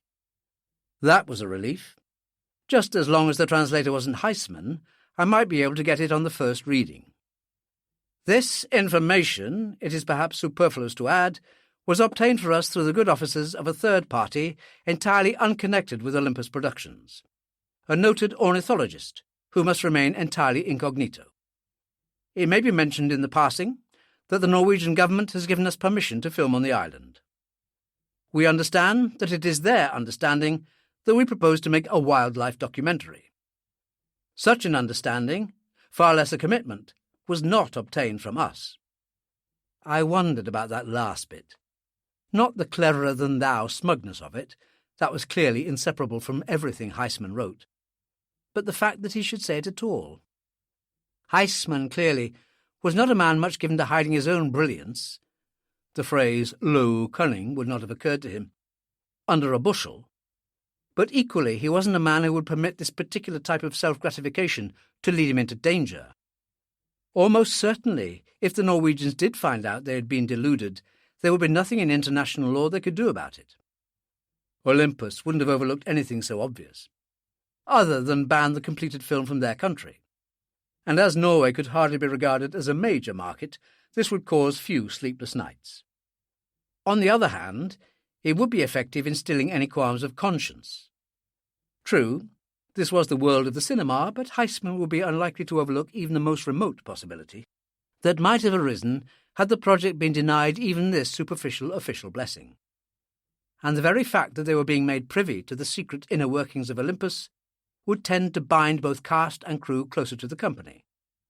For it is an almost universal law of nature that mankind, which is still in the painful process of growing up, dearly loves its little closed and/or secret societies, whether those be the most remote Masonic lodge in Saskatchewan or Whites of St. James, and tends to form an intense personal attachment and loyalty to other members of that group, while presenting a united front to the world of the unfortunates beyond their doors.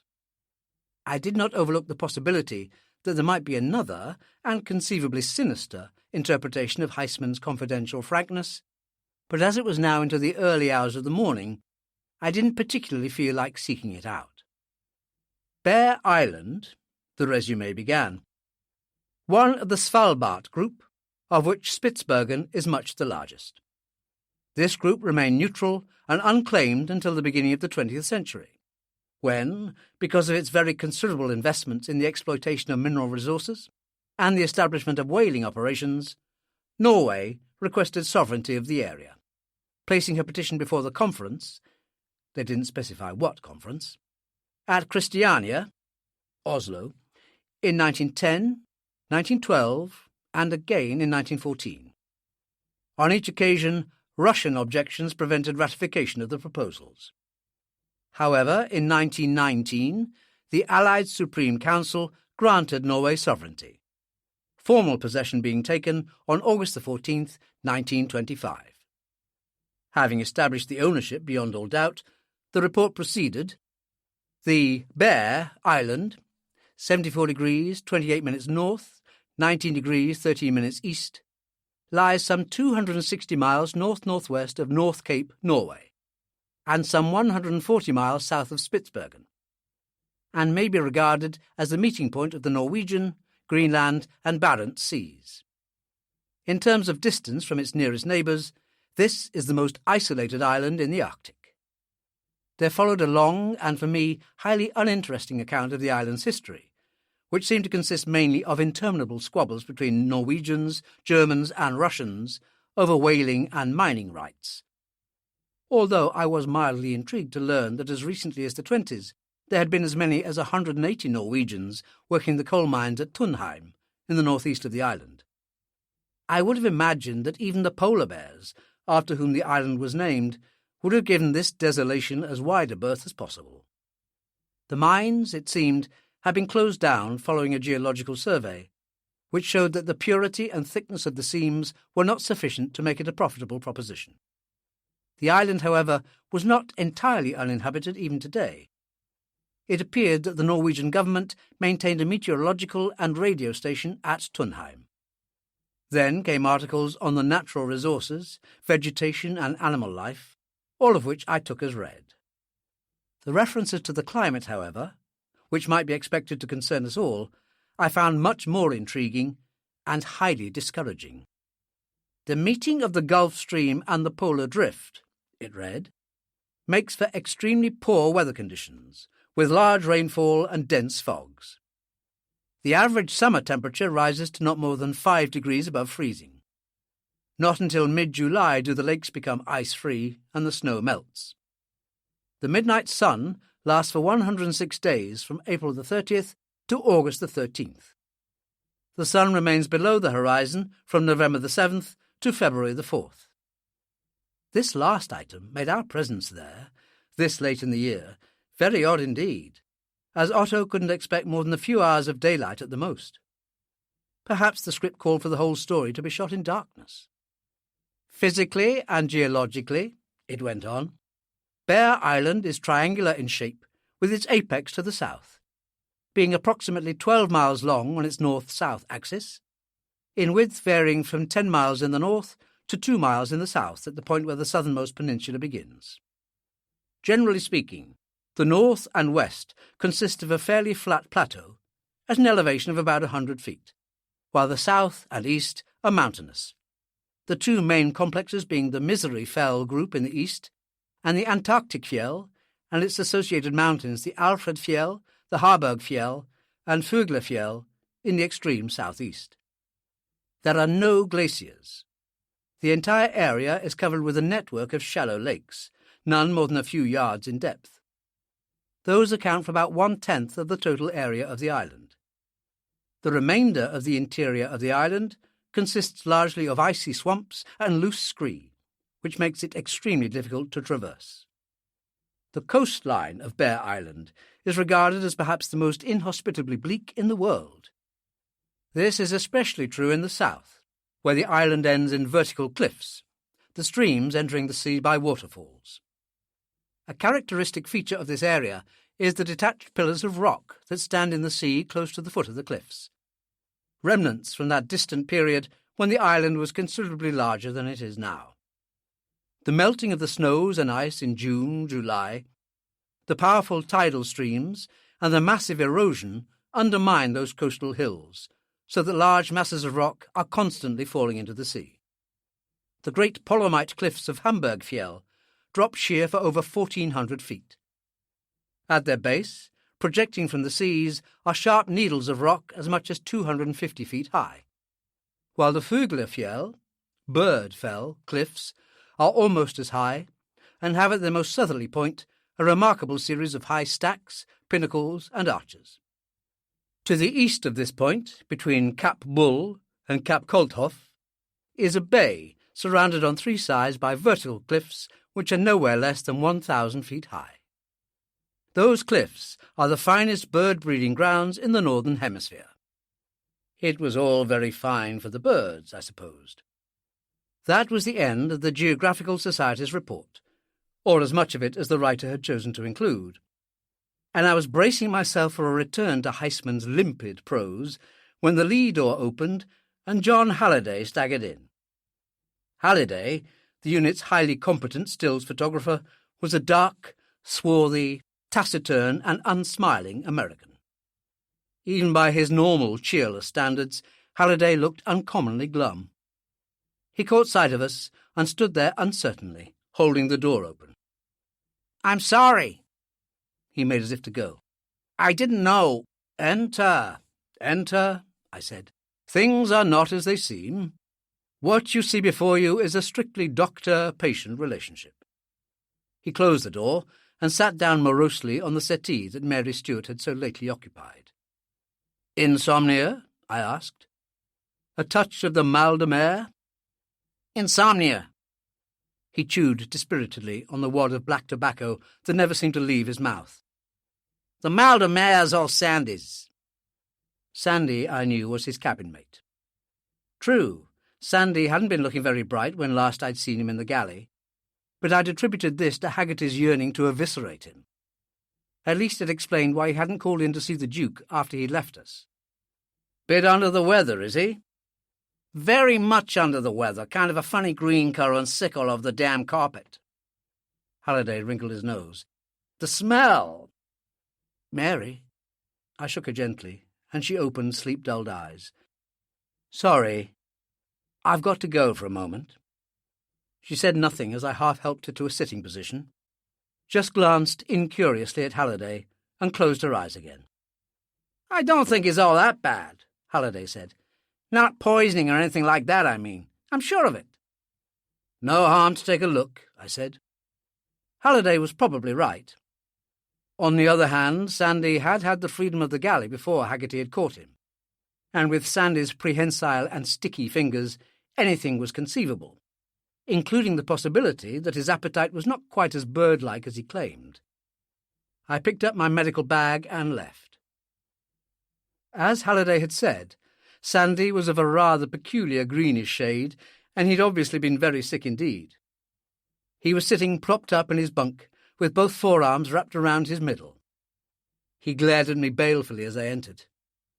"Christ, I'm dying," he wheezed. He swore briefly, pungently, and indiscriminately at life in general, and Otto in particular. "Why, that crazy bastard wants to drag us aboard this bloody old stinking hell ship."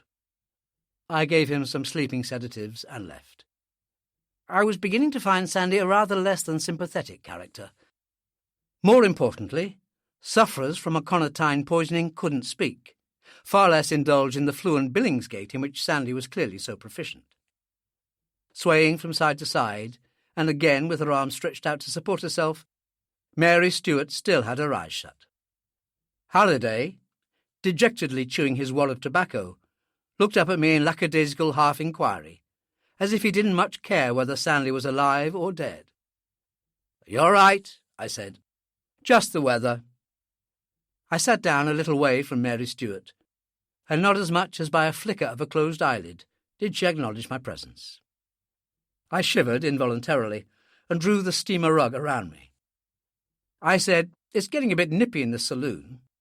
Why don't you take one of these and kip down here?" "No, thanks. I had no idea it would be so damn cold here. My blankets and pillow, and it's me for the lounge." He smiled faintly.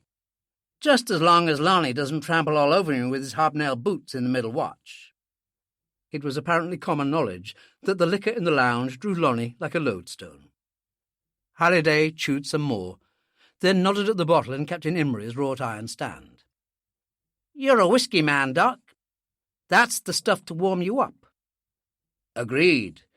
But I'm a very choosy whisky man. What is it?" Halliday peered. "Black Label." "None better. But I'm a malt man myself. You're cold, you try some. It's on the house. Stole it from Otto." "I'm not much of a one for Scotch. Now, bourbon corrodes the digestive tract. I speak as a medical man. Now, one sip of that stuff there, and you'll swear off those lethal Kentucky brews forever. Go on, try it." Halliday looked at the bottle as if uncertainly. I said to Mary Stuart, "How about you? Just a little? You've no idea how it warms the cockles." She opened her eyes and gave me that oddly expressionless look. "No, thank you. I hardly ever drink." She closed her eyes again. "The flaw that makes for perfection," I said absently, because my mind was on other things. Halliday wouldn't drink from that bottle. Mary Stuart wouldn't drink from that bottle. But Halliday seemed to think it was a good idea that I should. Had they both remained in their seats during my absence? Or had they been busy little bees, one keeping guard against my premature return, while the other altered the character of the Black Label with ingredients not necessarily made in Scotland? Why else had Halliday come up to the saloon, if not to lure me away? Why hadn't he gone direct to the lounge with blankets and pillow, instead of wandering aimlessly up here to the saloon, where he must have known from mealtimes that the temperature was considerably colder than it was down below? Because, of course, before Mary Stuart had made her presence known to me here, she'd seen me through the outer windows, and had reported to Halliday that a certain problem had arisen that could only be solved by bringing about my temporary absence from the saloon. Sandy's sickness had been a convenient coincidence, if it had been a coincidence. I suddenly thought, if Halliday was the person, or was in cahoots with the person who was so handy with poisons, then the introduction of some mildly emetic potion into Sandy's drink would have involved no more problem than that of opportunity. It all added up. I became aware that Halliday was on his feet and was lurching unsteadily in my direction, bottle in one hand and glass in the other. The bottle, I noticed almost mechanically, was about 1/3 full. He halted, swaying in front of me, and poured a generous measure into the glass, bowed lightly, offered me the glass, and smiled. "Maybe we're both on the hidebound and conservative side, Doc." In the words of the song, I will, if you will, so will I. I smiled back. Your willingness to experiment does you credit. But no thanks. I told you, I just don't like the stuff. I've tried it. Have you? No, but well, how can you tell then? I don't think you were going to try it anyway. Go on, drink it. Mary Stuart opened her eyes. Do you always make people drink against their will? Is this what doctors do? Force alcohol on those who don't want it? I felt like scowling and saying, why don't you shut up? But instead I smiled and said, teetotal objections overruled. So what's the harm? Halliday said. He had the glass to his lips. I stared at him until I remembered I shouldn't be staring, which was all of a fraction of a second, smiled indulgently, glanced at Mary Stuart, whose ever so slightly compressed lips registered no more than a trace of prudish disapproval, then looked back in time to see Halliday lowering his half-empty glass. Not bad, he pronounced. Not bad at all. Kind of a funny taste, though. You could be arrested in Scotland for saying that, I said mechanically. The villain had nonchalantly quaffed the hemlock while his accomplice had looked on with indifference. I felt very considerably diminished, a complete and utter idiot. As a detective, my inductive and deductive powers added up to 0. I even felt like apologizing to them, except that they wouldn't know what I was talking about. You may, in fact, be right, Doc. One could even get to like this stuff.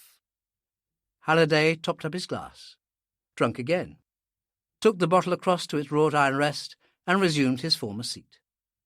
He sat there silently for perhaps half a minute, finished off the scotch with a couple of swallows, and rose abruptly to his feet. With that lot inside me, I can even ignore Lonnie's hobnails. Good night. He hurried from the saloon. I looked at the doorway through which he had vanished, my mind thoughtful, my face not. I still didn't understand why he had come to the saloon in the first place, and what thought had so suddenly occurred to him to precipitate so abruptly a departure. An unprofitable line of thinking to pursue. I couldn't even find a starting point to begin theorizing. I looked at Mary Stuart and felt very guilty indeed. Murderesses, I knew, came in all shapes, sizes, and guises, but if they came in this particular guise, then I could never trust my judgment again. I wondered what on earth could have led me to entertain so ludicrous a suspicion. I must be even more tired than I thought. As if conscious of my gaze, she opened her eyes and looked at me.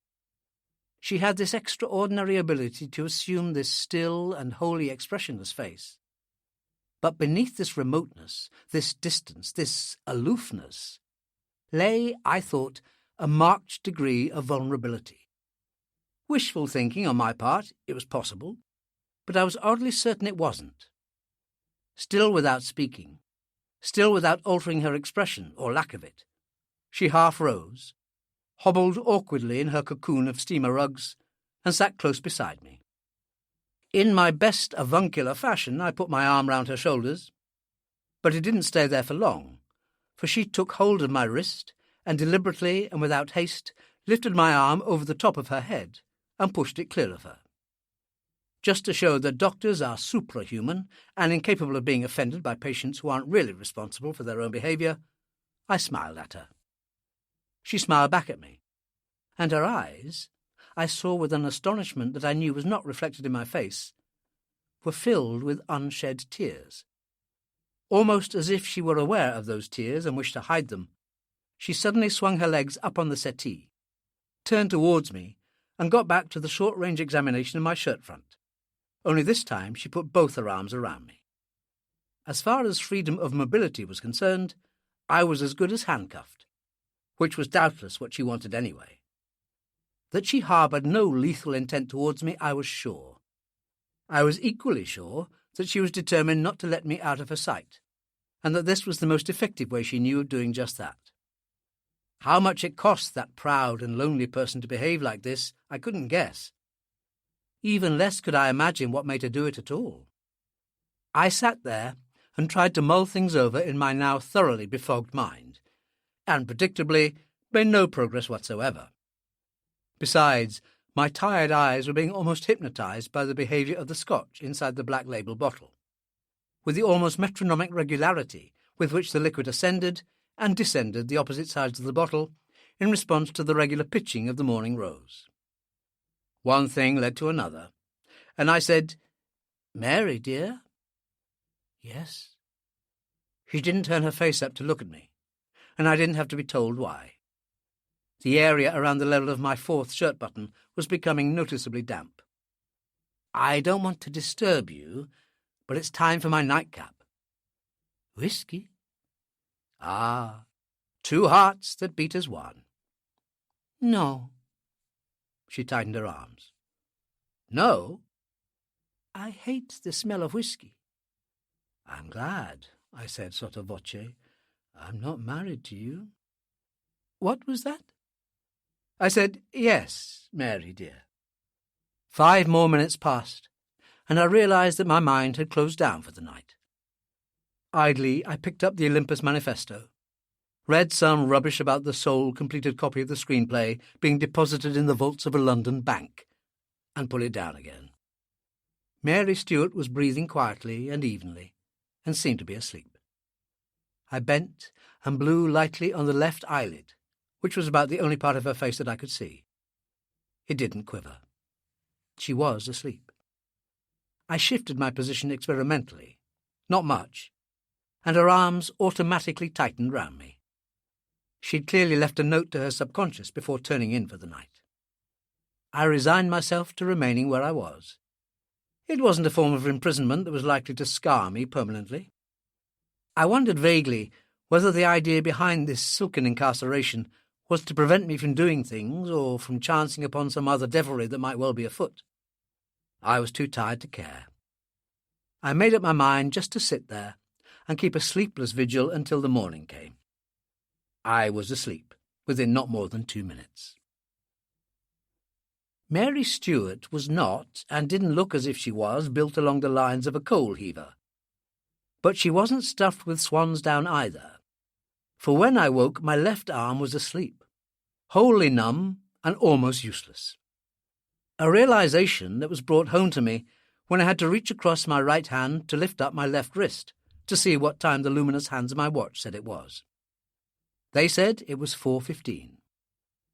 It says much for my mental acuity that at least 10 seconds elapsed before it occurred to me why it had been necessary for me to consult the luminous hands. Because it was dark, of course. But why was the saloon dark? Every light had been on when I'd gone to sleep. And what had wakened me? Something had. I knew without knowing why that I hadn't wakened naturally, but that there had been some external cause. What and where was the cause? A sound, or a physical contact. It couldn't be anything else. And whoever was responsible for whatever it had been was still with me. He had to be. Insufficient time had elapsed since I'd woken for him to have left the saloon. More importantly, the hairs on the back of my neck told me there was another and inimical presence in the saloon with me. Gently, I took hold of Mary Stuart's wrists to ease her arms away. Again, the resistance was automatic. Hers was not a subconscious to go to sleep on the job. But I was in no mood to be balked by any subconscious. I prized her arms free, slid along the settee, lowered her carefully to the horizontal, rose, and moved out towards the middle of the saloon. I stood quite still, my hands grasping the edge of a table to brace myself. My breathing almost stopped as I listened intently. I could have spared myself the trouble. I was sure that the weather had moderated. Not a great deal, but enough to be just noticeable, since I'd gone to sleep. But it hadn't moderated to the extent where any stealthy movements, and I could expect none other, could possibly be heard above the sound of the wind and the seas, the metallic creakings and groanings of the ancient plates and rivets of the morning rose. The nearest set of light switches — there was a duplicate set by the steward's pantry — was by the lee door. I took one step in the remembered direction, then stopped. Did the presence in the room know that I was awake and on my feet? Were his eyes more attuned to the darkness than my newly opened ones? Could he dimly discern my figure? Would he guess that my first move would be towards the switches? And was he preparing to block my way? If he were, how would he block my way? Would he be carrying a weapon? And what kind of weapon? I was acutely aware that all I had were 2 hands, the left one still a fairly useless lump of tingling pins and needles. I stopped, irresolute. I heard the metallic click of a door handle, and a gust of icy air struck me. The presence was leaving by the lee door. I reached the door in 4 steps, stepped outside onto the deck, flung up an instinctively protective right forearm as a bright light abruptly struck my eyes, and immediately wished I had used my left forearm instead, for then it might have offered me some measure of protection against something hard, heavy, and very solid that connected forcibly and painfully with the left side of my neck. I clung to the outside edge of the door to support myself, but I didn't seem to have much strength left in my hands, and I seemed to have none at all in my legs, for although I remained quite conscious, I sank to the deck as if my legs had been filleted. By the time the momentary paralysis had passed, and I was able to use the support of the door to drag myself shakily to my feet, I was alone on the deck. I had no idea where my assailant had gone, and the matter was one of only academic interest. My legs could barely cope with supporting my weight in a static position. Even the thought of running or negotiating ladders and companionways at speed was preposterous. Still clinging to whatever support was to hand, I stepped back into the saloon, fumbled the lights on, and pulled the lee door closed behind me. Mary Stewart was propped on an elbow, the heel of one palm rubbing an eye, while the lid of the other was half open, in the fashion of a person just rousing from a very deep or drugged sleep. I looked away, stumbled towards Captain Imry's table, and sat down heavily in his chair. I lifted the bottle of Black Label from its stand. It was half full. For what seemed quite a long time, but could have been no more than seconds, I stared at this bottle, not seeing it, then looked away to locate the glass that Halliday had been using. It was nowhere to be seen. It could have fallen and rolled out of sight in a dozen different directions. I selected another glass from the table rack, splashed some scotch into it, drank it, and made my way back to my seat. My neck felt awful. One good shake of my head and it would fall off. "Don't breathe through your nose," I said, "and you'll hardly smell the demon drink at all." I propped her up to a sitting position, rearranged her rugs, and forestalled her by for a change, putting my arms around her. I said, "There now." "What was it? What happened?" Her voice was low and had a shake to it. "Just the door. Wind blew it open.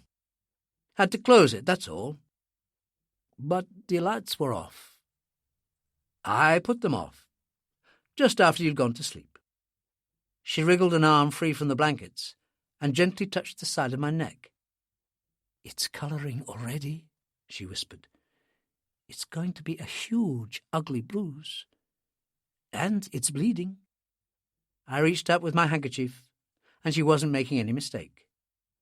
I stuffed my handkerchief into my collar and left it there. She went on in the same little voice. "How did it happen?" "One of those stupid things. I slipped on the snow and struck my neck on the storm sill of the door. Does ache a bit, I must say." She didn't answer. She freed her other arm, caught me by both lapels, stared at me with a face full of misery, and put her forehead on my shoulder. Now it was my collar's turn to become damp. It was the most extraordinary behaviour for a wardress. That her function was to keep tabs on and effectively immobilise me, I was increasingly sure. But then she was the most extraordinary wardress I'd ever come across, and the nicest. "Dr. Marlowe," I said, "the lady is in distress, and you are but human." I let my suspicions take 5, and stroked the tangled yellow hair.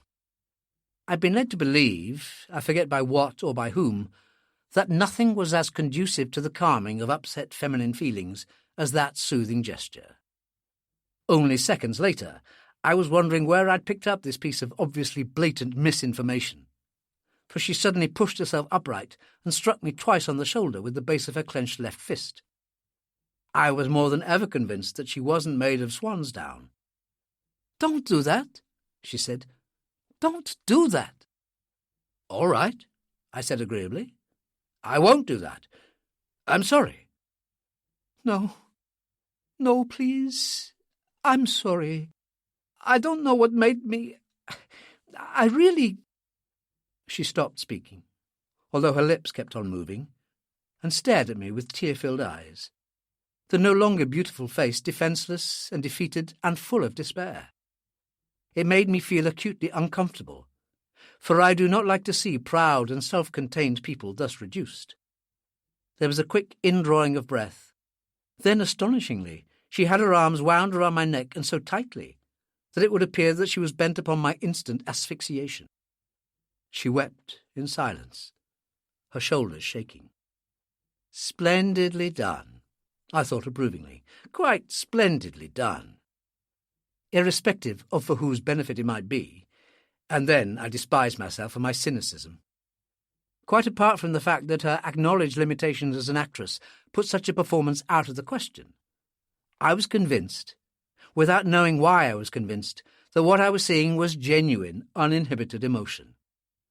And what on earth had she to gain by pretending to lower her defences in front of me? For whom, then, the tears? Not for me, of that I was certain. Why in the world for me? I scarcely knew her. She scarcely knew me. I was only a shoulder to cry on. Likely enough, I was only a doctor's shoulder to cry on. People have the oddest misconceptions about doctors, and maybe their shoulders are regarded as being more reliable and comforting than the average, or more absorbent. Nor were the tears for herself. I was equally certain of that. To survive, intact, the kind of upbringing she'd hinted she'd had, one had to be possessed of an unusual degree of self-reliance and mental toughness that almost automatically excluded considerations of self-pity.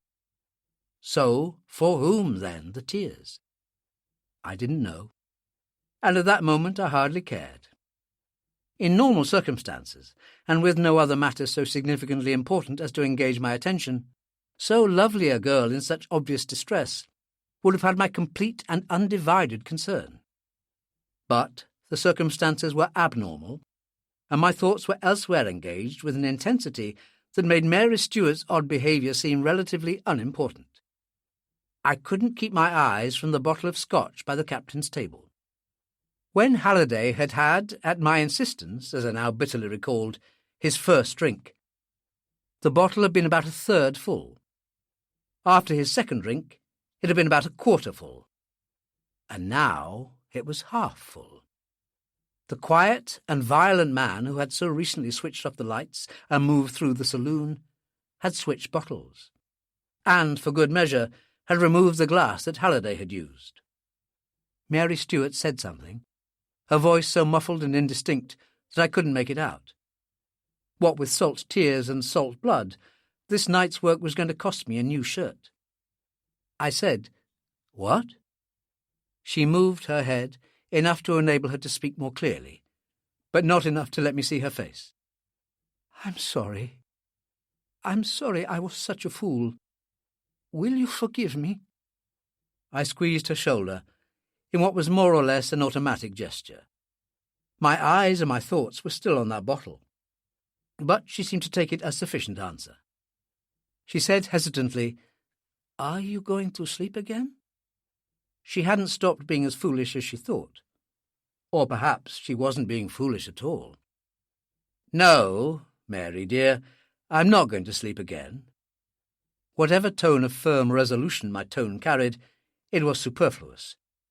The throbbing pain in my neck was sufficient guarantee of my wakefulness. "Well, that's all right, then." I didn't ask what this cryptic remark was intended to convey.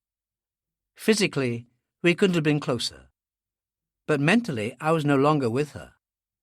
I was with Halliday, the man whom I had thought had come to kill me, the man I'd practically forced to have a drink, the man who drunk would have been intended for me. I knew I would never see him again, not alive.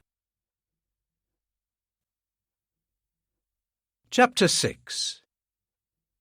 Dawn, in those high latitudes and at that time of year, did not come until 10:30 in the morning, and it was then that we buried the 3 dead men, Antonio and Moxon and Scott.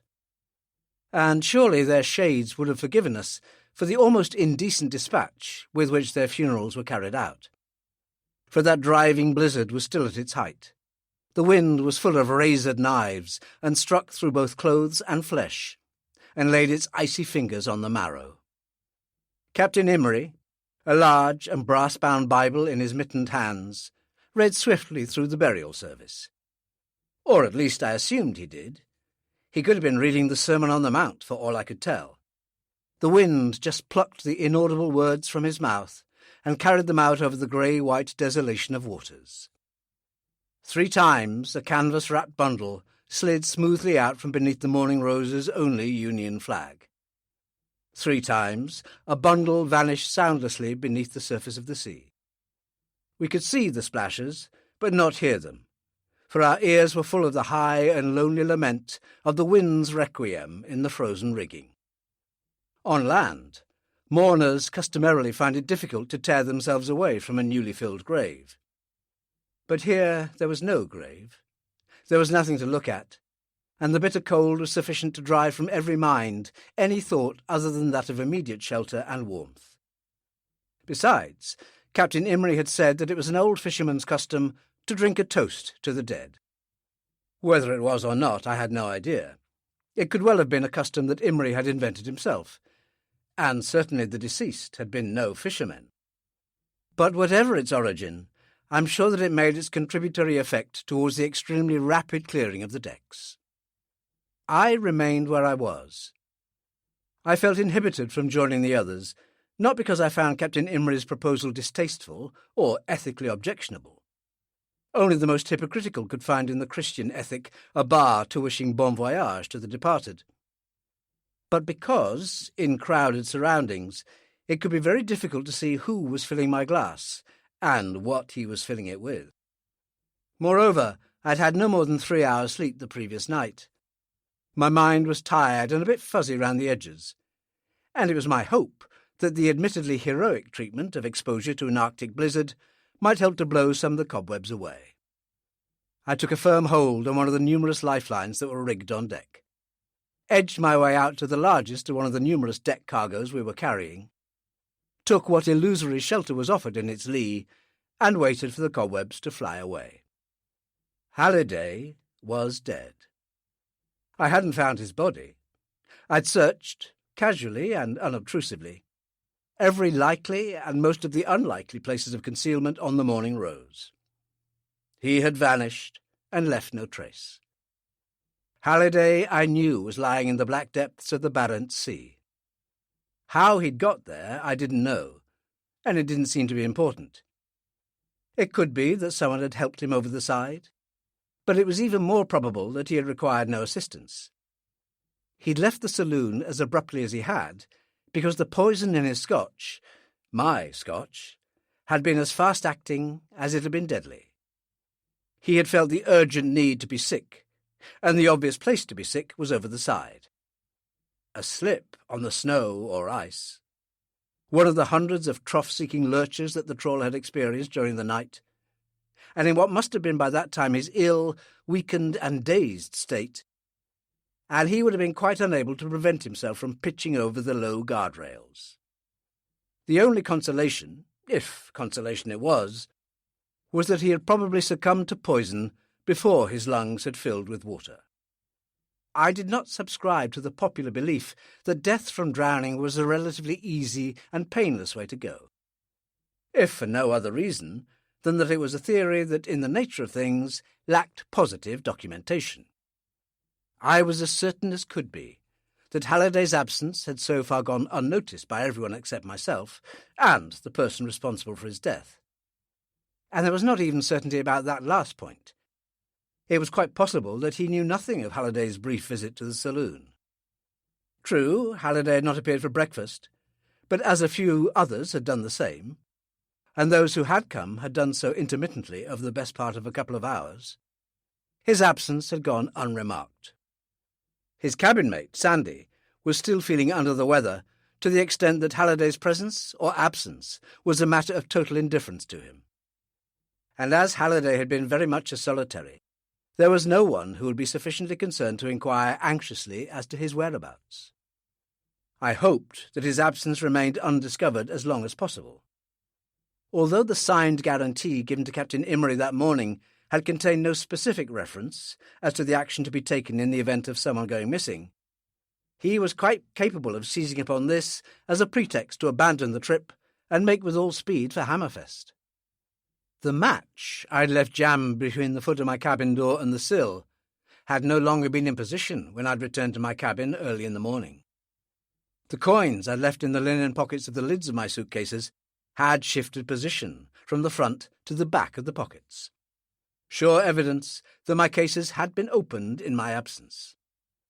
It says much for my frame of mind that the discovery occasioned me no particular surprise, which was in itself surprising.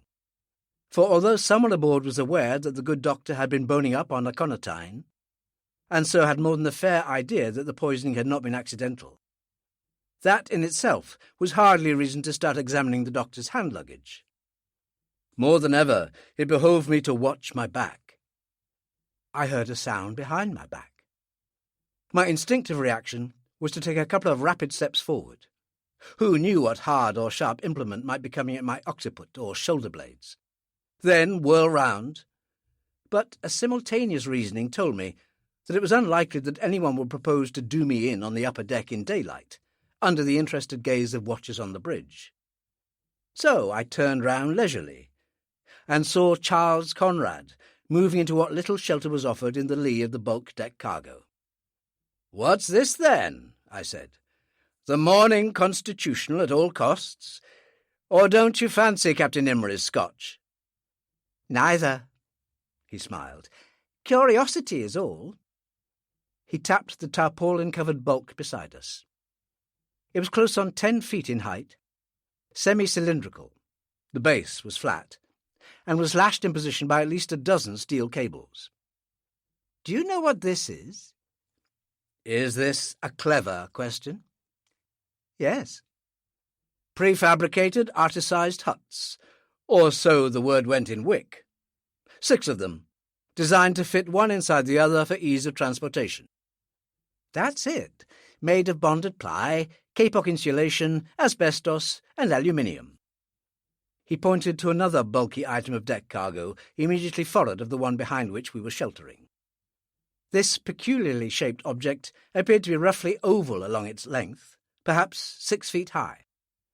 "And this?" "Another clever question?" "Of course." "And my answer will be wrong? Again?" "If you still believe what you were told in Wick, yes." "Those aren't huts, because we don't need huts. We're heading for an area called the Sohamna, the South Haven, where there already are huts, and perfectly usable ones. A bloke called Lerner came there 70 years ago, prospecting for coal, which he found, by the way. A bit of an oddball who painted the rocks on the shore in the German colours to indicate that this was private property. He built huts. He even built a road across the headland to the nearest bay, the Kvalrosbukta, or Walrus Bay. After him, a German fishing company based themselves here, and they built huts.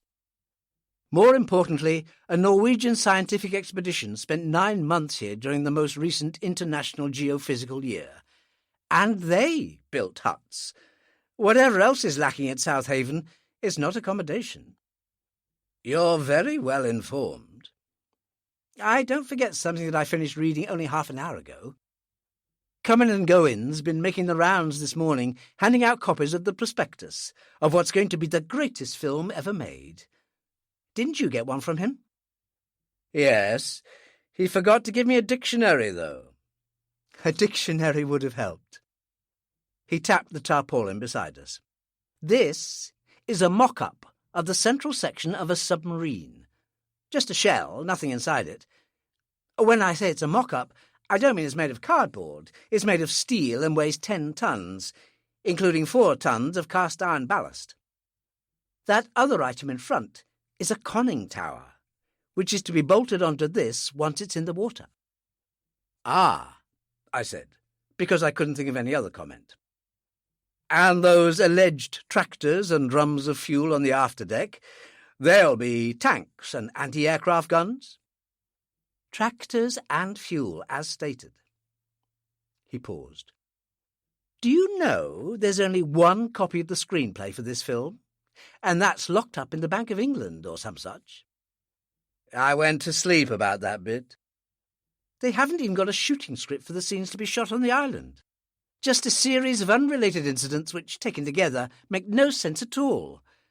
Oh, sure, there must be connecting links to make sense of it all. But they're all in the vaults in Threadneedle Street, or whatever this damn bank is. No part of it makes sense." "Maybe it's not meant to make sense." I was conscious that my feet were slowly turning into blocks of ice. "Not at this stage. There may be excellent reasons for the secretiveness.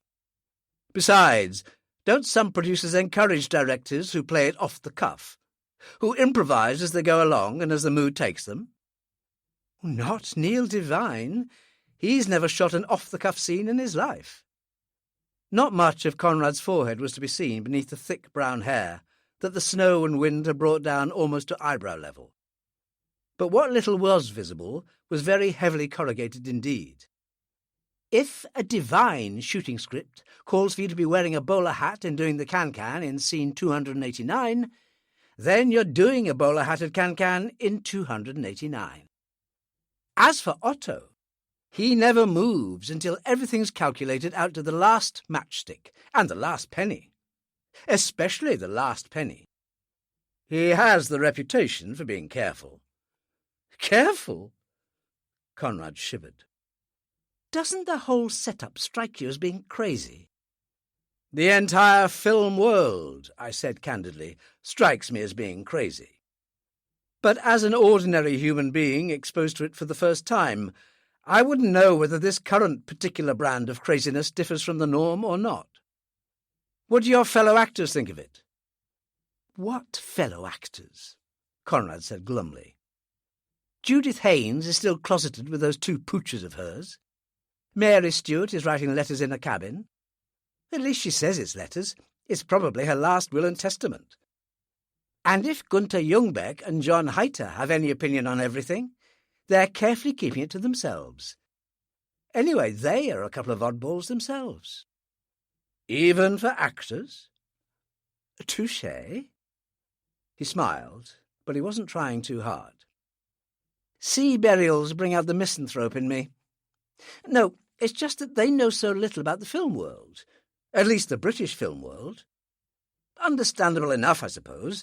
Heiter's done all his acting in California, Jungbeck in Germany. They're not odd, really. It's just that we have nothing in common to talk about. No points of reference." "But you must know of them." "Not even that. But that's not surprising.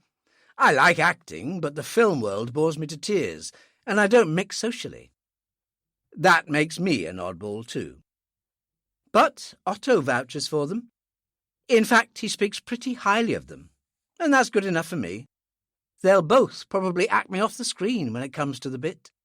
He shivered again. Conrad's curiosity remains unsatisfied, but Conrad has had enough. "As a doctor, wouldn't you prescribe some of this scotch, which old Imrie is supposed to be dispensing so liberally?" We found Captain Imrie dispensing the scotch with so heavy a hand that plainly it came from his own private supplies and not from Otto's. For Otto, heavily wrapped in a coloured blanket, and with his puce complexion still a pale shadow of its former self, was sitting in his accustomed dining-chair, and raising no objections that I could see. There must have been at least 20 people present, ship's crew and passengers, and they were very far indeed from being a merry throng. I was surprised to see Judith Haynes there, with her husband, Michael Stryker, hovering attentively over her. I was surprised to see Mary Darling there. Her sense of duty, or what was the done thing, must have been greater than her aversion to alcohol, and was even more surprised to note that she had so abandoned all sense of the proprieties as to be holding young Alan by the arm in a positively proprietorial fashion. I was not surprised to see that Mary Stuart was absent. So were Heisman and Sandy. The two actors with whom Conrad claimed to have so little in common, Ljungbeck and Heiter, were together in one corner, and for the first time I looked at them with some degree of real interest. They looked like actors, no question of that.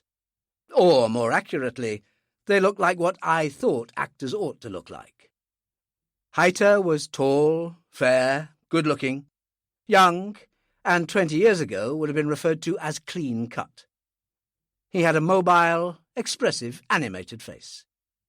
Ljungbeck was at least 15 years his senior, a thick-set man with heavy shoulders, a 5 o'clock shadow, and dark curling hair just beginning to grey. He had a ready, engaging smile. He was cast, I knew, as the villain in the forthcoming production, and despite the appropriate build and blue jowls, didn't look the least bit like one. The almost complete silence in the saloon, I soon realised, didn't stem entirely from the solemnity of the occasion, although that element must have been there. Captain Imrie had been holding the floor, and had only broken off to acknowledge our entrance, and to take the opportunity of dispensing some more liquor, which I refused. And now, it was clear, Captain Imrie was taking up where he had left off. "Aye," he said heavily, "'tis fitting, 'tis fitting. They have gone today, sadly, tragically gone, 3 of Britain's sons." I was almost glad for the moment that Antonio was no longer around. "But it comes to us all, sooner or later the hour strikes, and if they must rest, where better to lie than in those honoured waters of Bear Island, where 10,000 of their countrymen sleep?" I wondered, uncharitably, what hour struck when Captain Imrie poured himself his first restorative of the morning, but then recalled that, as he had been up since 4 a.m., he was no doubt now rightly regarding the day as being pretty far advanced, a supposition which he proceeded to prove correct by replenishing his glass without, however, interrupting the smooth flow of his monologue. His audience, I noted with regret, had about them the look of men and women who wished themselves elsewhere. "I wonder what Bear Island means to you people," he went on. "Nothing, I suppose. Why should it? That's just a name. Bear Island. Just a name. Like the Isle of Wight, or what's yon place in America, Coney Island. Just a name. But for people like Mr. Stokes here and myself, and thousands of others, it's a wee bit more than that. It was a kind of turning point, a dividing point in our lives, what those geography or geology fellows would call a watershed. When we came to know the name, we knew that no name had ever meant so much to us before, and no name would ever mean so much again. And we knew that nothing would ever be the same again. Bear Island was the place where boys grew up, just over the night, as it were. Bear Island was the place where middle-aged men like myself grew old. This was a different Captain Imrie speaking now, quietly reminiscent, sad without bitterness, and the captive audience was now voluntarily so, no longer glancing longingly at the saloon exits. "We called it the Gate," he went on. "The gate to the Barents Sea and the White Sea, and those places in Russia where we took those convoys through all the long years of the war, all those long years ago. If you passed the gate and came back again, you were a lucky man. If you did it half a dozen times, you'd used up all your luck for a lifetime. How many times did we pass the gate, Mr. Stokes?" 22 times. For once, Mr. Stokes had no need for deliberation. 22 times. I'm not saying it because I was there, but people on those convoys to Murmansk suffered more terribly than people have ever suffered in war before, or will ever suffer in war again. And it was here, in those waters, at the gate, that they suffered most of all. For it was here that the enemy waited by night and by day, and it was here that the enemy struck us down. The fine ships and the fine boys, our boys and the German boys, more of them lie in those waters than anywhere in the world. But the waters run clean now, and the blood is washed away. But not in our minds, not in our minds. 30 years have passed now, and I cannot hear the words Bear Island, not even when I say them myself, but my blood runs cold. The graveyard of the Arctic, and we hope they are at peace now, but still my blood runs cold. He shivered, as if he felt a physical chill, then smiled slightly. The old talk too much. A blether talks too much. So you know now how terrible it is to have an old blether stand before you. All I really meant to say is that our shipmates are in good company. He raised his glass. Bon voyage. Bon voyage. But not the last goodbye. Not the last time we would be saying goodbye. I felt it deep in my bones, and I knew that Captain Imrie felt it also. I knew that it was some sort of foreknowledge or premonition that had made him talk as he had done, that had been responsible for a rambling reminiscence as uncalled for as it was irrelevant, or appeared to be. I wondered if Captain Imrie was even dimly aware of this thought-transference process, of the substitution of the fearful things, the dreadful things of long ago, for the unrealized awareness that such things were not confined to the actions of overt warfare, that violent death acknowledged no restrictions in time and space, that the bleak and barren waters of the Barents Sea were its habitat and its home. I wondered how many others of those present felt this atavistic fear, this oddly nameless dread so often encountered in the loneliest and most desolate places on earth. A dread that reaches back over the eons to primitive man, who as yet knew not fire, to those unthinkably distant ancestors who crouched in terror in their lightless caves, while the forces of evil and darkness walked abroad in the night.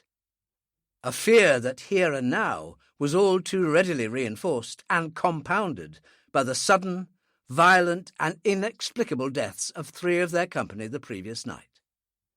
It was hard to tell, I thought, just who was feeling affected by such primeval stirrings of foreboding.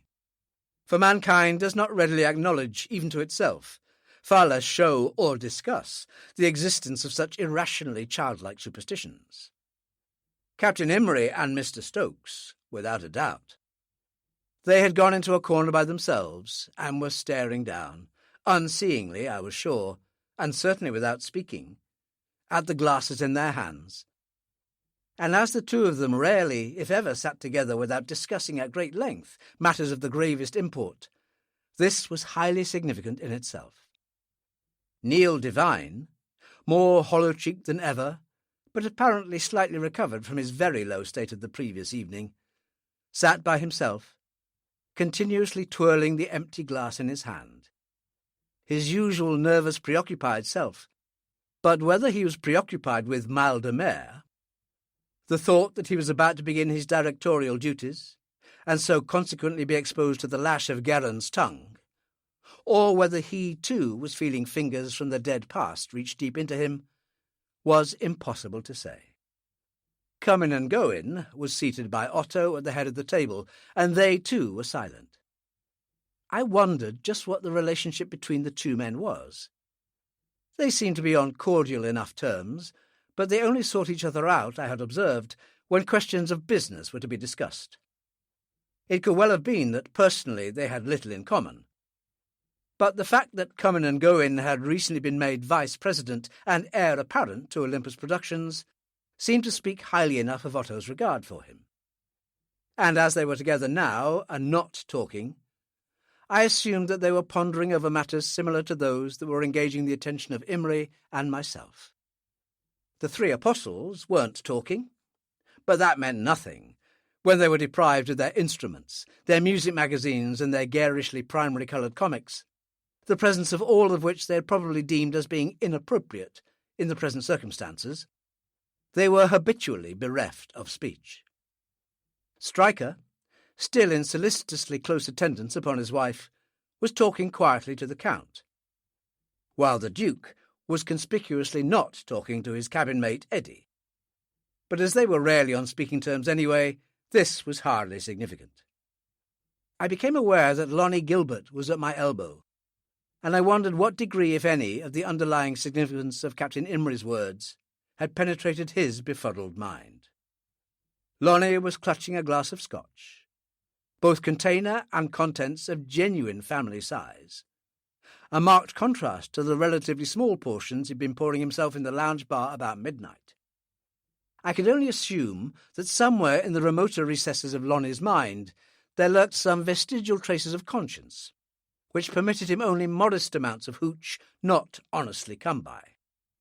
Envy and calumny and hate and pain, and that unrest which men miscall delight, shall touch them not, and torture not again, Lonnie intoned. He tilted his glass, lowered the liquid level by 2 fingers, and smacked his lips. From the contagion, Lonnie, I nodded at the glass. When did you start this morning? Start? My dear fellow, I never stopped. A sleepless night. From the contagion of the world's slow stain they are secure, and now can never mourn the heart grown cold, the head grown grey. Aware that he had lost his audience, Lonnie broke off and followed my line of sight. Mary Darling and Alan, proprietors observed, were leaving. Mary hesitated, stopped in front of Judith Haynes' chair, smiled and said, "Good morning, Miss Haynes. I hope you're feeling better today." Judith Haynes smiled, a fractionally glimpsed set of perfect teeth, then looked away. A false smile meant to be seen and understood as a false smile, followed by a complete and contemptuous dismissal. I saw colour stain Mary Darling's cheeks, and she made as if to speak, but Alan, his lips tight, took her arm and urged her gently towards the lee door. "Well, well," I said. "I wonder what all that was about. A clearly offended Miss Haynes, but I can't conceive of our little Mary giving offence to anybody." "But she has done, my boy, she has done. Our Judith is one of those sad and unfortunate females who can't abide any other female who is younger, better-looking, or more intelligent than she is. Our little Mary offends on at least 2 of those counts." "You disappoint me," I said. Here I was, manfully trying to discount, or at least ignore, what appears to be the universally held opinion that Judith Haynes is a complete and utter bitch, and now— "And you were right." Lonnie regarded his empty glass with an expression of faint astonishment. "She isn't a bitch. At least she doesn't make a career out of it, except inadvertently.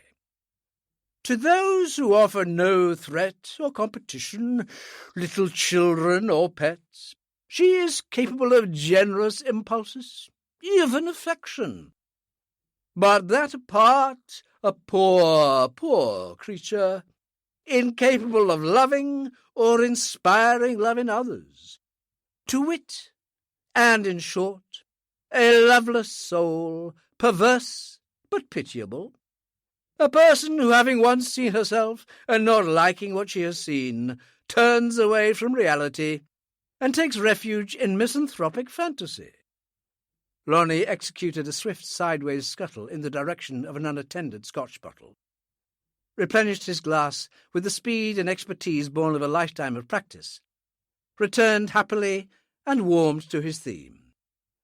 Sick, sick, sick, and it is the sick, not the whole, who require our help and sympathy.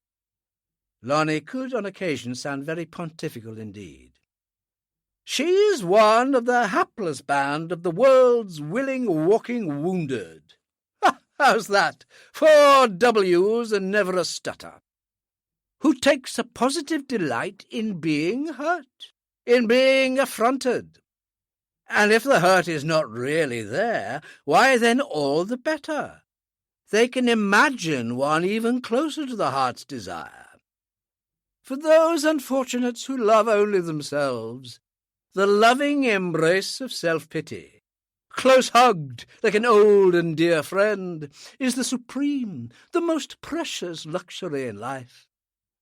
I can assure you, my dear fellow, that no hippo ever wallowed in his African mud bath with half the relish— I'm sure you're right, Lonnie, I said, and a very apt analogy that is, too. I wasn't listening to him any more. My attention had been caught and held by the fleeting glimpse I'd had of a figure hurrying by on the deck outside. Heisman. I was almost sure it was Heisman. And if it were, I'd 3 immediate questions that asked for equally immediate answers. Heisman was rarely observed to move at any but the most deliberate and leisurely speed, so why the uncharacteristic haste?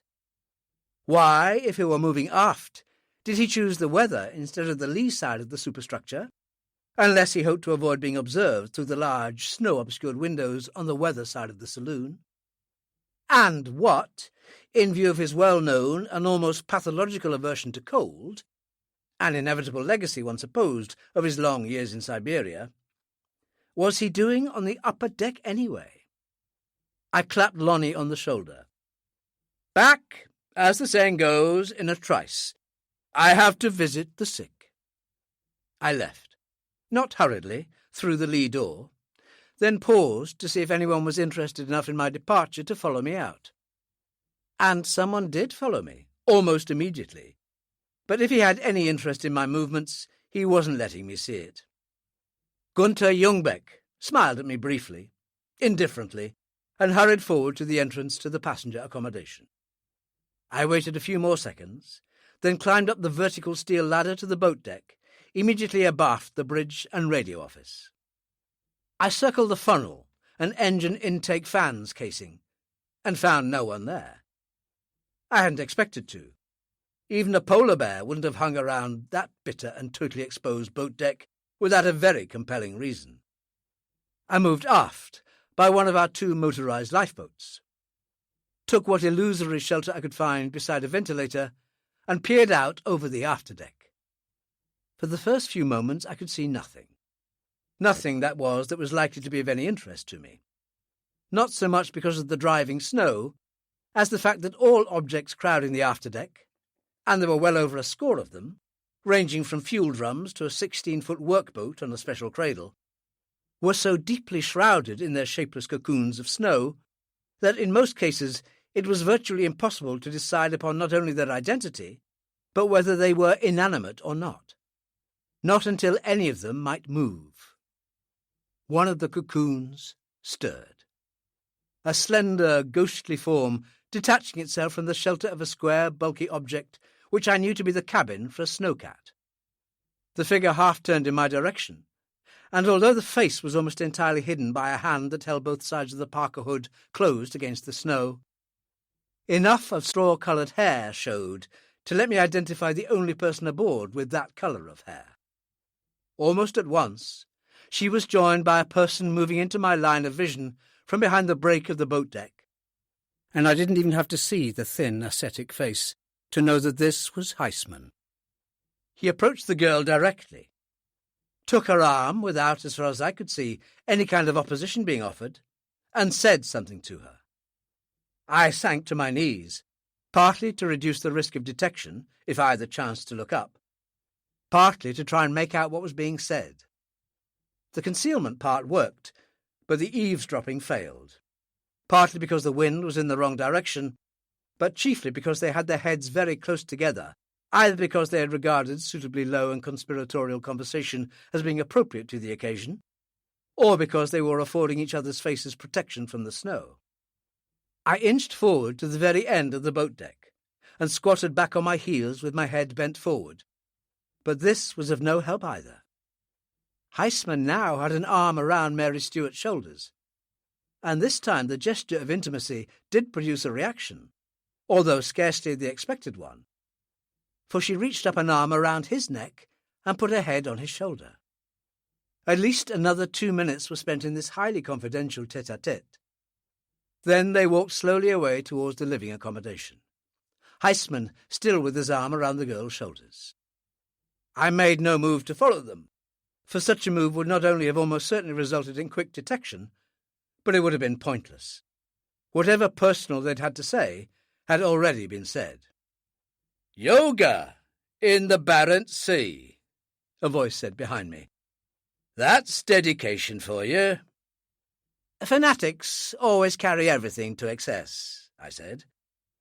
I rose awkwardly, but without too much haste before turning round, for I knew I had nothing to fear from Smithy. Clad in a hooded duffel coat, and looking a great deal fitter than he had been doing just before midnight, he was looking at me with what might have been an expression of quizzical amusement, except that his eyes didn't seem to find anything humorous in what they saw. "You have to be regular in these things," I explained. "Of course." He walked past me, looked over the boat deck guardrail, and examined the deep tracks left in the snow by Mary and Heisman. "Bird watching?" "The haunts of coot and hern." "Yes, indeed. But an oddly assorted pair of lovebirds, wouldn't you say?" "It's this film world, Smithy. It seems to be full of very oddly assorted birds." "Odd birds, period." He nodded forward towards the chart house. "Warmth and cheer, Doc. Just the place for some more ornithological research." There wasn't a great deal of warmth, owing to the fact that Smithy had left the side door open, after he looked out through the window and observed me moving cautiously along the boat deck. But there was a certain amount of cheer in the shape of a bottle he produced from a cupboard. He said, "Shall we send for the King's taster?" I looked at the unbroken lead seal. "Not unless you think someone has brought his own bottling plant aboard." "I've checked." Smithy broke the seal. "We talked last night, at least I did. You may or may not have listened. I was worried last night. I thought you might not be levelling with me. I'm worried stiff now because I know you're not." "Because I've taken up ornithology?" I said mildly. "That, among other things. This wholesome poisoning now. I've had time to think, just a bit. Of course, you couldn't have had any idea who the poisoner was. It's hardly conceivable that if you knew the person who had done in that Italian boy, that you'd have let him do the same to 6 others, 2 of whom were to die. In fact, you couldn't even have been sure that the whole thing wasn't accidental. The poisoning was on so apparently haphazard a basis." "Thank you kindly," I said. My opinion of Smithy had fallen sharply. "Except that it wasn't on an apparently haphazard basis. It was haphazard. That was last night." It was as if he hadn't heard me. "Then you couldn't have had any idea. Now you can. Things have happened, haven't they?" "What things?" My opinion of Smithy had risen sharply.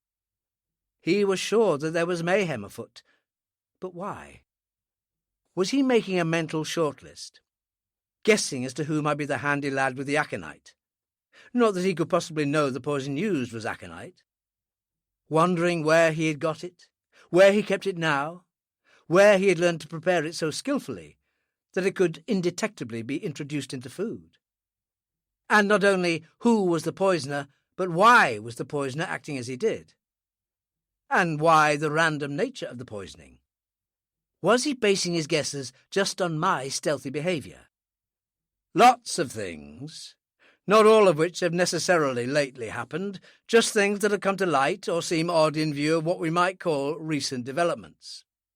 For instance, why have Captain Imrie and Mr. Stokes been chosen for the job, instead of any two young and efficient yacht and charter skippers and engineers who usually find themselves unemployed at this time of year?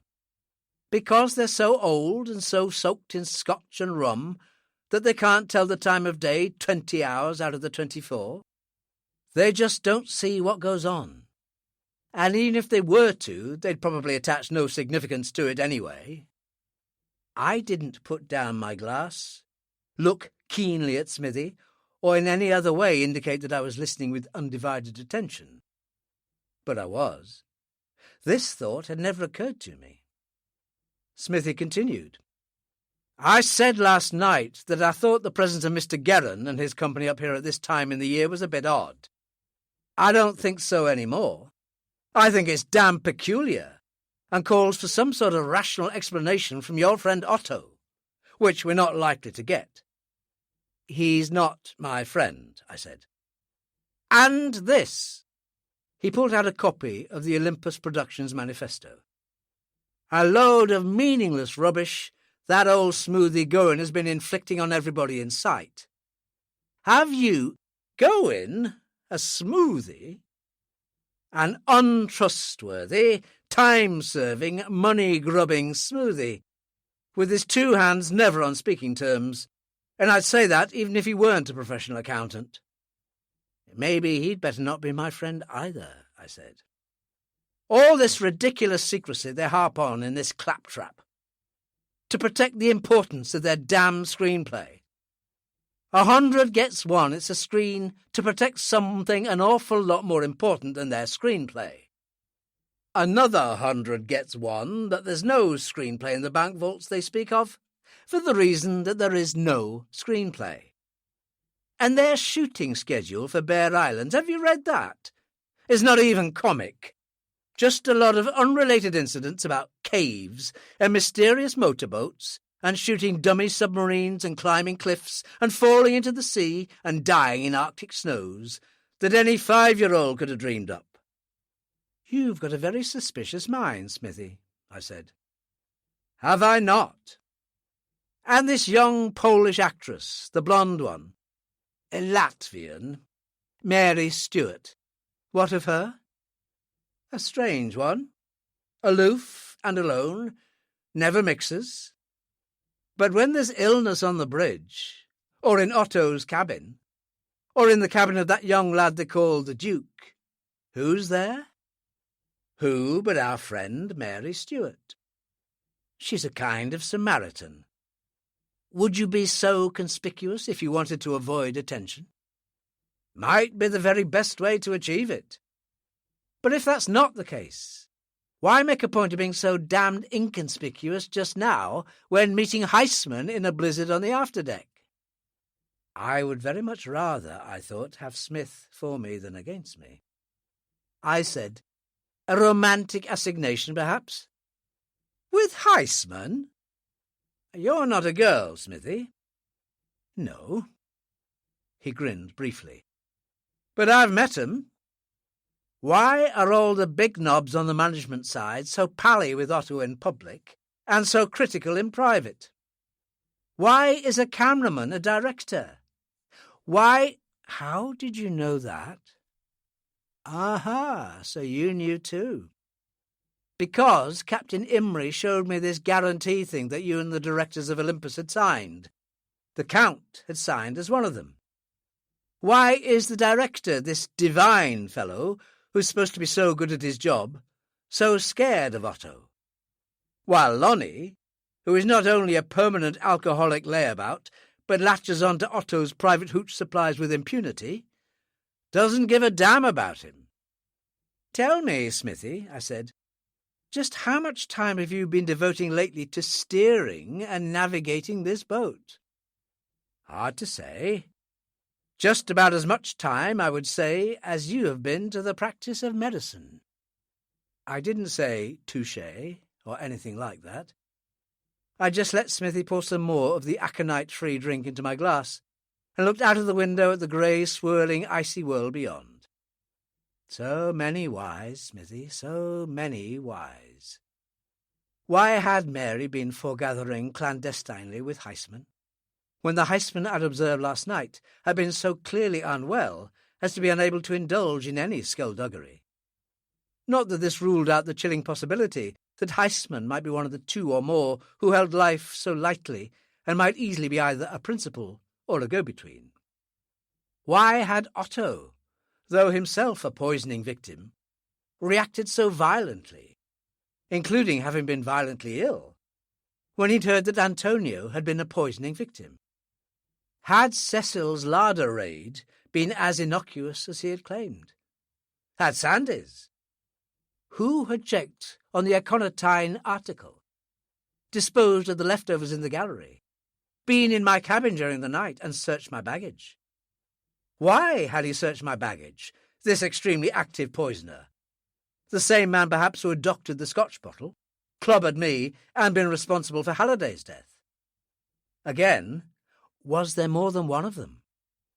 And if Halliday had died accidentally, as I was sure he had, then why had he come to the saloon where his visit, I was equally sure, had not been accidental?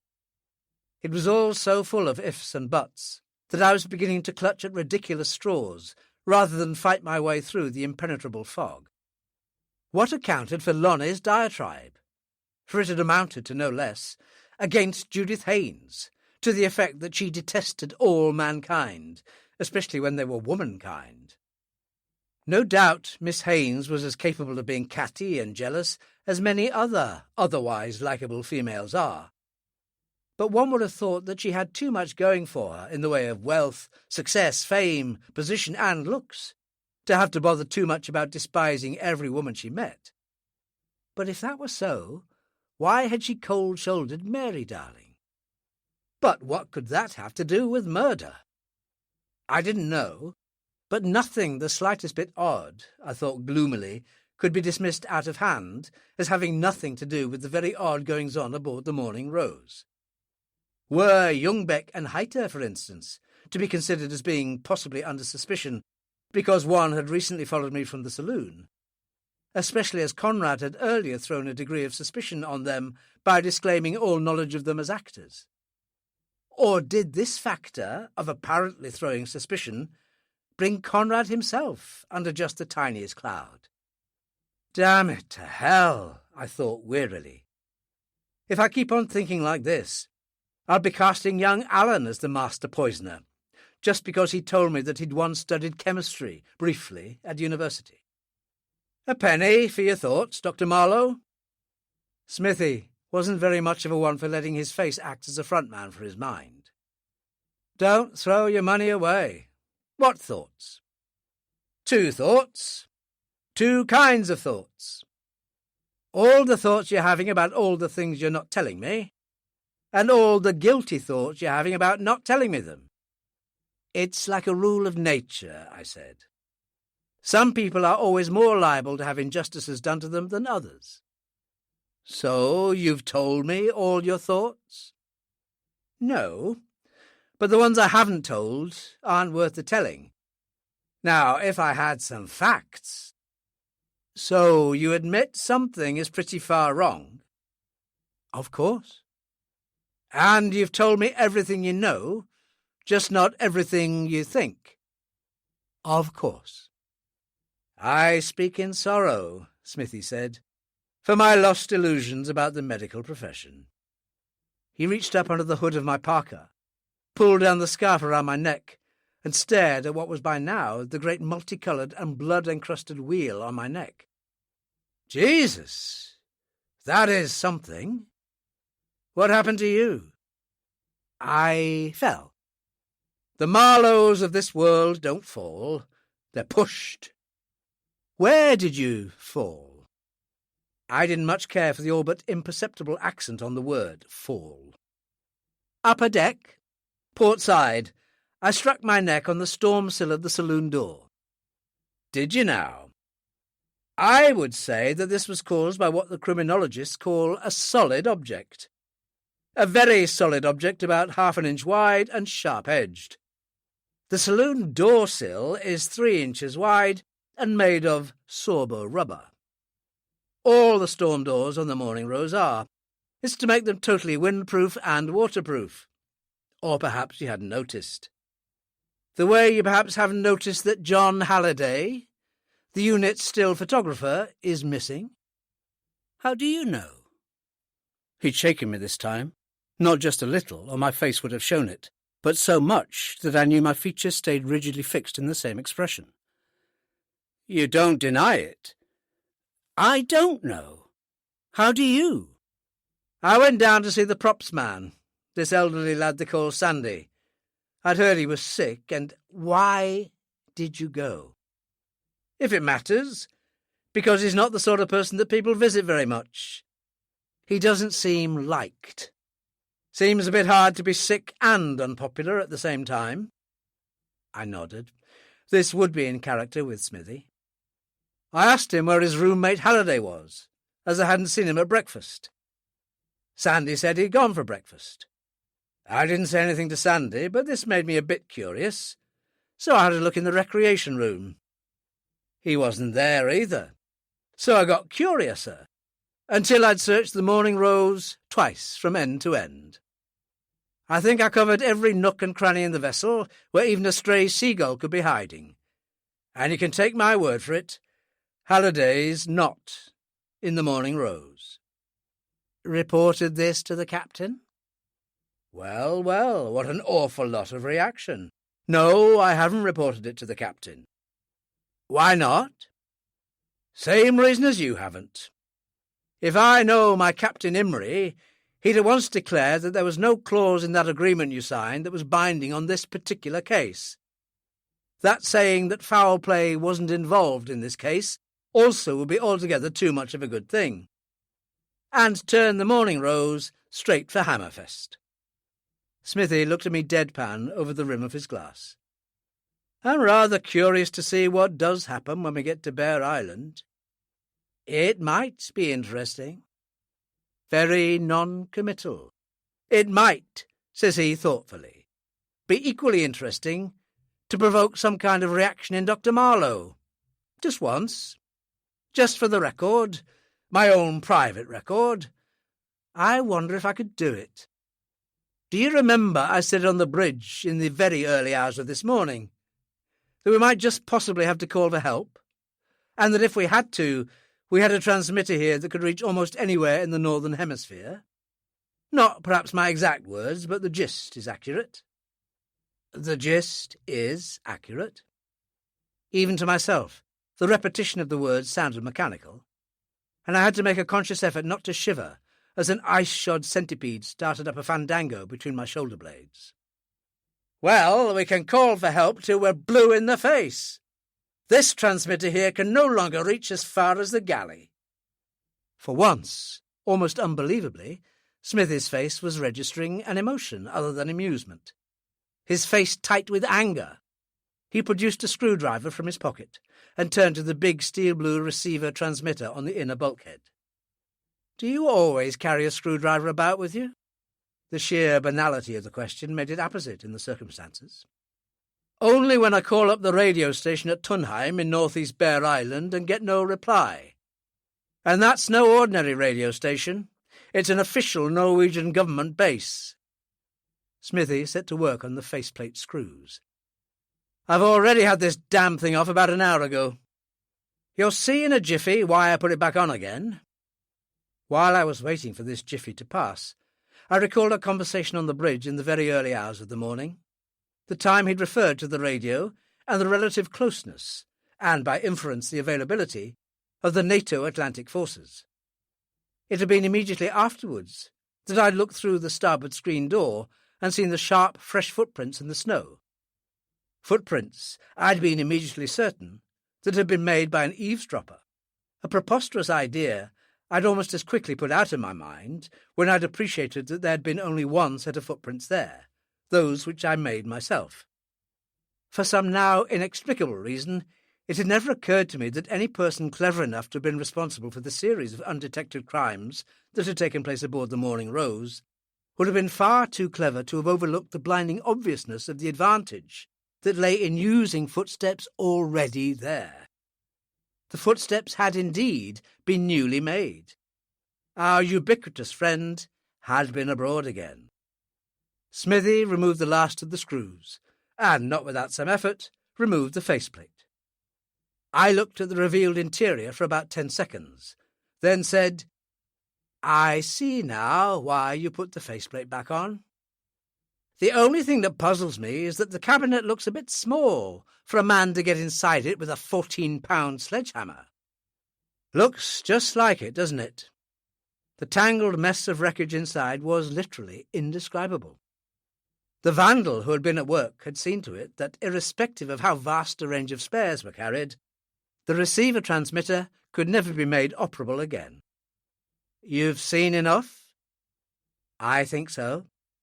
He started to replace the cover, and I said, "You've radios in the lifeboats?" "Yes, hand-cranked. They'll reach farther than the galley, but a megaphone will be about as good." "You'll have to report this to the captain, of course?" "Of course." "Then it's hey-ho for Hammerfest. 24 hours from now, and he can hey-ho for Tahiti as far as I'm concerned." Smithy tightened the last screw. "That's when I'm going to tell him. 24 hours from now, maybe 26. Your outside limit for dropping anchor in Sohamna?" "Tying up, yes." "You're a very deceitful man, Smithy." "It's the company I keep." "And the life I lead." "You're not to blame yourself, Smithy," I said kindly. "We live in vexed and troubled times." Chapter 7. When the Norwegian compilers of the report on Bear Island had spoken of it as possessing perhaps the most inhospitably bleak coastline in the world, they had been speaking with the measured understatement of true professional geographers. As we approached it in the first light of dawn, which in those latitudes at that time of year, and under grey and lowering skies, which were not only full of snow, but getting rid of it as fast as they could, was as near mid-forenoon as made no difference, it presented the most awesome, awe-inspiring, and, in the true sense of the word, awful spectacle of nature it had ever been my misfortune to behold. A frightening desolation. It was a weird combination of the wickedly repellent and unwillingly fascinating. An evil and dreadful and sinister place. A place full of the terrifying intimation of mortality. The culmination of all the terrors for our long-lost Nordic ancestors, for whom hell was the land of eternal cold, and for whom this would be the eternally frozen purgatory, to be visited only in their dying nightmares. Bear Island was black. That was the shocking, the almost frightful thing about it. Bear Island was black. Black as a widow's weeds. Here, in the regions of year-long snow and ice, where, in winter, even the waters of the Barents Sea ran a milky white, to find this ebony mass towering 1,500 vertical feet up into the grey overcast evoked the same feeling of total disbelief, the same numbing impact, although here magnified 100-fold, as does the first glimpse of the black cliff of the north face of the Eiger, rearing up its appalling grandeur among the snows of the Bernese Oberland. This benumbment of the senses stemmed from a dichotomous struggle to accept the evidence before the eyes. For while reason said that it had to be so, that primeval part of the mind that existed long before man knew what reason was, just flatly refused to accept it.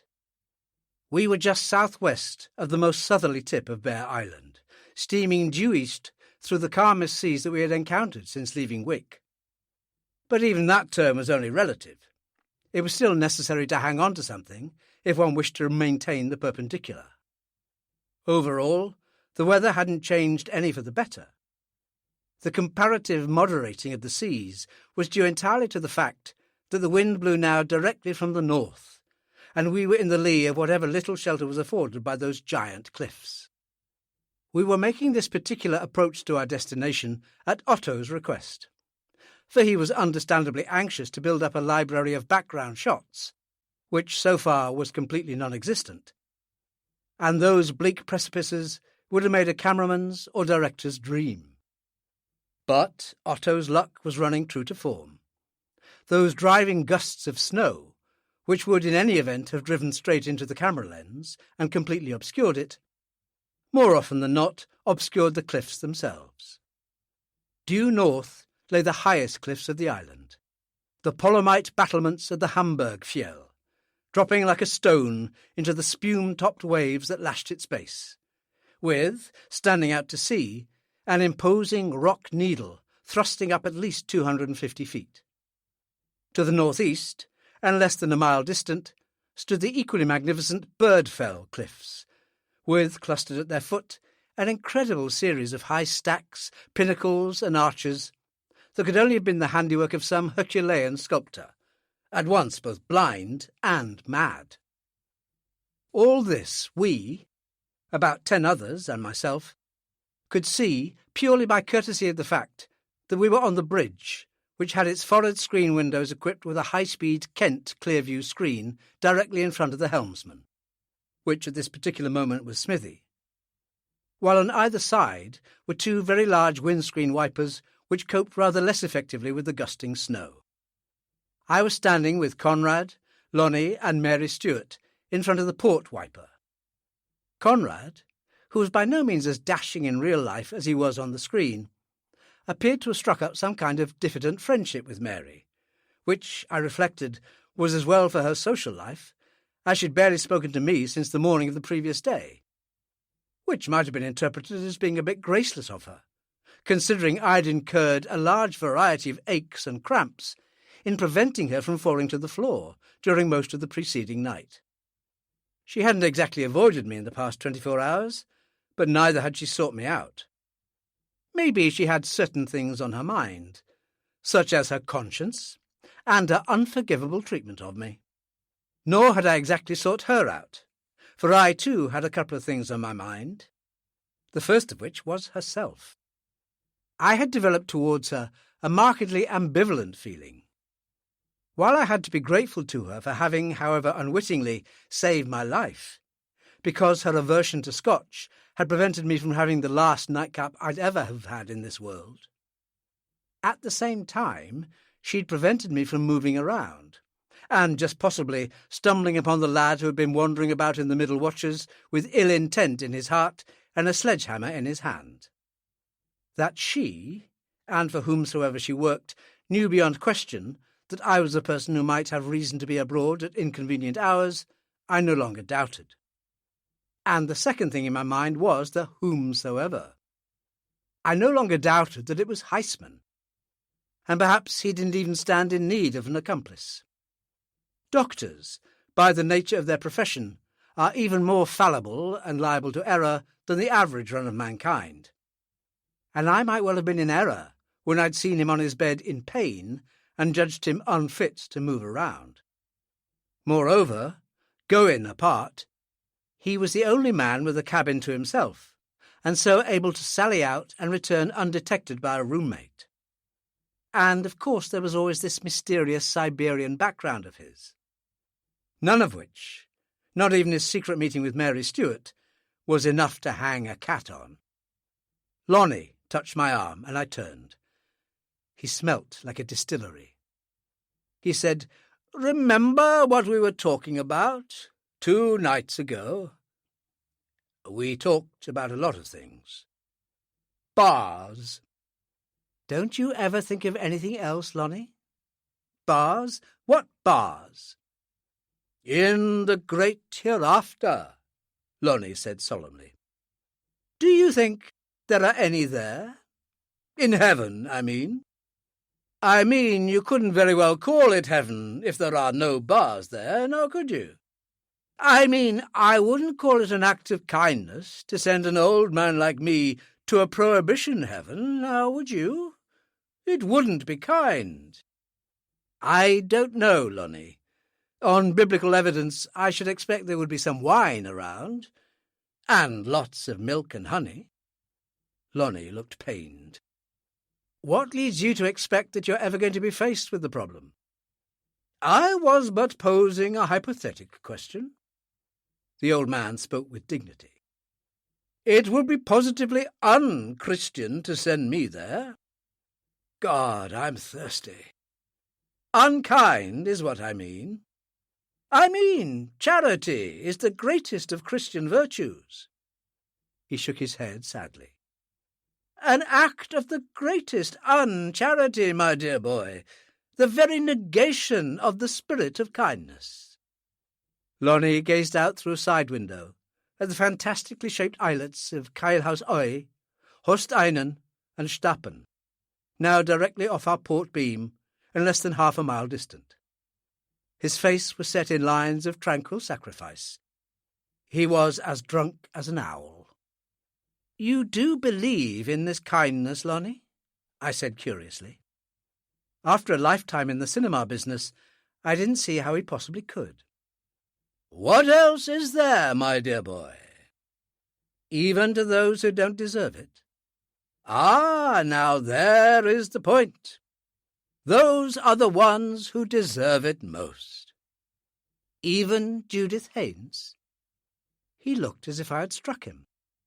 And when I saw the expression on his face, I felt as if I had struck him, even although I felt his to be a mysteriously exaggerated reaction.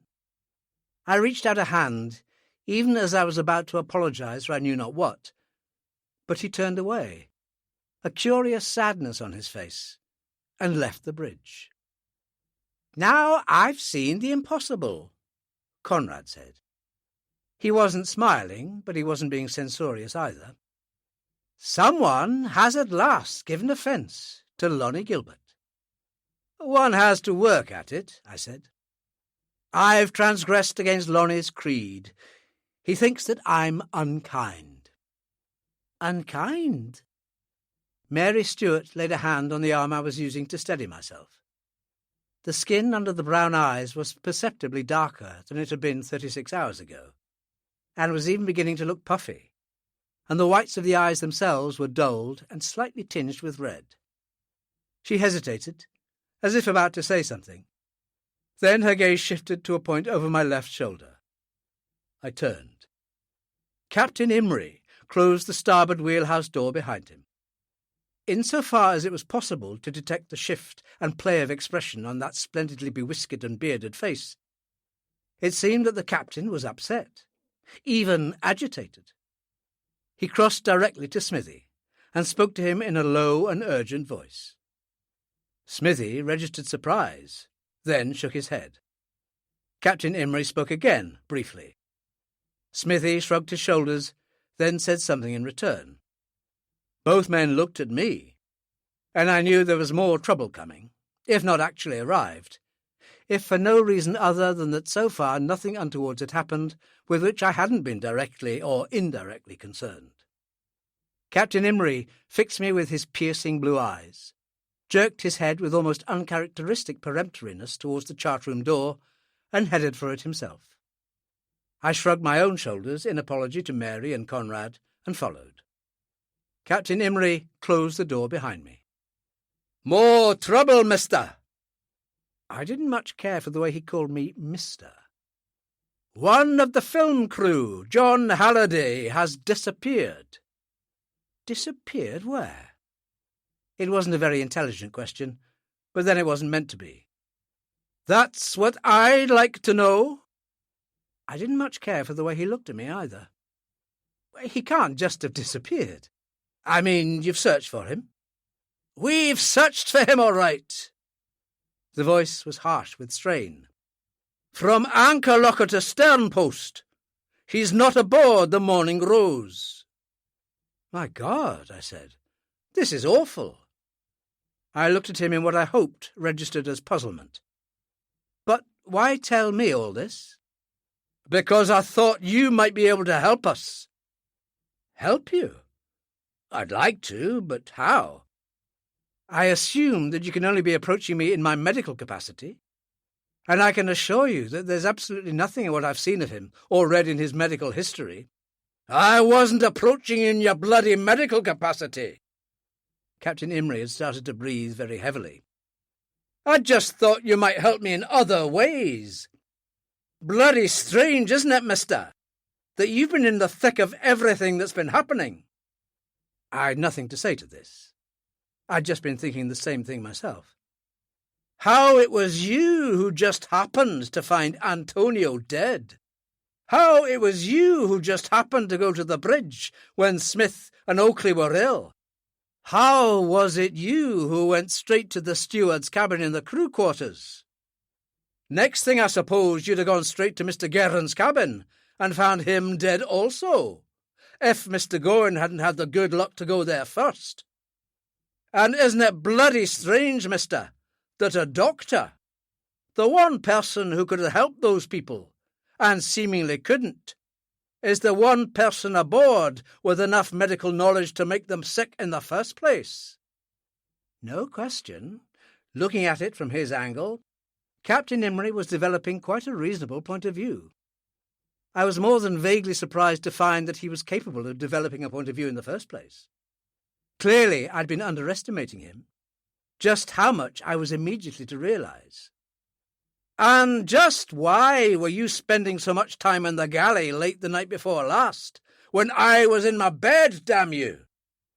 The place where all the poison came from. Haggerty told me. He told me you were poking around and got him out of the galley for a spell. You didn't find what you wanted, but you came back later, didn't you? Wanted to find out where the food leftovers were, didn't you? Pretended you were surprised when they were gone. That would look good in court. Oh, for heaven's sake, you silly old... And you were very, very late abroad that night, weren't you? Oh, yes, I've been making inquiries. Up in the saloon, Mr. Gowan told me. Up on the bridge, Oakley told me. Down in the lounge, Gilbert told me. And, he paused dramatically, in Halliday's cabin, his cabin mate told me. And most of all, who was the man who stopped me from going to Hammerfest when I wanted to, and persuaded the others to sign this worthless guarantee of yours, absolving me from all blame? Tell me that, mister? His trump card played, Captain Imrie rested his case. I had to stop the old coot. He was working himself up to having me clapped in irons. I sympathised with him. I was sorry for what I would have to say to him, but clearly this wasn't my morning for making friends anyway. I looked at him coldly, and without expression for about 10 seconds, then said, My name's Doctor, not Mister. I'm not your damned mate. What? What was that? I opened the door to the wheelhouse and invited him to pass through. You just mentioned the word court.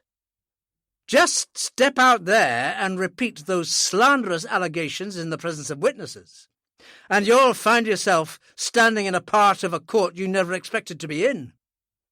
Can you imagine the extent of the damages? From his face, and the perceptible shrinking of his burly frame, it was apparent that Captain Imrie immediately could. I was a long, long way from being proud of myself. He was a worried old man saying honestly what he thought had to be said, but he'd left me with no option. I closed the door and wondered how best to begin. I wasn't given the time to begin. The knock on the door and the opening of the door came on the same instant. Oakley had an urgent and rather apprehensive look about him. I think you'd better come down to the saloon right away, sir, he said to Imrie. He looked at me. You too, I'm afraid, Dr. Marlowe. There's been a fight down there. A bad one. Great God Almighty!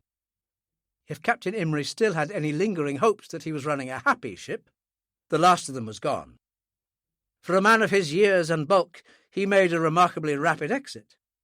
I followed more leisurely. Oakley's description had been reasonably accurate. There had been a fight, and a very unpleasant affair it must have been too, during the period it had lasted. Obviously, the very brief period it had lasted. There were only half a dozen people in the saloon altogether. One or two were still suffering sufficiently from the rigours of the Barents Sea to prefer the solitude of their cabins to the forbidding beauties of Bear Island, while the three apostles, as ever, were down in the recreation room, still cacophonously searching for the bottom rung on the ladder to musical immortality.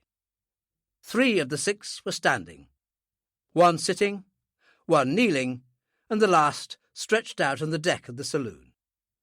The 3 on their feet were Lonnie and Eddie and Hendricks, all with the air of concerned but hesitant helplessness that afflicts uncommitted bystanders on such occasions. Michael Stryker was sitting in a chair at the captain's table, using a very blood-stained handkerchief to dab a deep cut on the right cheekbone. It was noticeable that the knuckles of the hand that held the handkerchief were quite badly skinned. The kneeling figure was Mary Darling. All I could see was her back, the long blonde tresses falling to the deck, and her big horn-rimmed spectacles lying about 2 feet away. She was crying, but crying silently, the thin shoulders shaking convulsively in incipient hysteria. I knelt and raised her, still kneeling, to an upright position. She stared at me, ashen-faced. No tears in her eyes, not recognizing me. Without her glasses, she was as good as blind. "It's all right, Mary," I said. "Only me, Dr. Marlowe." I looked at the figure on the floor and recognized him, not without some difficulty, as young Alan. "Come on now, be a good girl. Let me have a look at him." "He's terribly hurt, Dr. Marlowe. Terribly hurt." She had difficulty in getting her words out during long and almost soundless gasps. "Oh, look at him. Look at him. It's awful." Then she started crying in earnest. Not quietly this time. Her whole body shook. I looked up. "Mr. Hendricks, will you please go to the galley and ask Mr. Haggerty for some brandy? Tell him I want it. If he's not there, take it anyway." Hendricks nodded and hurried away. I said to Captain Imrie, "Sorry, I should have asked permission." "That's all right, Doctor." We were back on professional terms again, however briefly. Perhaps it was because his reply was largely automatic, for the bulk of his interest, and all that clearly hostile, was for the moment centred on Michael Stryker. I turned back to Mary. "Go and sit on the settee there, and take some of that brandy. You hear?" No, I... Doctor's orders." I looked at Eddie and Lonnie, and without a word from me they took her across to the nearest settee. I didn't wait to see whether she followed doctor's orders or not. And now stirring Alan had more pressing claims on my attention. Stryker had done a hatchet job on him. He had a cut forehead, a bruised cheek, an eye that was going to be closed by night, blood coming from both nostrils, a split lip, one tooth missing, and another so loose that it was going to be missing very soon also.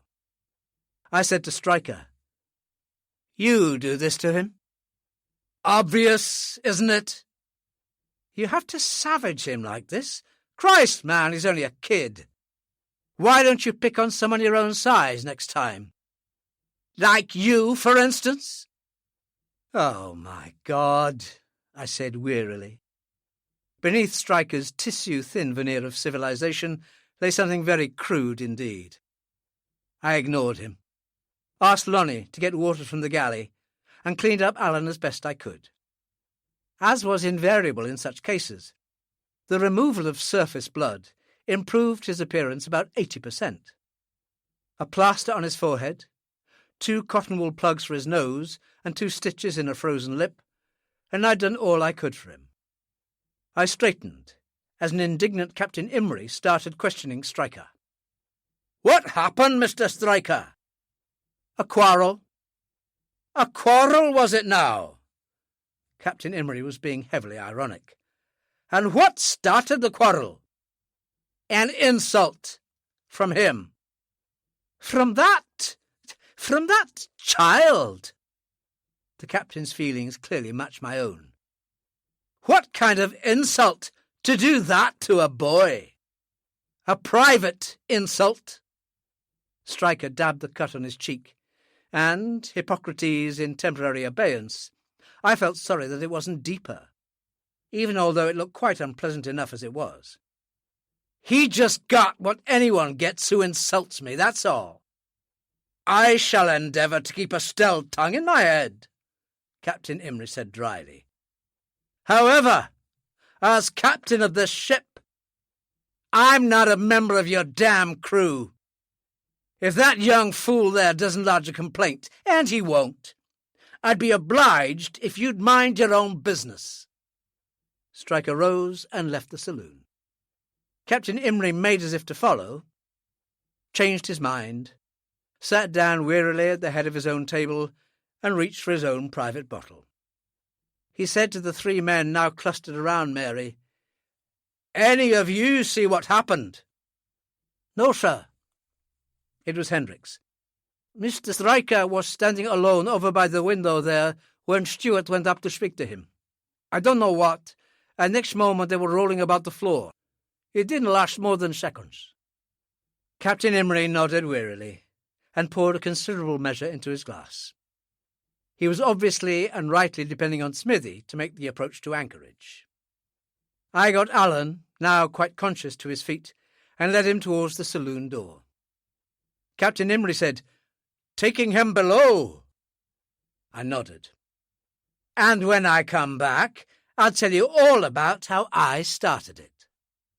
He scowled at me and returned to his scotch. Mary, I noticed, was sipping at the brandy and shuddering at every sip.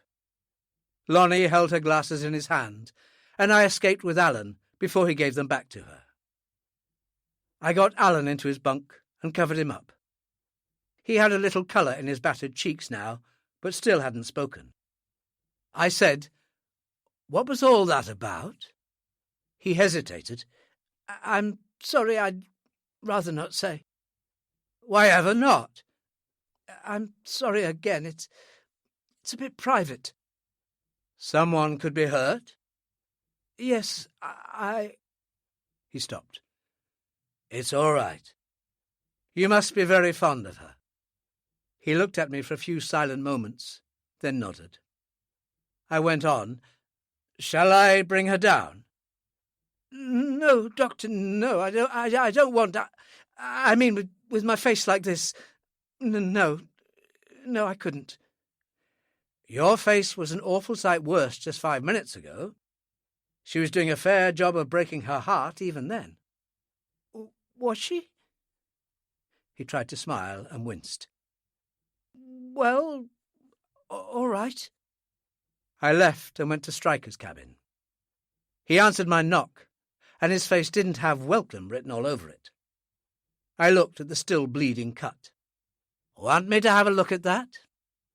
Judith Haynes, clad in a fur parka and trousers, and looking rather like a red-haired Eskimo, was sitting on the cabin's only chair, her 2 cocker spaniels in her lap. Her dazzling smile was in momentary abeyance. "No. It might scar." I didn't give a damn whether it scarred or not. "Oh." The factor of his appearance, it hadn't been too hard to guess, was of importance to Stryker. I entered, closed the door, examined and dabbed the cut, put on astringent, and applied a plaster. I said, "Look, I'm not Captain Imrie. Did you have to bang that boy like that? You could have flattened him with a tap." "You were there when I told Captain Imrie that it was a purely personal matter." I'd have to revise my psychological thinking. Clearly, neither my freely offered medical assistance, nor my reasonableness of approach, nor the implied flattery, had had the slightest mollifying effect. "Having MD hung around your neck doesn't give you the right to ask impertinent prying questions. Remember what else I said to Imrie. You'd be obliged if I minded my own damned business? Exactly. I'll bet young Alan feels that way too. That young Alan deserves all he got, Judith Haynes said. Her tone wasn't any more friendly than Stryker's. I found what she said interesting for two reasons. She was widely supposed to loathe her husband, but there was no evidence of it here. And here might lie a more fruitful source for inquiry, for clearly she wasn't as good at keeping her emotions and tongue under wraps as her husband was. How do you know, Miss Haynes? You weren't there. I didn't have to be. Darling! Stryker's voice was abrupt, warning. Can't trust your wife to speak for herself, is that it? I said. His big fists balled, but I ignored him and looked again at Judith Haynes. Do you know there's a little girl up in the saloon crying her eyes out over what your big, tough husband did to that kid? Does that mean nothing to you? If you're talking about that little bitch of a continuity girl, she deserves all that comes her way too. Darling! Stryker's voice was urgent. I stared at Judith Haynes in disbelief, but I could see she meant what she said. Her red slash of a mouth was contorted into a line as straight and as thin as the edge of a ruler. The once beautiful green eyes were venomous, and the face ugly in its contorted attempts to conceal some hatred or viciousness or poison in the mind. It was an almost frightening display of what must have been a very, very rare public exhibition of what powerful rumour in the film world, to which I now partially apologise for my former mental strictures, maintained to be a fairly constant private amalgam of the peasant shrew and the screaming fishwife. That harmless child? I spaced the words in slow incredulity. A bitch? A tramp? A little tramp? A slut? A little gutter? Stop it! Stryker's voice was a lash, but it had strained overtones. I had the feeling that only desperation would make him talk to his wife in this fashion. Yes, stop it, I said. I don't know what the hell you're talking about, Miss Haynes, and I'm damned sure you don't either. All I know is you're sick. I turned to go. Stryker barred my way. He'd lost a little colour from his cheeks. Nobody talks to my wife that way. His lips hardly moved as he spoke. I was suddenly sick of the Strykers. I said, I've insulted your wife. Unforgivably. And so I've insulted you. You're getting the point, Marlowe. And anyone who insults you gets what's coming to them. That's what you said to Captain Imrie. That's what I said. I see. I thought you might. He still barred my way. And if I apologize? An apology? He smiled coldly. Let's try one out for size, shall we? I turned to Judith Haynes. I said, I don't know what the hell you're talking about, Miss Haynes, and I'm damned sure you don't either. All I know is you're sick. Her face looked as if invisible claws had sunk deep into both cheeks, all the way from temple to chin, and dragged back the skin until it was stretched drum-tight over the bones. I turned to face Stryker. His facial skin didn't look tight at all. The strikingly handsome face wasn't handsome any more. The contours seemed to have sagged and jellied, and the cheeks were bereft of colour. I brushed by him, opened the door, and stopped. You poor bastard, I said. Don't worry. Doctors never tell. I was glad to make my way up to the clean, biting cold of the upper deck. I'd left something sick and unhealthy, and more than vaguely unclean down there behind me, and I didn't have to be a doctor to know what the sickness was. The snow had eased now, and as I looked out over the weather side, the port side, I could see that we were leaving one promontory about a half-mile behind on the port quarter, while another was coming up about the same distance ahead on the port bow. Cap Kolthoff and Cap Malmgren, I knew from the chart, so we had to be steaming northeast across the Evjabukta. The cliffs here were less high, but we were even more deeply into their lee than 20 minutes previously, and the sea had moderated even more. We had less than 3 miles to go. I looked up at the bridge. The weather, obviously, was improving considerably, or interest and curiosity had been stimulated by the close proximity of our destination, for there was now a small knot of people on either wing of the bridge, but with hoods so closely drawn as to make features indistinguishable. I became aware that there was a figure standing close by me, huddled up against the fore superstructure of the bridge. It was Mary Darling, with the long, tangled blonde tresses blowing in every direction of the compass. I went towards her, put my arm round her with the ease born of recent intensive practice, and tilted her face. Red eyes, tear-splotched cheeks, her little woebegone face half hidden behind the enormous spectacles. The slut, the bitch, the little tramp. "Mary, darling," I said, "what are you doing here? It's far too cold. You should be inside or below." "I wanted to be alone." There was still the catch of a dying sob in her voice. "And Mr. Gilbert kept wanting to give me brandy and, well—" She shuddered. "So you've left Lonnie alone with the restorative. That'll be an eminently satisfactory all-round conclusion as far as Lonnie—" "Dr. Marlowe!" She became aware of the arm around her and made a half-hearted attempt to break away. "People will see us." "I don't care," I said. "I want the whole world to know of our love." "You want the whole—" She looked at me in consternation, her normally big eyes huge behind her glasses. Then came the first tremulous beginnings of a smile. "Oh, Dr. Marlowe." "There's a young man below who wants to see you immediately," I said. "Oh." The smile vanished. Heaven knows what gravity of import she found in my words. "Is he? I mean, he'll have to go to hospital, won't he?" "He'll be up and around this afternoon." "Really? Really and truly?" "If you're calling my professional competence into question—" "Oh, Dr. Marlowe, then why does he—" "I should imagine he wants you to hold his hand. I'm putting myself in his shoes, of course."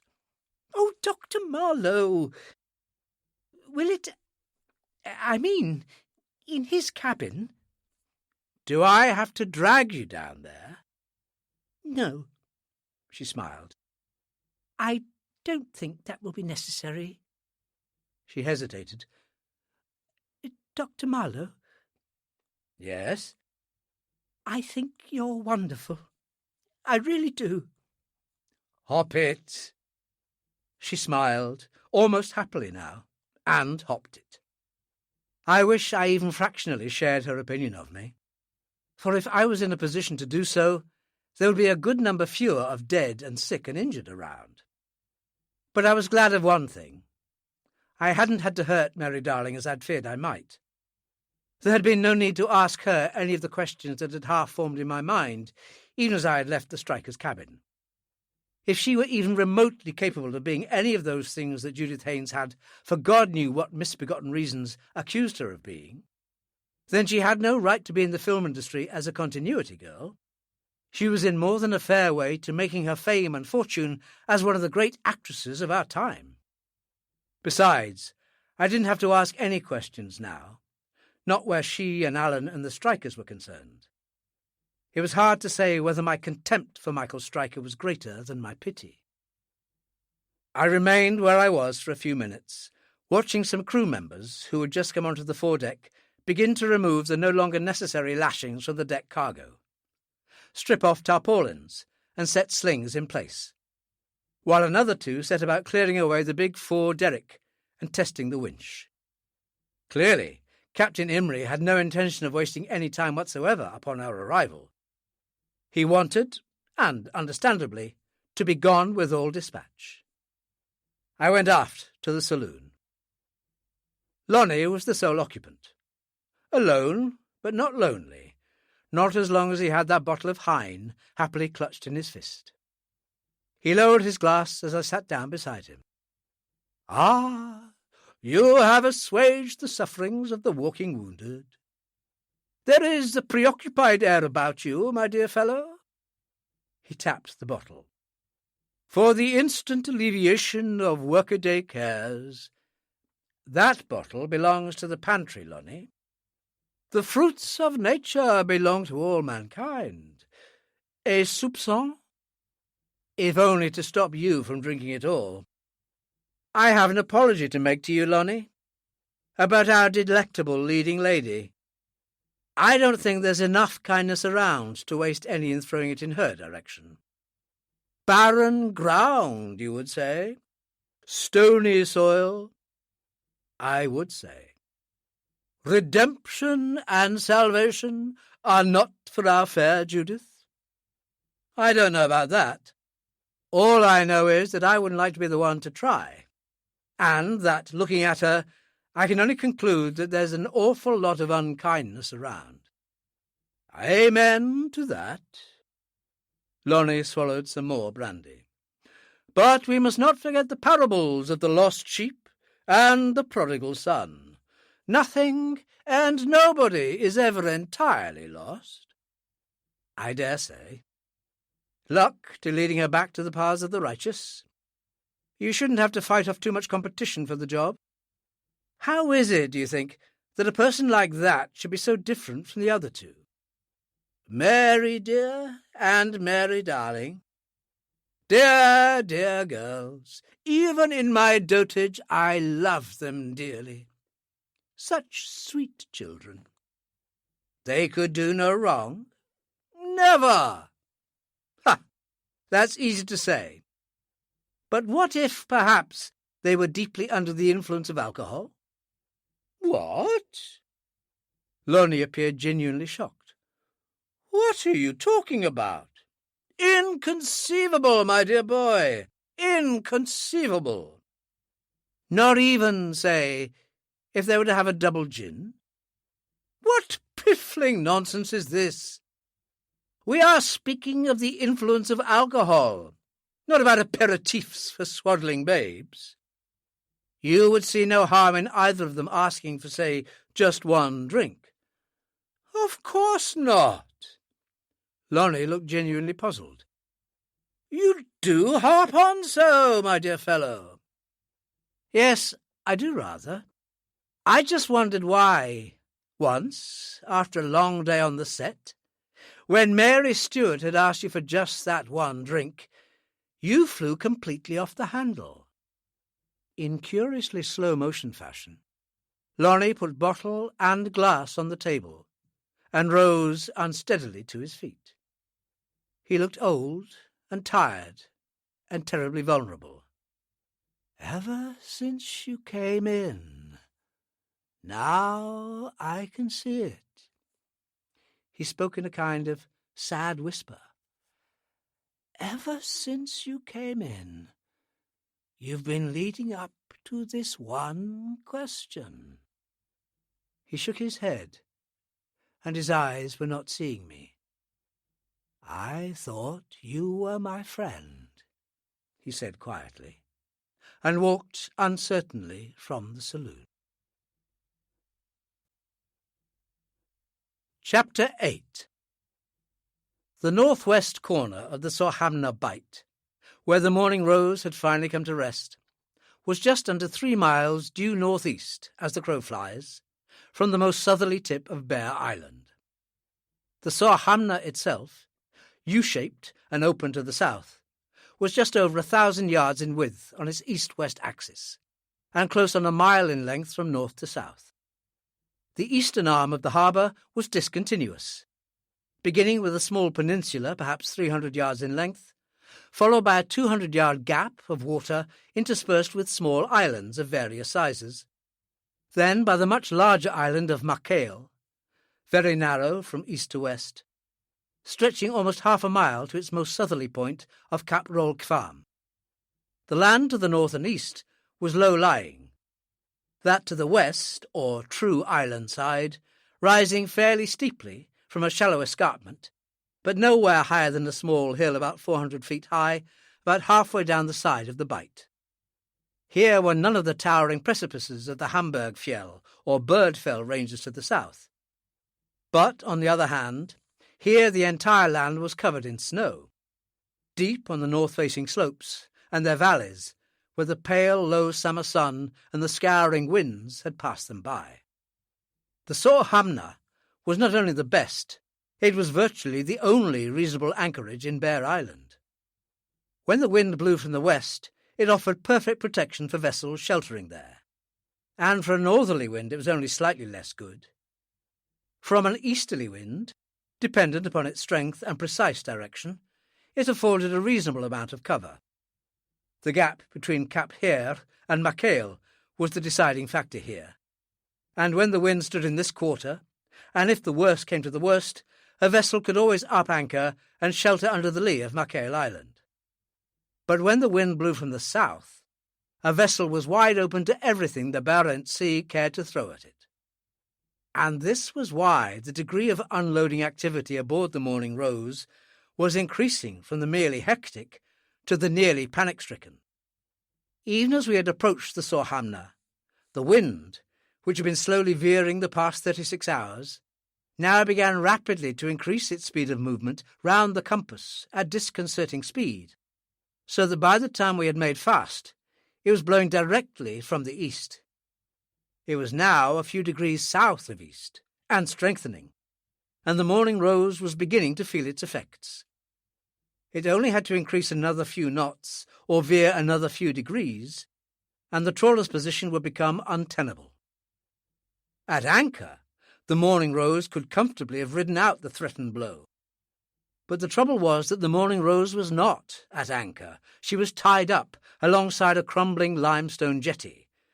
Neither iron nor wooden structures would have lasted for any time in those stormy and bitter waters. That had first been constructed by Lerner and the Deutsche Seefischerei-Verein about the turn of the century, and then improved upon, if that were the term, by the International Geophysical Year expedition that had summered there. The jetty, which would have been condemned out of hand and forbidden for public use almost anywhere else in the Northern Hemisphere, had originally been T-shaped, but the left arm of the T was now all but gone, while the central section leading to the shore was badly eaten away on its southward side. It was against this dangerously dilapidated structure that the Morning Rose was beginning to pound with increasing force, as the southeasterly seas caught her under the starboard quarter, and the cushioning effect as the trawler struck heavily and repeatedly against the jetty was sufficient to make those working on deck stagger and clutch on to the nearest support.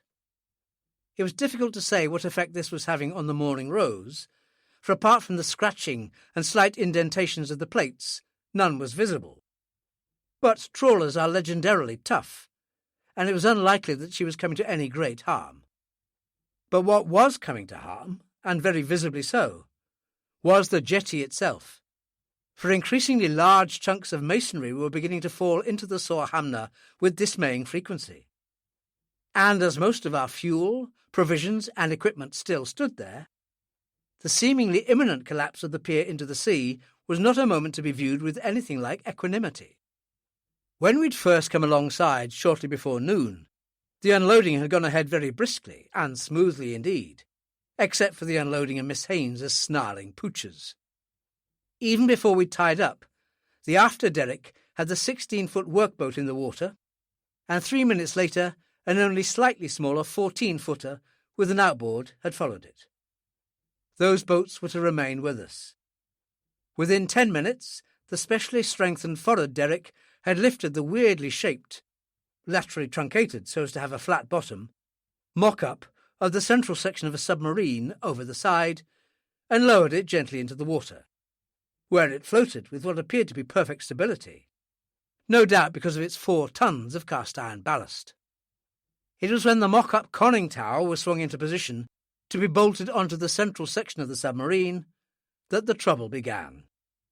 It just wouldn't bolt on. Goin and Heisman and Stryker, the only three who had observed the original tests, said that in practice it had operated perfectly. Clearly, it wasn't operating perfectly now. The conning tower section, elliptical in shape, was designed to settle precisely over a 4-inch vertical flange in the centre of the midsection. But settle, it just wouldn't do. It turned out that one of the shallow curves at the foot of the conning tower was at least a 1/4 inch out of true, a fact that was almost certainly due to the pounding that we'd taken on the way up from Wick. Just one lashing, not sufficiently bar taut, would have permitted that microscopic freedom of vertical movement that would have allowed the tiny distortion to develop. The solution was simple, just to hammer the offending curve back into shape. And in a dockyard, with skilled plate layers available, this would probably have been no more than a matter of minutes. But we'd neither technical facilities nor skilled labour available, and the minutes had now stretched into hours. A score of times now, the forward derrick had offered up the offending conning tower piece to the flange. A score of times it had had to be lifted again, and painstakingly assaulted by hammers. Several times a perfect fit had been achieved where it had been previously lacking, only to find the distortion had mysteriously and mischievously transferred itself a few inches farther along the metal. Nor now, despite the fact that the submarine section was in the considerable lee afforded by both pier and vessel, were matters being made any easier by the little waves that were beginning to deep around the bows of the Morning Rose and rocket, gently at first, but with increasing force, to the extent that the ultimate good fit was clearly going to depend as much on the luck of timing as the persuasion of the hammers. Captain Imrie wasn't frantic with worry for the sound reason that it wasn't in his nature to become frantic about anything, but the depth of his concern was evident enough from the fact that he had not only skipped lunch, but hadn't as much as fortified himself with anything stronger than coffee since our arrival in the Sohamna. His main concern, apart from the well-being of the Morning Rose — he clearly didn't give a damn about his passengers — was to get the foredeck cleared of its remaining deck cargo, because, as I'd heard Otto rather unnecessarily and unpleasantly reminding him, it was part of his contractual obligations to land all passengers and cargo before departure for Hammerfest. And, of course, what was exercising Captain Imrie's mind so powerfully was that, with darkness coming on and the weather blowing up, the forward deck cargo had not yet been unloaded, and would not be until the foredeck was freed from its present full-time occupation of holding the conning tower suspended over the midsection. The one plus factor about Captain Imrie's concentration was that it gave him little time to worry about Halliday's disappearance. More precisely, it gave him little time to try to do anything constructive about it. For I knew it was still very much on his mind from the fact that he had taken time off to tell me that upon his arrival in Hammerfest, his first intention would be to contact the law.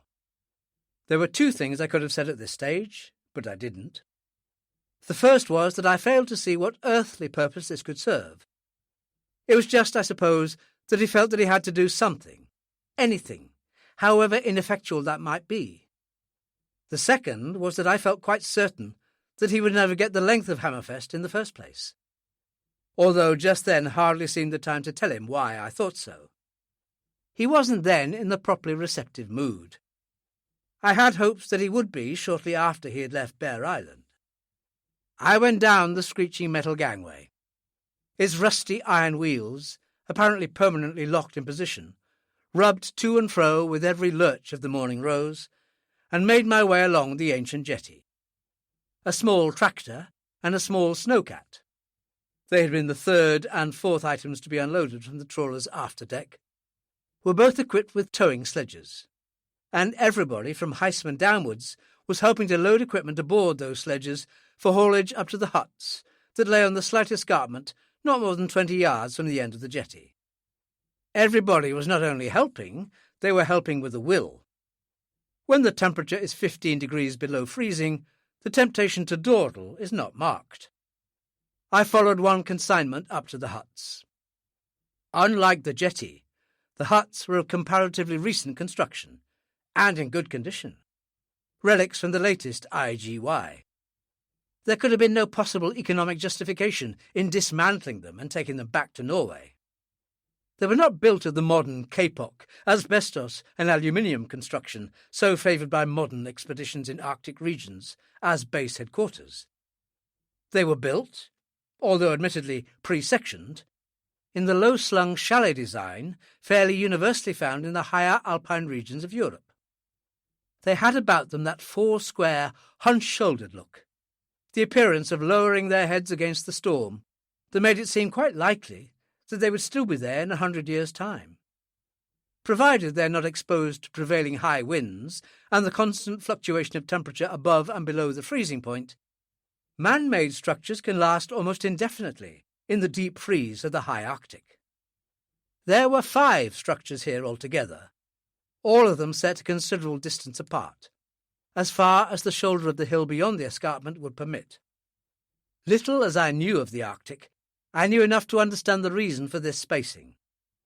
Here, where exposure to cold is the permanent and dominating factor of life, it is fire which is the greatest enemy.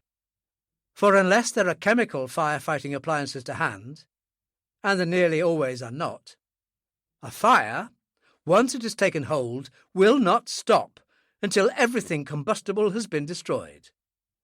Blocks of ice are scarcely at a premium when it comes to extinguishing flames. 4 small huts were set at the corners of a much larger central block. According to the rather splendid diagram Heisman had drawn up in his manifesto, those were to be given over respectively to transport, fuels, provisions, and equipment. I was not quite sure what he meant by equipment. Those were all square and windowless. The central and very much larger building was of a peculiar starfish shape, with a pentagonal centrepiece, and 5 triangular annexes, all forming an integral whole. The purpose of this design was difficult to guess. I would have thought it one conducive to maximum heat loss. The centrepiece was the living, dining, and cooking area.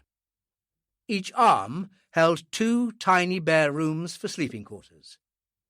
Heating was by electric oil-filled black heaters bolted to the walls. But until we got our own portable generator going, we were dependent on simple oil stoves. Lighting was by pressurized Coleman kerosene lamps. Cooking, which was apparently to consist of the endless opening and heating of contents of tins, was to be done on a simple oil stove. Otto, needless to say, hadn't brought a cook along. Cooks cost money.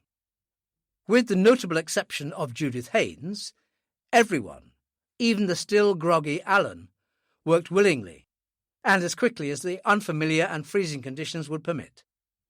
They also worked silently and joylessly, for although no one had been on anything approaching terms of close friendship with Halliday, the news of his disappearance had added fresh gloom and apprehension to a company who believed themselves to be evilly jinxed before even the first day of shooting.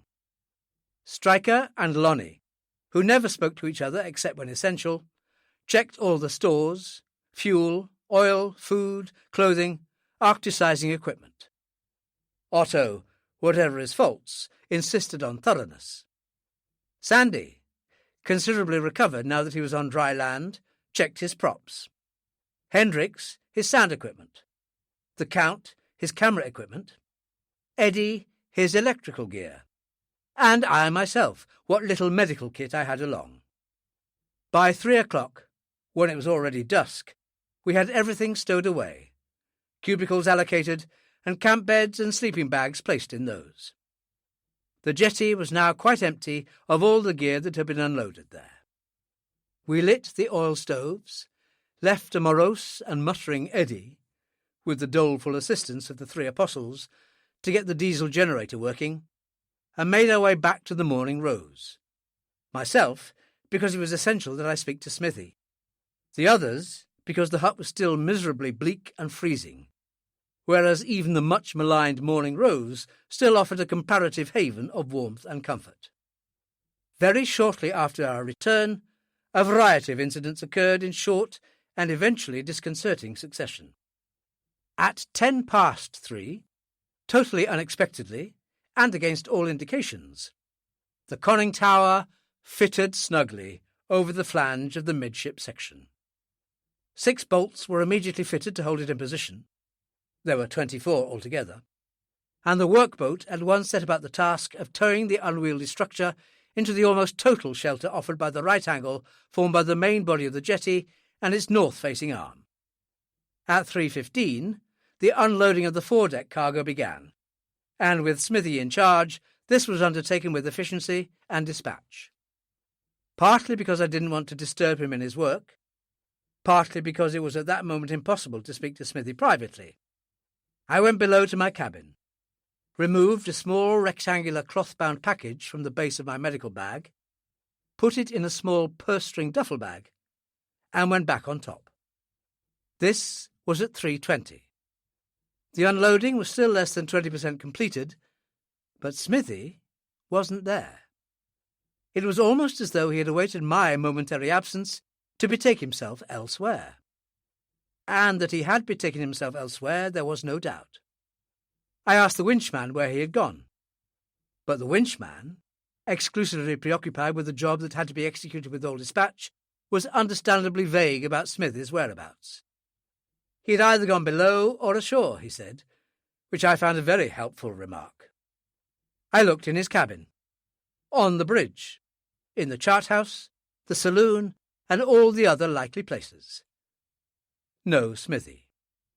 I questioned passengers and crew with the same result. No one had seen him. No one had any idea whether he was aboard or had gone ashore, which was very understandable because the darkness was now pretty well complete, and the harsh light of the arc lamp, now rigged up to aid unloading, threw the gangway into very heavy shadow, so that anyone could be virtually certain of boarding or leaving the Morning Rose unnoticed. Nor was there any sign of Captain Imrie. True, I wasn't looking for him, but I would have expected him to be making his presence very much known. The wind was almost round to the south-southeast now, and still freshening. The Morning Rose was beginning to pound regularly against the jetty wall with a succession of jarring impacts, and a sound of screeching metal that would normally have had Imrie very much in evidence indeed, in his anxiety to get rid of all his damned passengers and their equipment, in order to get his ship out to the safety of the open sea with all speed. But he wasn't around, not any place I could see him. At 3:30 I went ashore, and hurried up the jetty to the huts. They were deserted except for the equipment hut, where Eddie was blasphemously trying to start up the diesel. He looked up as he saw me. "Nobody could ever call me one for complaining, Dr. Marlowe. But this bloody—" "Have you seen Mr. Smith?" "The mate? Well, not 10 minutes ago. Looked in to see how we're getting on." "Why? Is there something—" "Did he say anything?" "What kind of thing?" "About where he was going? What he was doing?" "No." Eddie looked at the shivering 3 apostles, whose blank expressions were of no help to anyone. "Just stood there for a couple of minutes with his hands in his pockets, looking at what we were doing and asking a few questions, and then he strolls off." "See where he went?" "No." He looked at the 3 apostles, who shook their heads as one. "Anything up, then?" "Nothing urgent. Ship's about to sail, and the skipper's looking for him." If that wasn't quite an accurate assessment of how matters stood at that moment, I'd no doubt it would be in a very few minutes. I didn't waste time looking for Smithy. If he had been hanging around with apparent aimlessness at the camp instead of closely supervising the urgent clearing of the foredeck, which one would have expected of him, and would normally have been completely in character, then Smithy had a very good reason for doing so. He just wanted, however temporarily, to become lost. At 3:35 I returned to the Morning Rose. This time Captain Imrie was very much in evidence. I had thought him incapable of becoming frantic about anything, but as I looked at him as he stood in the wash of light at the door of the saloon, I could see that I could have been wrong about that. Perhaps frantic was the wrong term, but there was no doubt that he was in a highly excitable condition, and was mad clear through. His fists were balled. What could be seen of his face was mottled red and white, and his bright blue eyes were snapping. With commendable, if lurid brevity, he repeated to me what he'd clearly told a number of people in the past few minutes. Worried about the deteriorating weather, that wasn't quite the way he'd put it, he'd had Alison try to contact Tunheim for a forecast. This Alison had been unable to do. Then he and Alison had made the discovery that the transceiver was smashed beyond repair.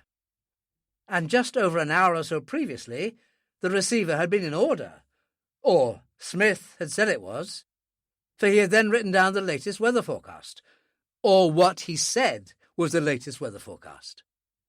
And now there was no sign of Smith. Where the hell was Smith? "He's gone ashore," I said. "Ashore? Ashore? How the hell do you know he's gone ashore?" Captain Imrie didn't sound very friendly, but then he was hardly in a friendly mood. "Because I've just been up in the camp talking to Mr. Harbottle, the electrician. Mr. Smith had just been up there." "Up there? He should have been unloading cargo. What the hell was he doing up there?"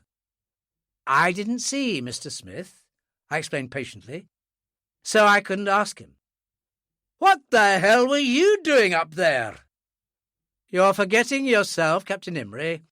I am not responsible to you. I merely wished to have a word with him before he left. We've become quite friendly, you know." "Yes, you have, haven't you?" Imrie said significantly. It didn't mean anything.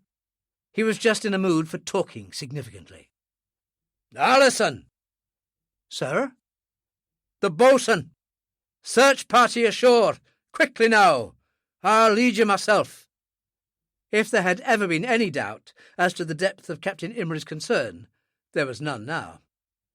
He turned back to me, but as Otto Guerin and Goen were now standing beside me, I wasn't sure whether he was addressing me or not. "And we're leaving within the half hour, with Smith or without him." "Is that fair, Captain?" Otto asked. "He may have just have gone for a walk, or got a little lost. You see how dark it is." "Don't you think it bloody funny that Mr. Smith should vanish, just as I discover that a radio, over which he'd been claiming to receive messages, is smashed beyond repair?" Otto fell silent, but Goen, ever the diplomat, stepped in smoothly. "I think Mr. Guerin is right, Captain. You could be acting a little bit unfairly. I agree that the destruction of your radio is a serious and worrisome affair, and one that is more than possibly, in light of all the mysterious things that have happened recently, a very sinister affair. But I think you are wrong immediately to assume that Mr. Smith has any connection with it. For one thing, he strikes me as much too intelligent a man to incriminate himself in so extremely obvious a fashion.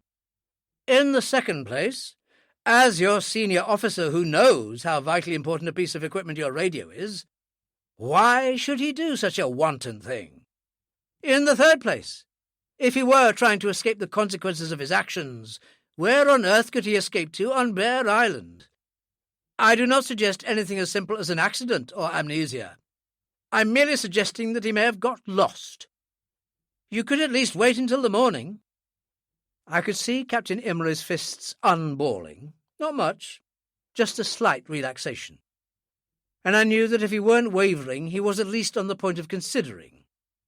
A state of approaching uncertainty that lasted just as long as it took Otto to undo whatever Goen might have been on the point of achieving. "That's it, of course," he said.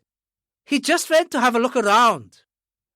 "What, in the pitch-bloody dark?" It was an exaggeration, but a pardonable one. "Alison, Oakley, all of you, come on." He lowered his voice a few decibels and said to us, "I am leaving within the half hour, Smith or no Smith. Hammerfest, gentlemen. Hammerfest and the law." He hurried down the gangway, half a dozen men close behind. Goin sighed. I suppose we'd better lend a hand.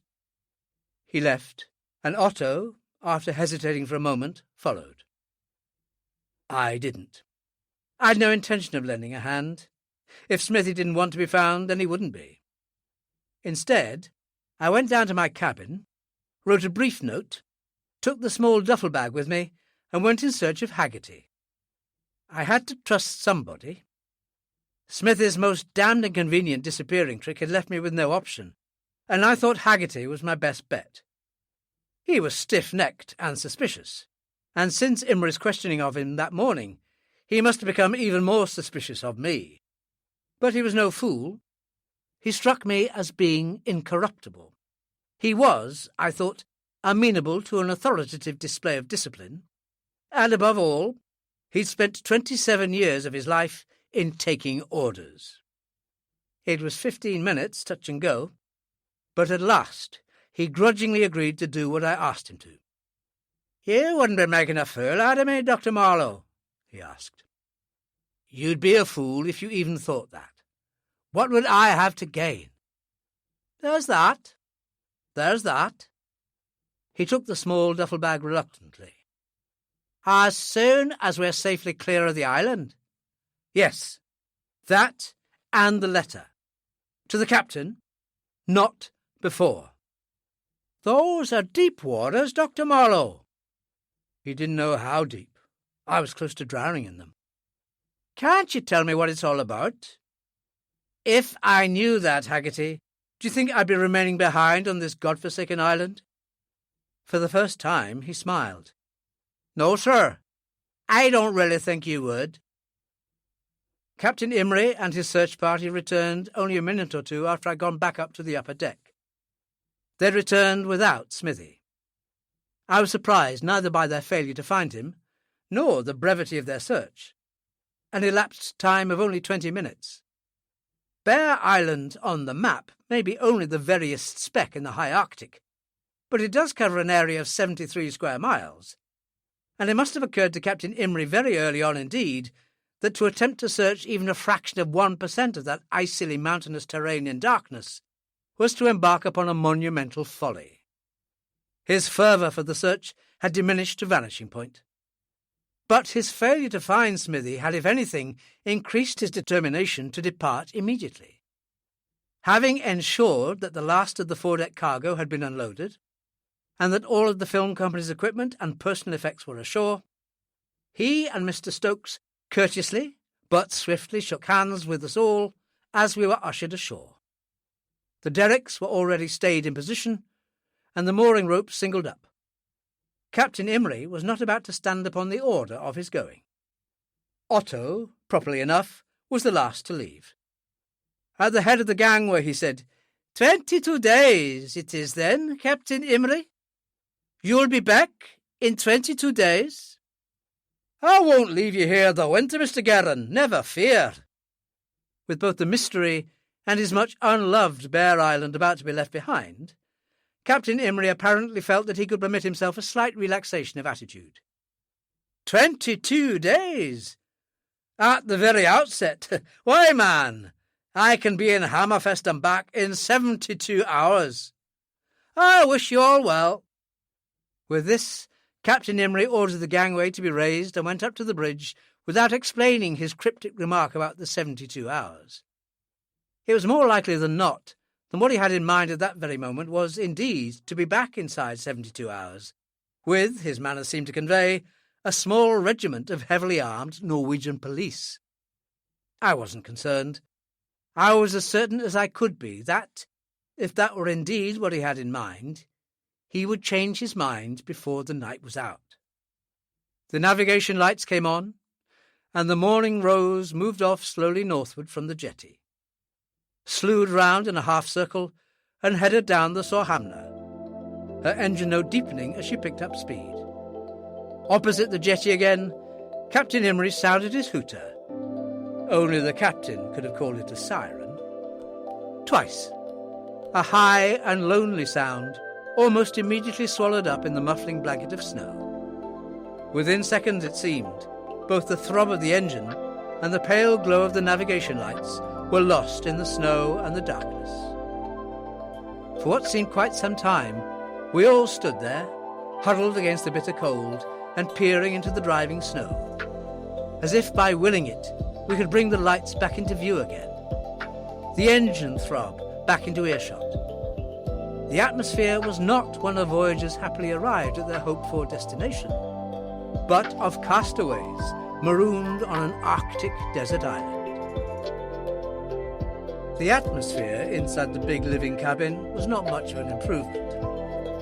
The oil heaters were functioning well enough, and Eddie had the diesel generator running, so that the black heaters on the walls were just beginning to warm up. But the effects of a decade of deep freeze were not to be overcome in the space of an hour. The inside temperature was still below freezing. Nobody went to their allocated cubicles, for the excellent reason that they were considerably colder than the central living space. Nobody appeared to want to talk to anybody else. Heisman embarked upon a pedantic and what promised to be lengthy lecture about Arctic survival, a subject concerning which his long and intimate acquaintance with Siberia presumably made him uniquely qualified to speak. But there were no takers. It was questionable whether he was even listening to himself. Then he, Otto, and Neil Devine began a rather desultory discussion of their plans for, weather permitting, the following day's shooting. But obviously they hadn't their hearts even in that. It was eventually Conrad who put his finger on the cause of the general malaise, or, more accurately, expressed the thought that was in the mind of everybody, with the possible exception of myself. He said to Heisman, "In the Arctic in winter, you require torches, right?" "Right. We have them." "Plenty, of course. Why?" "Because I want one. I want to go out. We've been in here now, all of us. How long? I don't know. 20 minutes at least.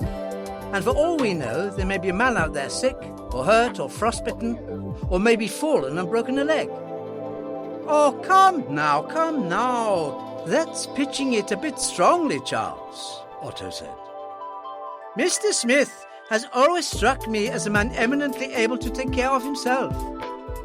Otto would probably have said the same thing if he'd been watching Smithy being mangled by a polar bear. Because of both nature and build, Otto was not a man to become unnecessarily involved in anything even remotely physical. "If you don't really care, why don't you come out and say so?" This was a new side of Conrad to me, and he continued to develop his theme at my expense. "I'd have thought you'd have been the first to suggest this, Dr. Marlowe." I might have been too, had I not known considerably more about Smithy than he did. "I don't mind being the second," I said agreeably. In the event, we all went, with the exception of Otto, who complained of feeling unwell, and Judith Haynes, who roundly maintained that it was all nonsense and that Mr. Smith would come back when he felt like it, an opinion which I held myself, but for reasons entirely different from hers. We were all provided with torches and agreed to keep as closely together as possible, or, if separated, to be back inside 30 minutes at the latest.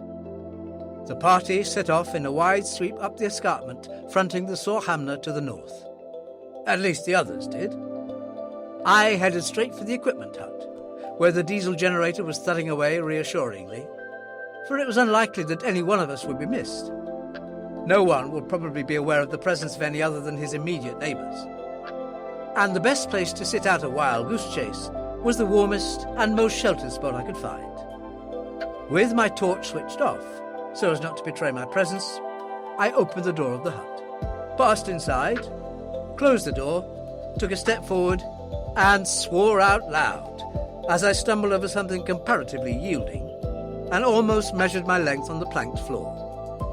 I recovered, turned, and switched on my torch. A man was lying stretched out on the floor, and to my total lack of surprise, it proved to be Smithy. He stirred and groaned, half-turned, raised a feeble arm to protect his eyes from the bright glare of the torch, then slumped back again, his arm falling limply by his side, his eyes closed. There was blood smeared over his left cheek. He stirred uneasily, moving from side to side, and moaning in that soft fashion a man does when he is close to the borderline of consciousness. "Does it hurt much, Smithy?" I asked. He moaned some more. "Where you scratched your cheek with a handful of frozen snow?" I said. He stopped moving, and he stopped moaning. "The comedy act will keep for later in the programme," I said coldly. "In the meantime, will you kindly get up and explain to me why you've behaved like an irresponsible idiot?" I placed the torch on the generator casing, so that the beam shone upwards. It didn't give much light, just enough to show Smithy's carefully expressionless face as he got to his feet. "What do you mean?" he said. "PQS 182131, James R. Huntingdon, Golden Green and Beirut, currently and wrongly known as Joseph Rank Smith, is who I mean." "I guess I'm the irresponsible idiot you mean," Smithy said. "It would be nice to have introductions all round." "Dr. Marlowe," I said. He kept the same carefully expressionless face. 4 years and 4 months ago, when we took you from your nice, cosy job as chief officer in that broken-down Lebanese tanker, we thought you had a future with us, a bright one. Even 4 months ago, we thought the same thing.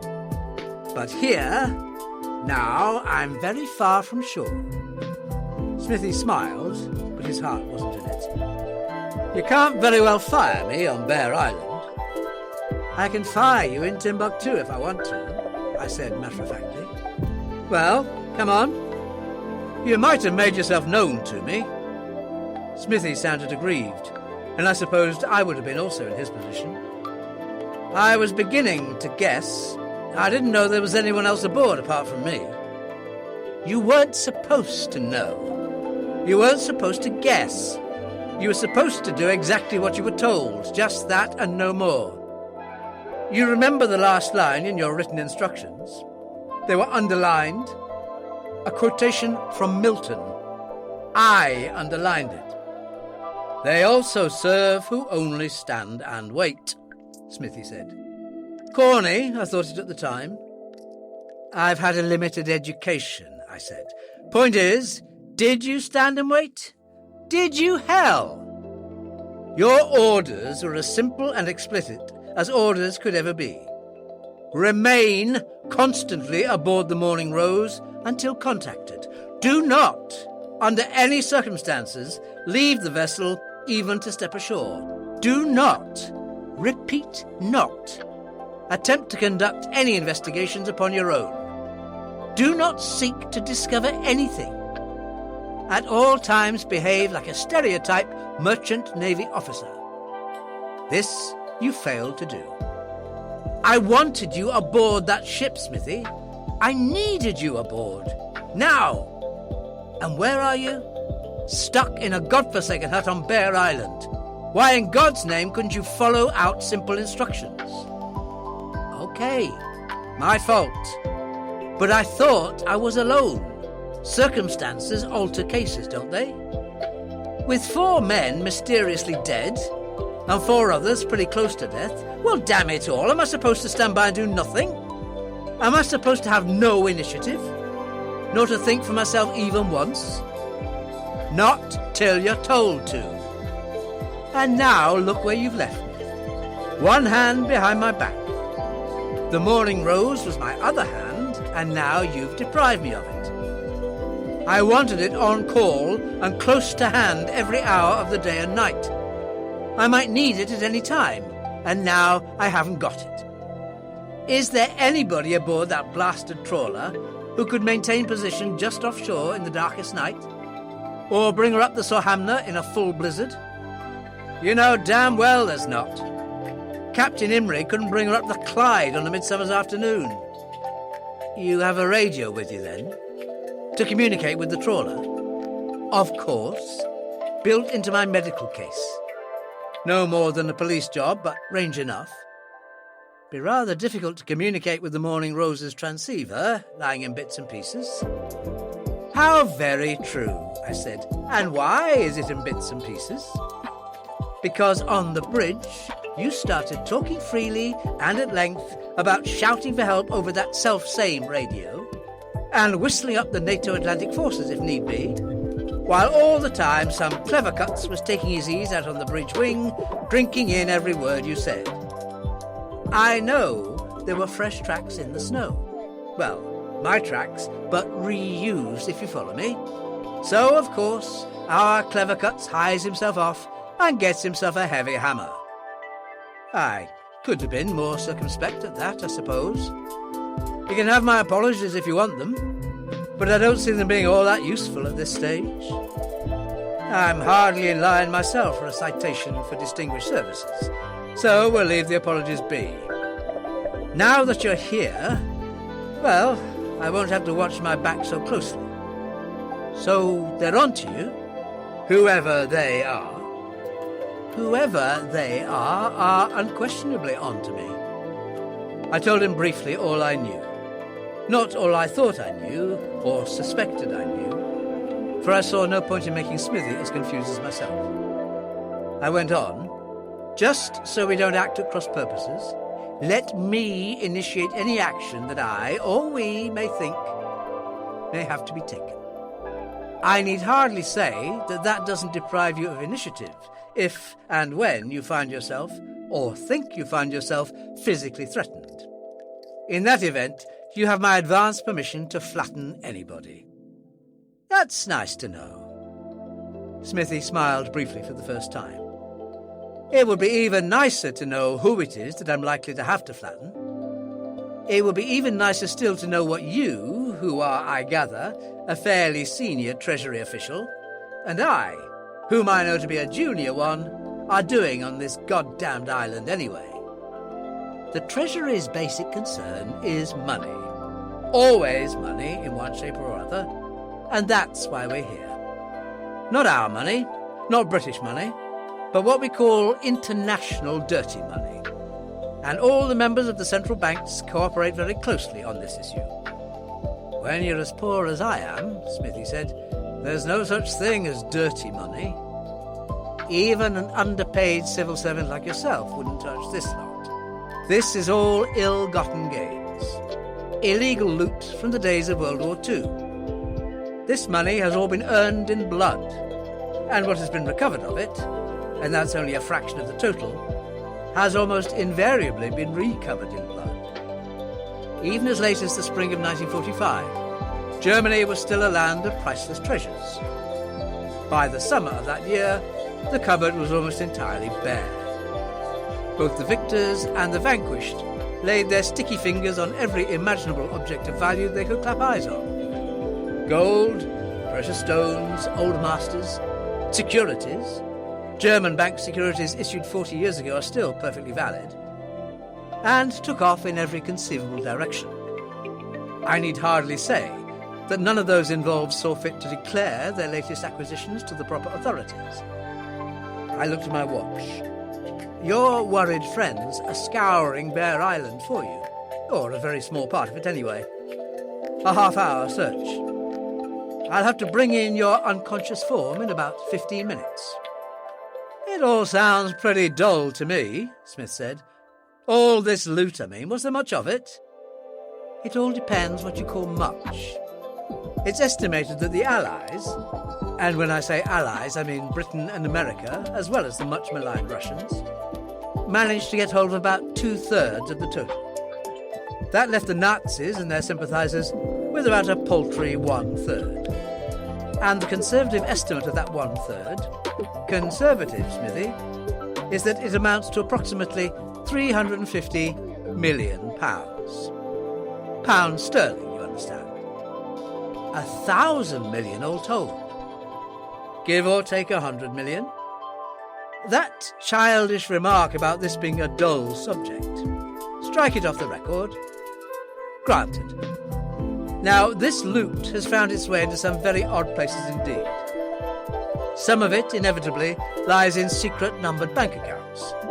Some of it, there is no question about this, lies in the form of specie in some of the very deepest Austrian alpine lakes, and has so far proved irrecoverable.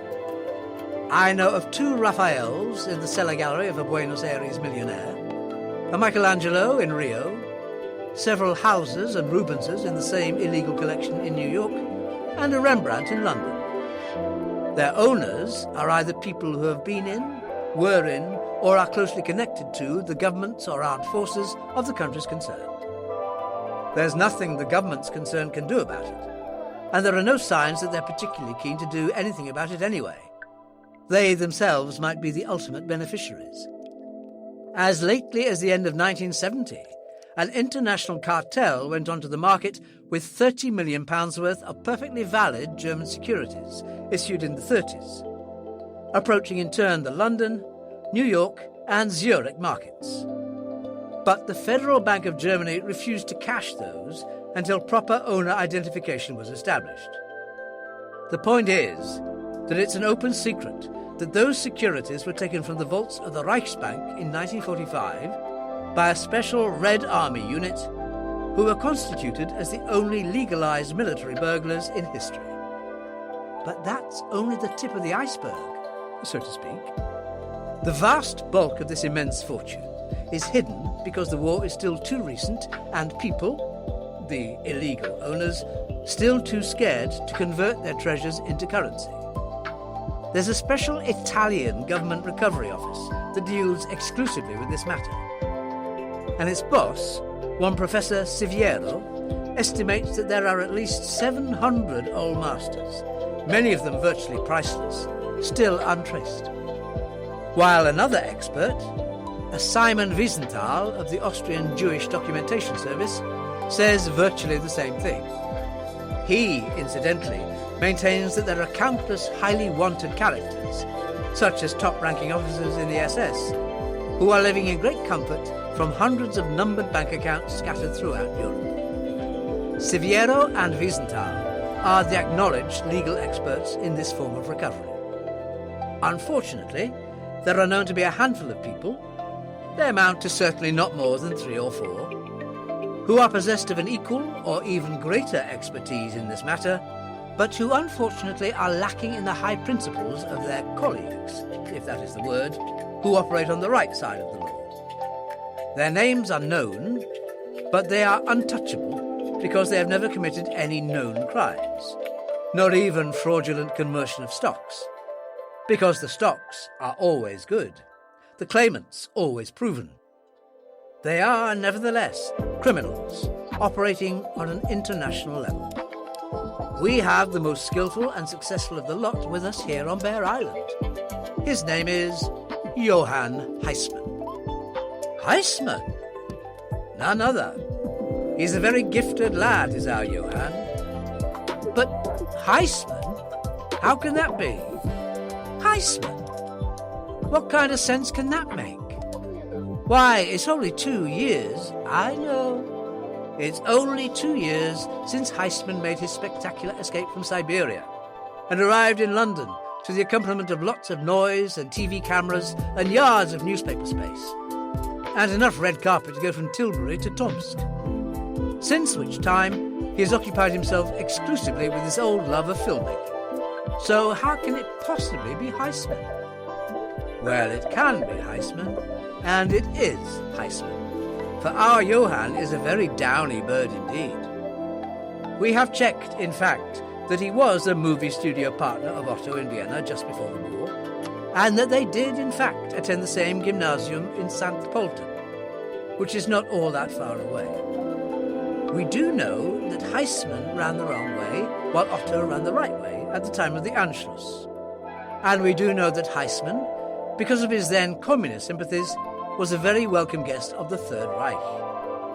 What followed was one of those incredibly involved double and treble dealing spy switches that occurred so frequently in Central Europe during the war. Heisman was apparently allowed to escape to Russia, where his sympathies were well known, and then sent back to Germany, where he was ordered to transmit all possible misleading but still acceptable military information back to the Russians. Why? Why did he do it? Because his wife and 2 children were captured at the same time as he was. A good enough reason? Smithy nodded. Then, when the war was over, and the Russians overran Berlin and turned up their espionage records, They found out what Heisman had really been doing and shipped him to Siberia. I would have thought they'd have shot him out of hand. Oh, they would have too, but for one small point. I told you that Heisman was a very downy bird, and that this was a treble deal. Heisman was, in effect, and actually, working throughout the war for the Russians. For 4 years, he faithfully sent back his misleading reports to his masters, and even though he had the help of the German intelligence in the preparation of his coded messages, they never once latched on to the fact that Heisman was using his own overlaid code throughout. The Russians simply spirited him away at the end of the war for his own safety and allegedly sent him to Siberia. Our information is that he's never been to Siberia. We believe that his wife and 2 married daughters are still living very comfortably in Moscow. And he's been working for the Russians ever since. Smithy was looking just faintly baffled, and I had some fellow feeling for him.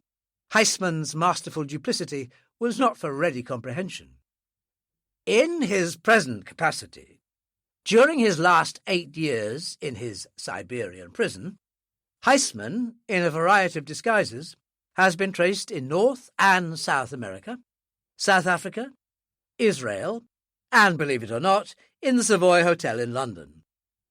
We know, but we cannot prove, that all those trips were in some way concerned with the recovery of Nazi treasure for his Russian masters.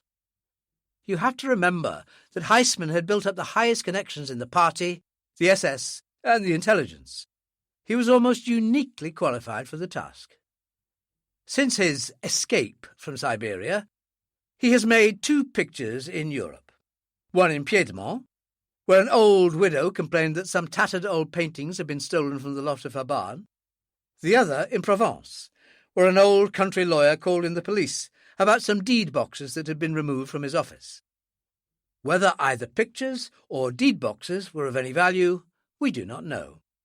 Still less can we connect either disappearance with Heisman. "This is an awful lot to take in all at once," Smithy complained. "It is, isn't it?" "OK if I smoke." 5 minutes, then I've got to drag you back by the heels. By the shoulders, if it's all the same to you. Smithy lit his cigarette and thought a bit. "So what you've got to find out is what Heisman is doing on Bear Island." "That's why we're here." "You've no idea?" "None." "Money? It's got to be money."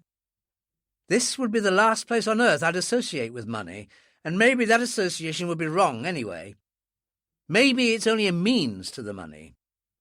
Johann, as I trust you've gathered by this time, is a very devious character indeed.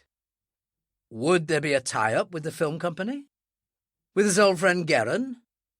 Or would he just be making use of them? I've simply no idea. And Mary Stewart, the secret rendezvous girl. What could the possible connection be there? Same answer. We know very little of her. We know her real name, she's never made any attempt to conceal that, age, birthplace, and that she's a Latvian, or comes from what used to be Latvia before the Russians took it over. We also know, and this information she hasn't volunteered, that it was only her mother who was Latvian, her father was German. Ah, in the army, perhaps? Intelligence? SS? That's the obvious connection to seek, but we don't know. Her immigration forms say that her parents are dead. So the department has been checking on her too. We've had a rundown on everyone here connected with Olympus Productions. We may as well have saved ourselves the trouble. So, no facts. Any hunches? Feelings? Hunches aren't my stock in trade. I somehow didn't feel there would be. Smithy ground out his cigarette. Before we go, I'd like to mention 2 very uncomfortable thoughts that have just occurred to me. Number 1, Johann Heisman is a very big-time, very successful international operative. True? He's an international criminal. a rose by any other name. The point is that those boys avoid violence wherever possible. Isn't that true? Perfectly true. Apart from anything else, it's beneath them. And have you ever heard Heisman's name being associated with violence? There's no record of it. But there's been a considerable amount of violence, one way or the other, in the past day or two. So if it isn't Heisman, who's behind the strong-arm behaviour? I don't say it isn't Heisman. The leopard can change his spots. He may be finding himself, for God knows what reason, in so highly unusual a situation that he has no option other than to have recourse to violence. He may, for all we know, have violent associates who don't necessarily represent his attitude. Or it may be someone entirely unconnected with him. That's what I like, Smithy said. Simple, straightforward answers. And there's the second point that may have escaped your attention. If our friends are on to you, the chances are that they're on to me too. That eavesdropper on the bridge? The point had not escaped my attention, and not because of the bridge, although that may have given pause for thought, but because you deliberately skipped ship. It doesn't matter what most of them think. One person, or possibly more, is going to be convinced that you did it on purpose. You're a marked man, Smithy. So that when you drag me back there, not everyone is going to feel genuine pangs of sorrow for poor old Smithy. Some may question the bona fides of my injuries. They won't question, they'll damn well know. But we have to act as if. Maybe you'll watch my back too, now and again. I have a lot on my mind, but I'll try. I had Smithy by the armpits, head lolling, heels and hands trailing in the snow, where 2 flashlights picked us up less than 5 yards from the door of the main cabin. You found him, then? It was Goin, Harbottle by his side. Good man. Even to my, by now, hypersensitive ear, Goin's reaction sounded genuine. Yes, about 1/4 of a mile away. I breathed very quickly and deeply to give them some idea as to what it must have been like to drag a 200-pound dead weight over uneven snow-covered terrain for such a distance. Found him in the bottom of a gully. Give me a hand, will you? They gave me a hand. We hauled him inside, fetched a camp cot, and stretched him out on this. Good God! Good God! Good God! Otto wrung his hands, the anguished expression on his face testimony to the fresh burden now added to the crippling weight of the cross he was already carrying. What's happened to the poor fellow? The only other occupant of the cabin, Judith Haynes, had made no move to leave the oil stove she was monopolizing. Unconscious men being borne into her presence might have been so routine an affair as not even to merit the raising of an eyebrow. I'm not sure, I said between gasps. Heavy fall, I think. Banged his head on a boulder, looked like. Concussion? Maybe. I probed through his hair with my fingertips, found a spot on the scalp that felt no different from anywhere else, and said, Ah! They looked at me in anxious expectancy. Brandy, I said to Otto. I fetched my stethoscope, went through the necessary charade, and managed to revive the coughing, moaning Smithy with a mouthful or 2 of brandy. For one not trained to the boards, he put up a remarkable performance, highlighted at its end with a muted series of oaths and an expression of mingled shock and chagrin when I gently informed him that the Morning Rose had sailed without him. During the course of the histrionics, most of the other searchers wandered in 2s and 3s. I watched them all carefully, without seeming to, looking for an expression that was other than surprise or relief. But I might have spared myself the trouble.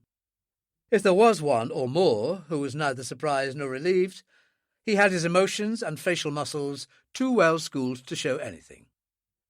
I would have expected nothing else. After about 10 minutes, our concern shifted from a now obviously recovering Smithy to the fact that 2 members of the searching party, Allen and Stryker, were still missing. After the events of that morning, I felt the absence of those 2, of all of us, to be rather coincidental.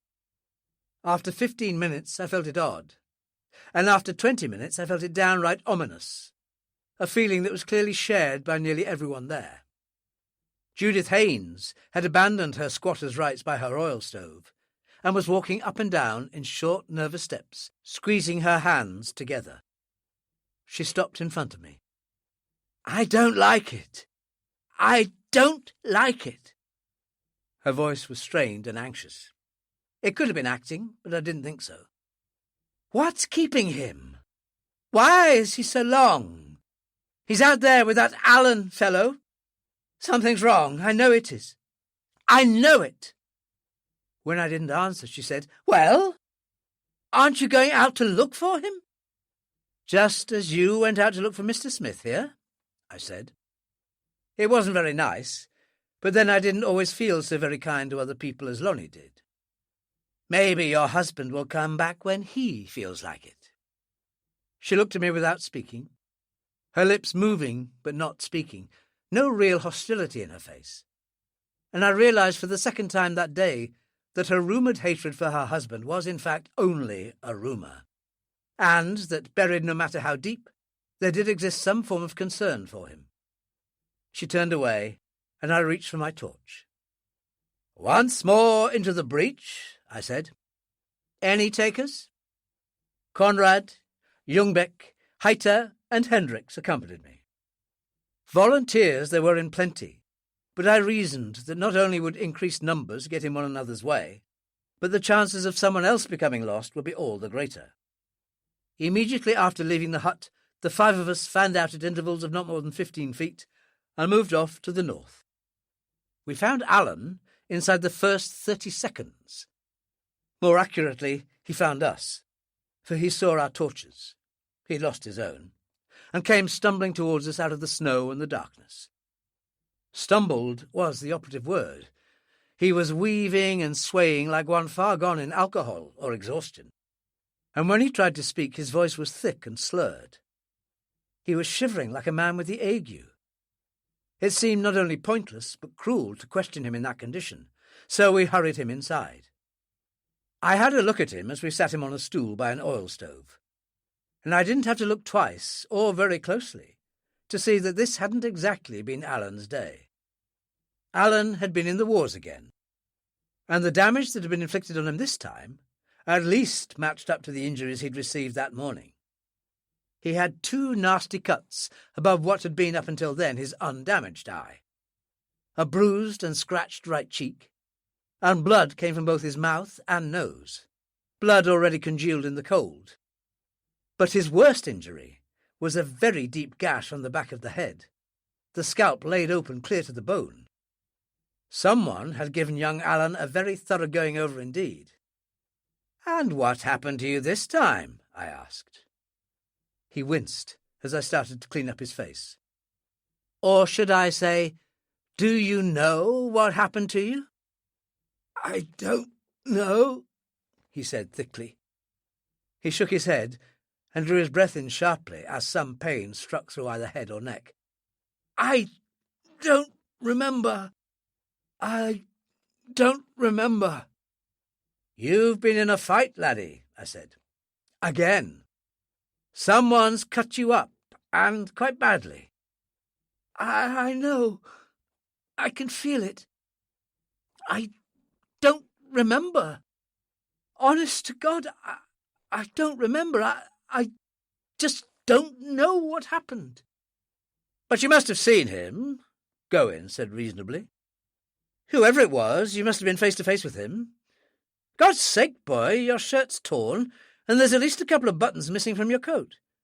And he had to be standing in front of you when he did this to you. Surely you must have caught a glimpse of him at least." "It was dark," Allen mumbled. "I didn't see anything. I didn't feel anything. All I knew was that I woke up kind of groggy, like in the snow, with the back of my head hurting. I knew I was bleeding. And please, I don't know what happened." "Yes, you do. Yes, you do." Judith Haynes had pushed her way to the front. The transformation that had taken place in her face was as astonishing as it was ugly. And although her morning performance had partially prepared me for something of this kind, and though this expression was different from the one that had disfigured her face that time, it was still an almost frightening thing to watch. The red gash of the mouth had vanished, the lips drawn in and back over bared teeth. The green eyes were no more than slits, and, as had happened that morning, the skin was stretched back over her cheekbones until it appeared far too tight for her face. She screamed at him. "You damn liar! Wanted your own back, didn't you? You dirty little bastard! What have you done with my husband? Do you hear me? Do you hear me? What have you done with him? Damn you! Where is he? Where did you leave him?" Alan looked up at her in a half-scared astonishment, then shook his head wearily. "I'm sorry, Miss Haynes. I don't know what—" She hooked her long-nailed fingers into talons and lunged for him. But I'd been waiting for it. So had both Gawain and Conrad. She struggled like a trapped wildcat, screaming invective at Alan. Then suddenly relaxed, her breath coming in harsh, rasping sobs. Now then, Judith," Otto said. "Don't you now then me, you silly old bastard!" she screamed. Filial respect was clearly not Judith Haynes' strong point. But Otto, though clearly nervous, accepted his daughter's abuse as if it were a matter of course. "Why don't you find out instead what this young swine's done to my husband? Why don't you? Why don't you?" She struggled to free her arms, and as she was trying to move away, we let her go. She picked up a torch and ran for the door. "Stop her," I said. Heiter and Ljungbeck, big men both, blocked her flight. "Let me go! Let me out!" she shouted. Neither Heiter nor Ljungbeck moved, and she whirled round on me. "Who the hell are you to—" "I want to go out and find Michael." "I'm sorry, Miss Haynes," I said. "You're in no condition to go to look for anyone. You'd just run wild, no trace of where you'd been, and in 5 minutes' time you'd be lost too. And perhaps lost for good. We're leaving in just a moment." She took 3 quick steps towards Otto, her fists clenched, her teeth showing again. "You let him push me around like this?" This with an incinerating glare in my direction. "Spineless, that's you. Absolutely spineless. Anybody can walk over you." Otto blinked nervously at this latest tirade, but said nothing. "Aren't I supposed to be your bloody daughter? Aren't you supposed to be the bloody boss? God's sake! Who gives the orders about here? You or Marlowe?" "Your father does," Gawain said. "Naturally. But, without any disrespect to Dr. Marlowe, we don't hire a dog just to bark ourselves. He's a medical man, and we'd be fools not to defer to him in medical matters." "Are you suggesting I'm a medical case?" All the colour had drained from her cheeks, and she looked uglier than ever. "Are you? Are you, then, a mental case, perhaps?" Heaven knows I wouldn't have blamed Gawain if he said yes straight out and left it at that. But Gawain was far too balanced and diplomatic to say any such thing. And besides, he'd clearly been through this sort of crisis before. He said quietly, but not condescendingly, "I'm suggesting no such thing. Of course you're distressed. Of course you're overwrought. After all, it is your husband that's missing. But I agree with Dr. Marlowe that you're not the person to go looking for him.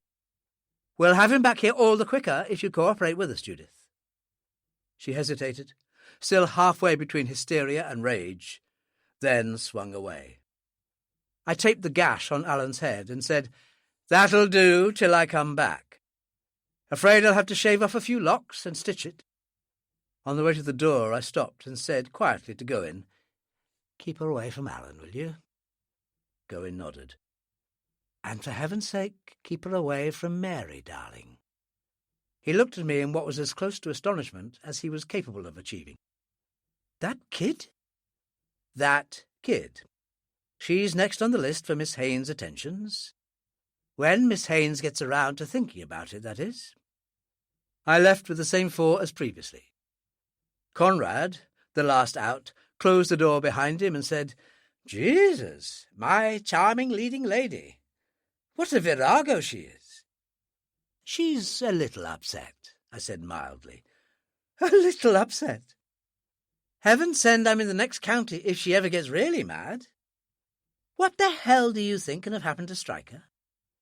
"I have no idea," I said. And because it was dark, I didn't have to assume an honest expression to go with the words. I moved closer to him so that the others, already fanned out in line of search, couldn't hear me. "Seeing we're such a bunch of oddballs anyway, I hope an odd request from another oddball won't come amiss." "You disappoint me, Doctor. I thought you and I were 2 of the very few halfway normal people around here." "By the prevailing standards, any moderate oddball is normal. You know anything of Lonnie's past?" He was silent for a moment, then said, "He has a past?" "We all have a past. If you think I mean a criminal past, no. Lonnie hasn't got one. I just want to find out if he was married or had any family. That's all." "Why don't you ask him yourself?" "If I felt free to ask him myself, would I be asking you?" Another silence. "Your name really Marlowe, Doc?" "Marlowe as ever was. Christopher Marlowe. Passport, birth certificate, driving licence. They're all agreed on it." "Christopher Marlowe. Just like the playwright, eh?" "My parents had literary inclinations." "Ah." He paused again. "Remember what happened to your namesake? Stabbed in the back by a friend before his 30th birthday?" "Rest easy. My 30th birthday is lost in the mists of time." "And you're really a doctor?" "Yes." "And you're really something else too?" "Yes." "Lonnie, marital status, children or no? You may rely on Conrad's discretion." "Thanks," I said. We moved apart. We were walking to the north for 2 reasons. The wind, and hence the snow, were to our backs, and so progress was easier in that direction. And Alan had come stumbling from that direction. In spite of Alan's professed total lack of recall of what had happened, it seemed likely to me that we might find Stryker also somewhere in that direction. And so it proved. "Over here! Over here!" In spite of the muffling effects of the snow, Hendricks's shout sounded curiously high-pitched and cracked. "I found him! I found him!" He'd found him, all right. Michael Stryker was lying face down in the snow, arms and legs outspread in an almost perfectly symmetrical fashion. Both fists were clenched tight. On the snow beside his left shoulder lay a smooth elliptical stone, which, from its size, it must have weighed between 60 and 70 pounds, better qualified for the name of Boulder. I stooped low over this boulder, bringing the torch close, and at once saw the few dark hairs embedded in the dark and encrusted stain. Proof, if proof were required, but I hadn't doubted anyway that this was what had been used to smash in the back of Stryker's skull. Death would have been instantaneous. "He's dead," Ljungbeck said incredulously. "He's all that," I said. "And murdered." "That too." I tried to turn him over on his back, but Conrad and Ljungbeck had to lend their not inconsiderable weights before this was done. His upper lip was viciously split all the way down from the nostril. A tooth was missing, and he had a peculiar red and raw-looking mark on his right temple. "By God, there must have been a fight," Ljungbeck said huskily. "I wouldn't have thought that kid Alan had had it in him." "I wouldn't have thought so either," I said. "Alan?" Conrad said. "I'd have sworn he was telling the truth. Could he Well, do you think it could have happened when he was suffering from amnesia? All sorts of funny things can happen when you've had a bump on the head, I said. I looked at the ground around the dead man. There were footprints there, not many, already faint and blurred from the driving snow. There was no help to be gained from that quarter. I said, "Let's get him back." So we carried the dead man back to the camp. And it wasn't, in spite of the uneven terrain and the snow in our faces, as difficult a task as it might have been, for the same reason that I'd found it so difficult to turn him over. The limbs had already begun to stiffen, not from the onset of rigor mortis, for it was too soon for that yet, but from the effects of the intense cold. We laid him in the snow outside the main cabin. I said to Hendricks, "Go inside and ask Owen for a bottle of brandy. Say that I sent you back for it, that we need it to keep us going." It was the last thing I would ever have recommended to keep anyone warm in bitter outdoor cold, but it was all I could think of on the spur of the moment. "Tell Gowen, quietly, to come here." Gowen, clearly aware that there was something far amiss, walked out casually and casually shut the door behind him. But there was nothing casual about his reaction when he saw Stryker lying there, his gashed and marble-white face a death's head in the harsh light of several torches. Gowen's own face was clear enough in the backwash of light reflected from the snow. The shocked expression on his face he could have arranged for. The draining of blood that left it almost as white as Stryker's, he couldn't. "Jesus Christ," he whispered. "Dead?" I said nothing, just turned the dead man over with Conrad's and Ljungbeck's help again. This time it was more difficult. Gowen made a strange noise in his throat, but otherwise didn't react at all. I suppose he'd nothing left to react with. He just stood there and stared as the driving snow whitened the dead man's anorak, and, mercifully, the fearful wound in the occiput. For what seemed quite a long time, we stood there in silence, gazing down at the dead man. I was aware, almost subconsciously, that the wind, now veering beyond south, was strengthening, for the thickening snow was driving along now almost parallel to the ground. I do not know what the temperature was, but it must have been close on 30 degrees below freezing. I was dimly aware that I was shaking with the cold. Looking around, I could see that the others were also. Our breaths froze as they struck the icy air, but the wind whipped them away before the vapour had time to form. "Accident?" Gowen said hoarsely. "It could have been an accident." "No," I said. "I saw the boulder that was used to crush his skull in." Gowen made the same curious noise in his throat again, and I went on. "We can't leave him here, and we can't take him inside. I suggest we leave him in the tractor shed." Yes, the tractor shed," Gowen said. He really didn't know what he was saying. "And who's going to break the news to Miss Haines?" I went on. God alone knew that I didn't fancy doing it. "What?" He was still shocked. "What was that?" "His wife. She'll have to be told." As a doctor, I supposed I was the one to do it. But the decision was taken from my hands. The cabin door was jerked abruptly open, and Judith Haines, her 2 dogs by her ankles, stood there framed against the light from the interior, with Otto and the Count just vaguely discernible behind her. She stood there for some little time, a hand on either door jamb, quite immobile, and without any expression that I could see, then walked forward in a curiously dreamlike fashion and stooped over her husband. After a few moments, she straightened, looked around as if puzzled, then turned questioning eyes on me, but only for a moment. For the questioning eyes turned up in her head, and she crumpled, and fell heavily across Stryker's body before I or anyone could get to her. Conrad and I, with Gowen following, brought her inside and laid her on the camp cot so lately occupied by Smithy. The Cocker Spaniels had to be forcibly restrained from joining her. Her face was alabaster white, and her breathing very shallow. I lifted up her right eyelid, and there was no resistance to my thumb. It was only an automatic reaction on my part, It hadn't even occurred to me that the feint wasn't genuine. I became aware that Otto was standing close by. His eyes wide, his mouth slightly open, his hands clenched together until the ivory knuckles showed. "Is she all right?" he asked hoarsely.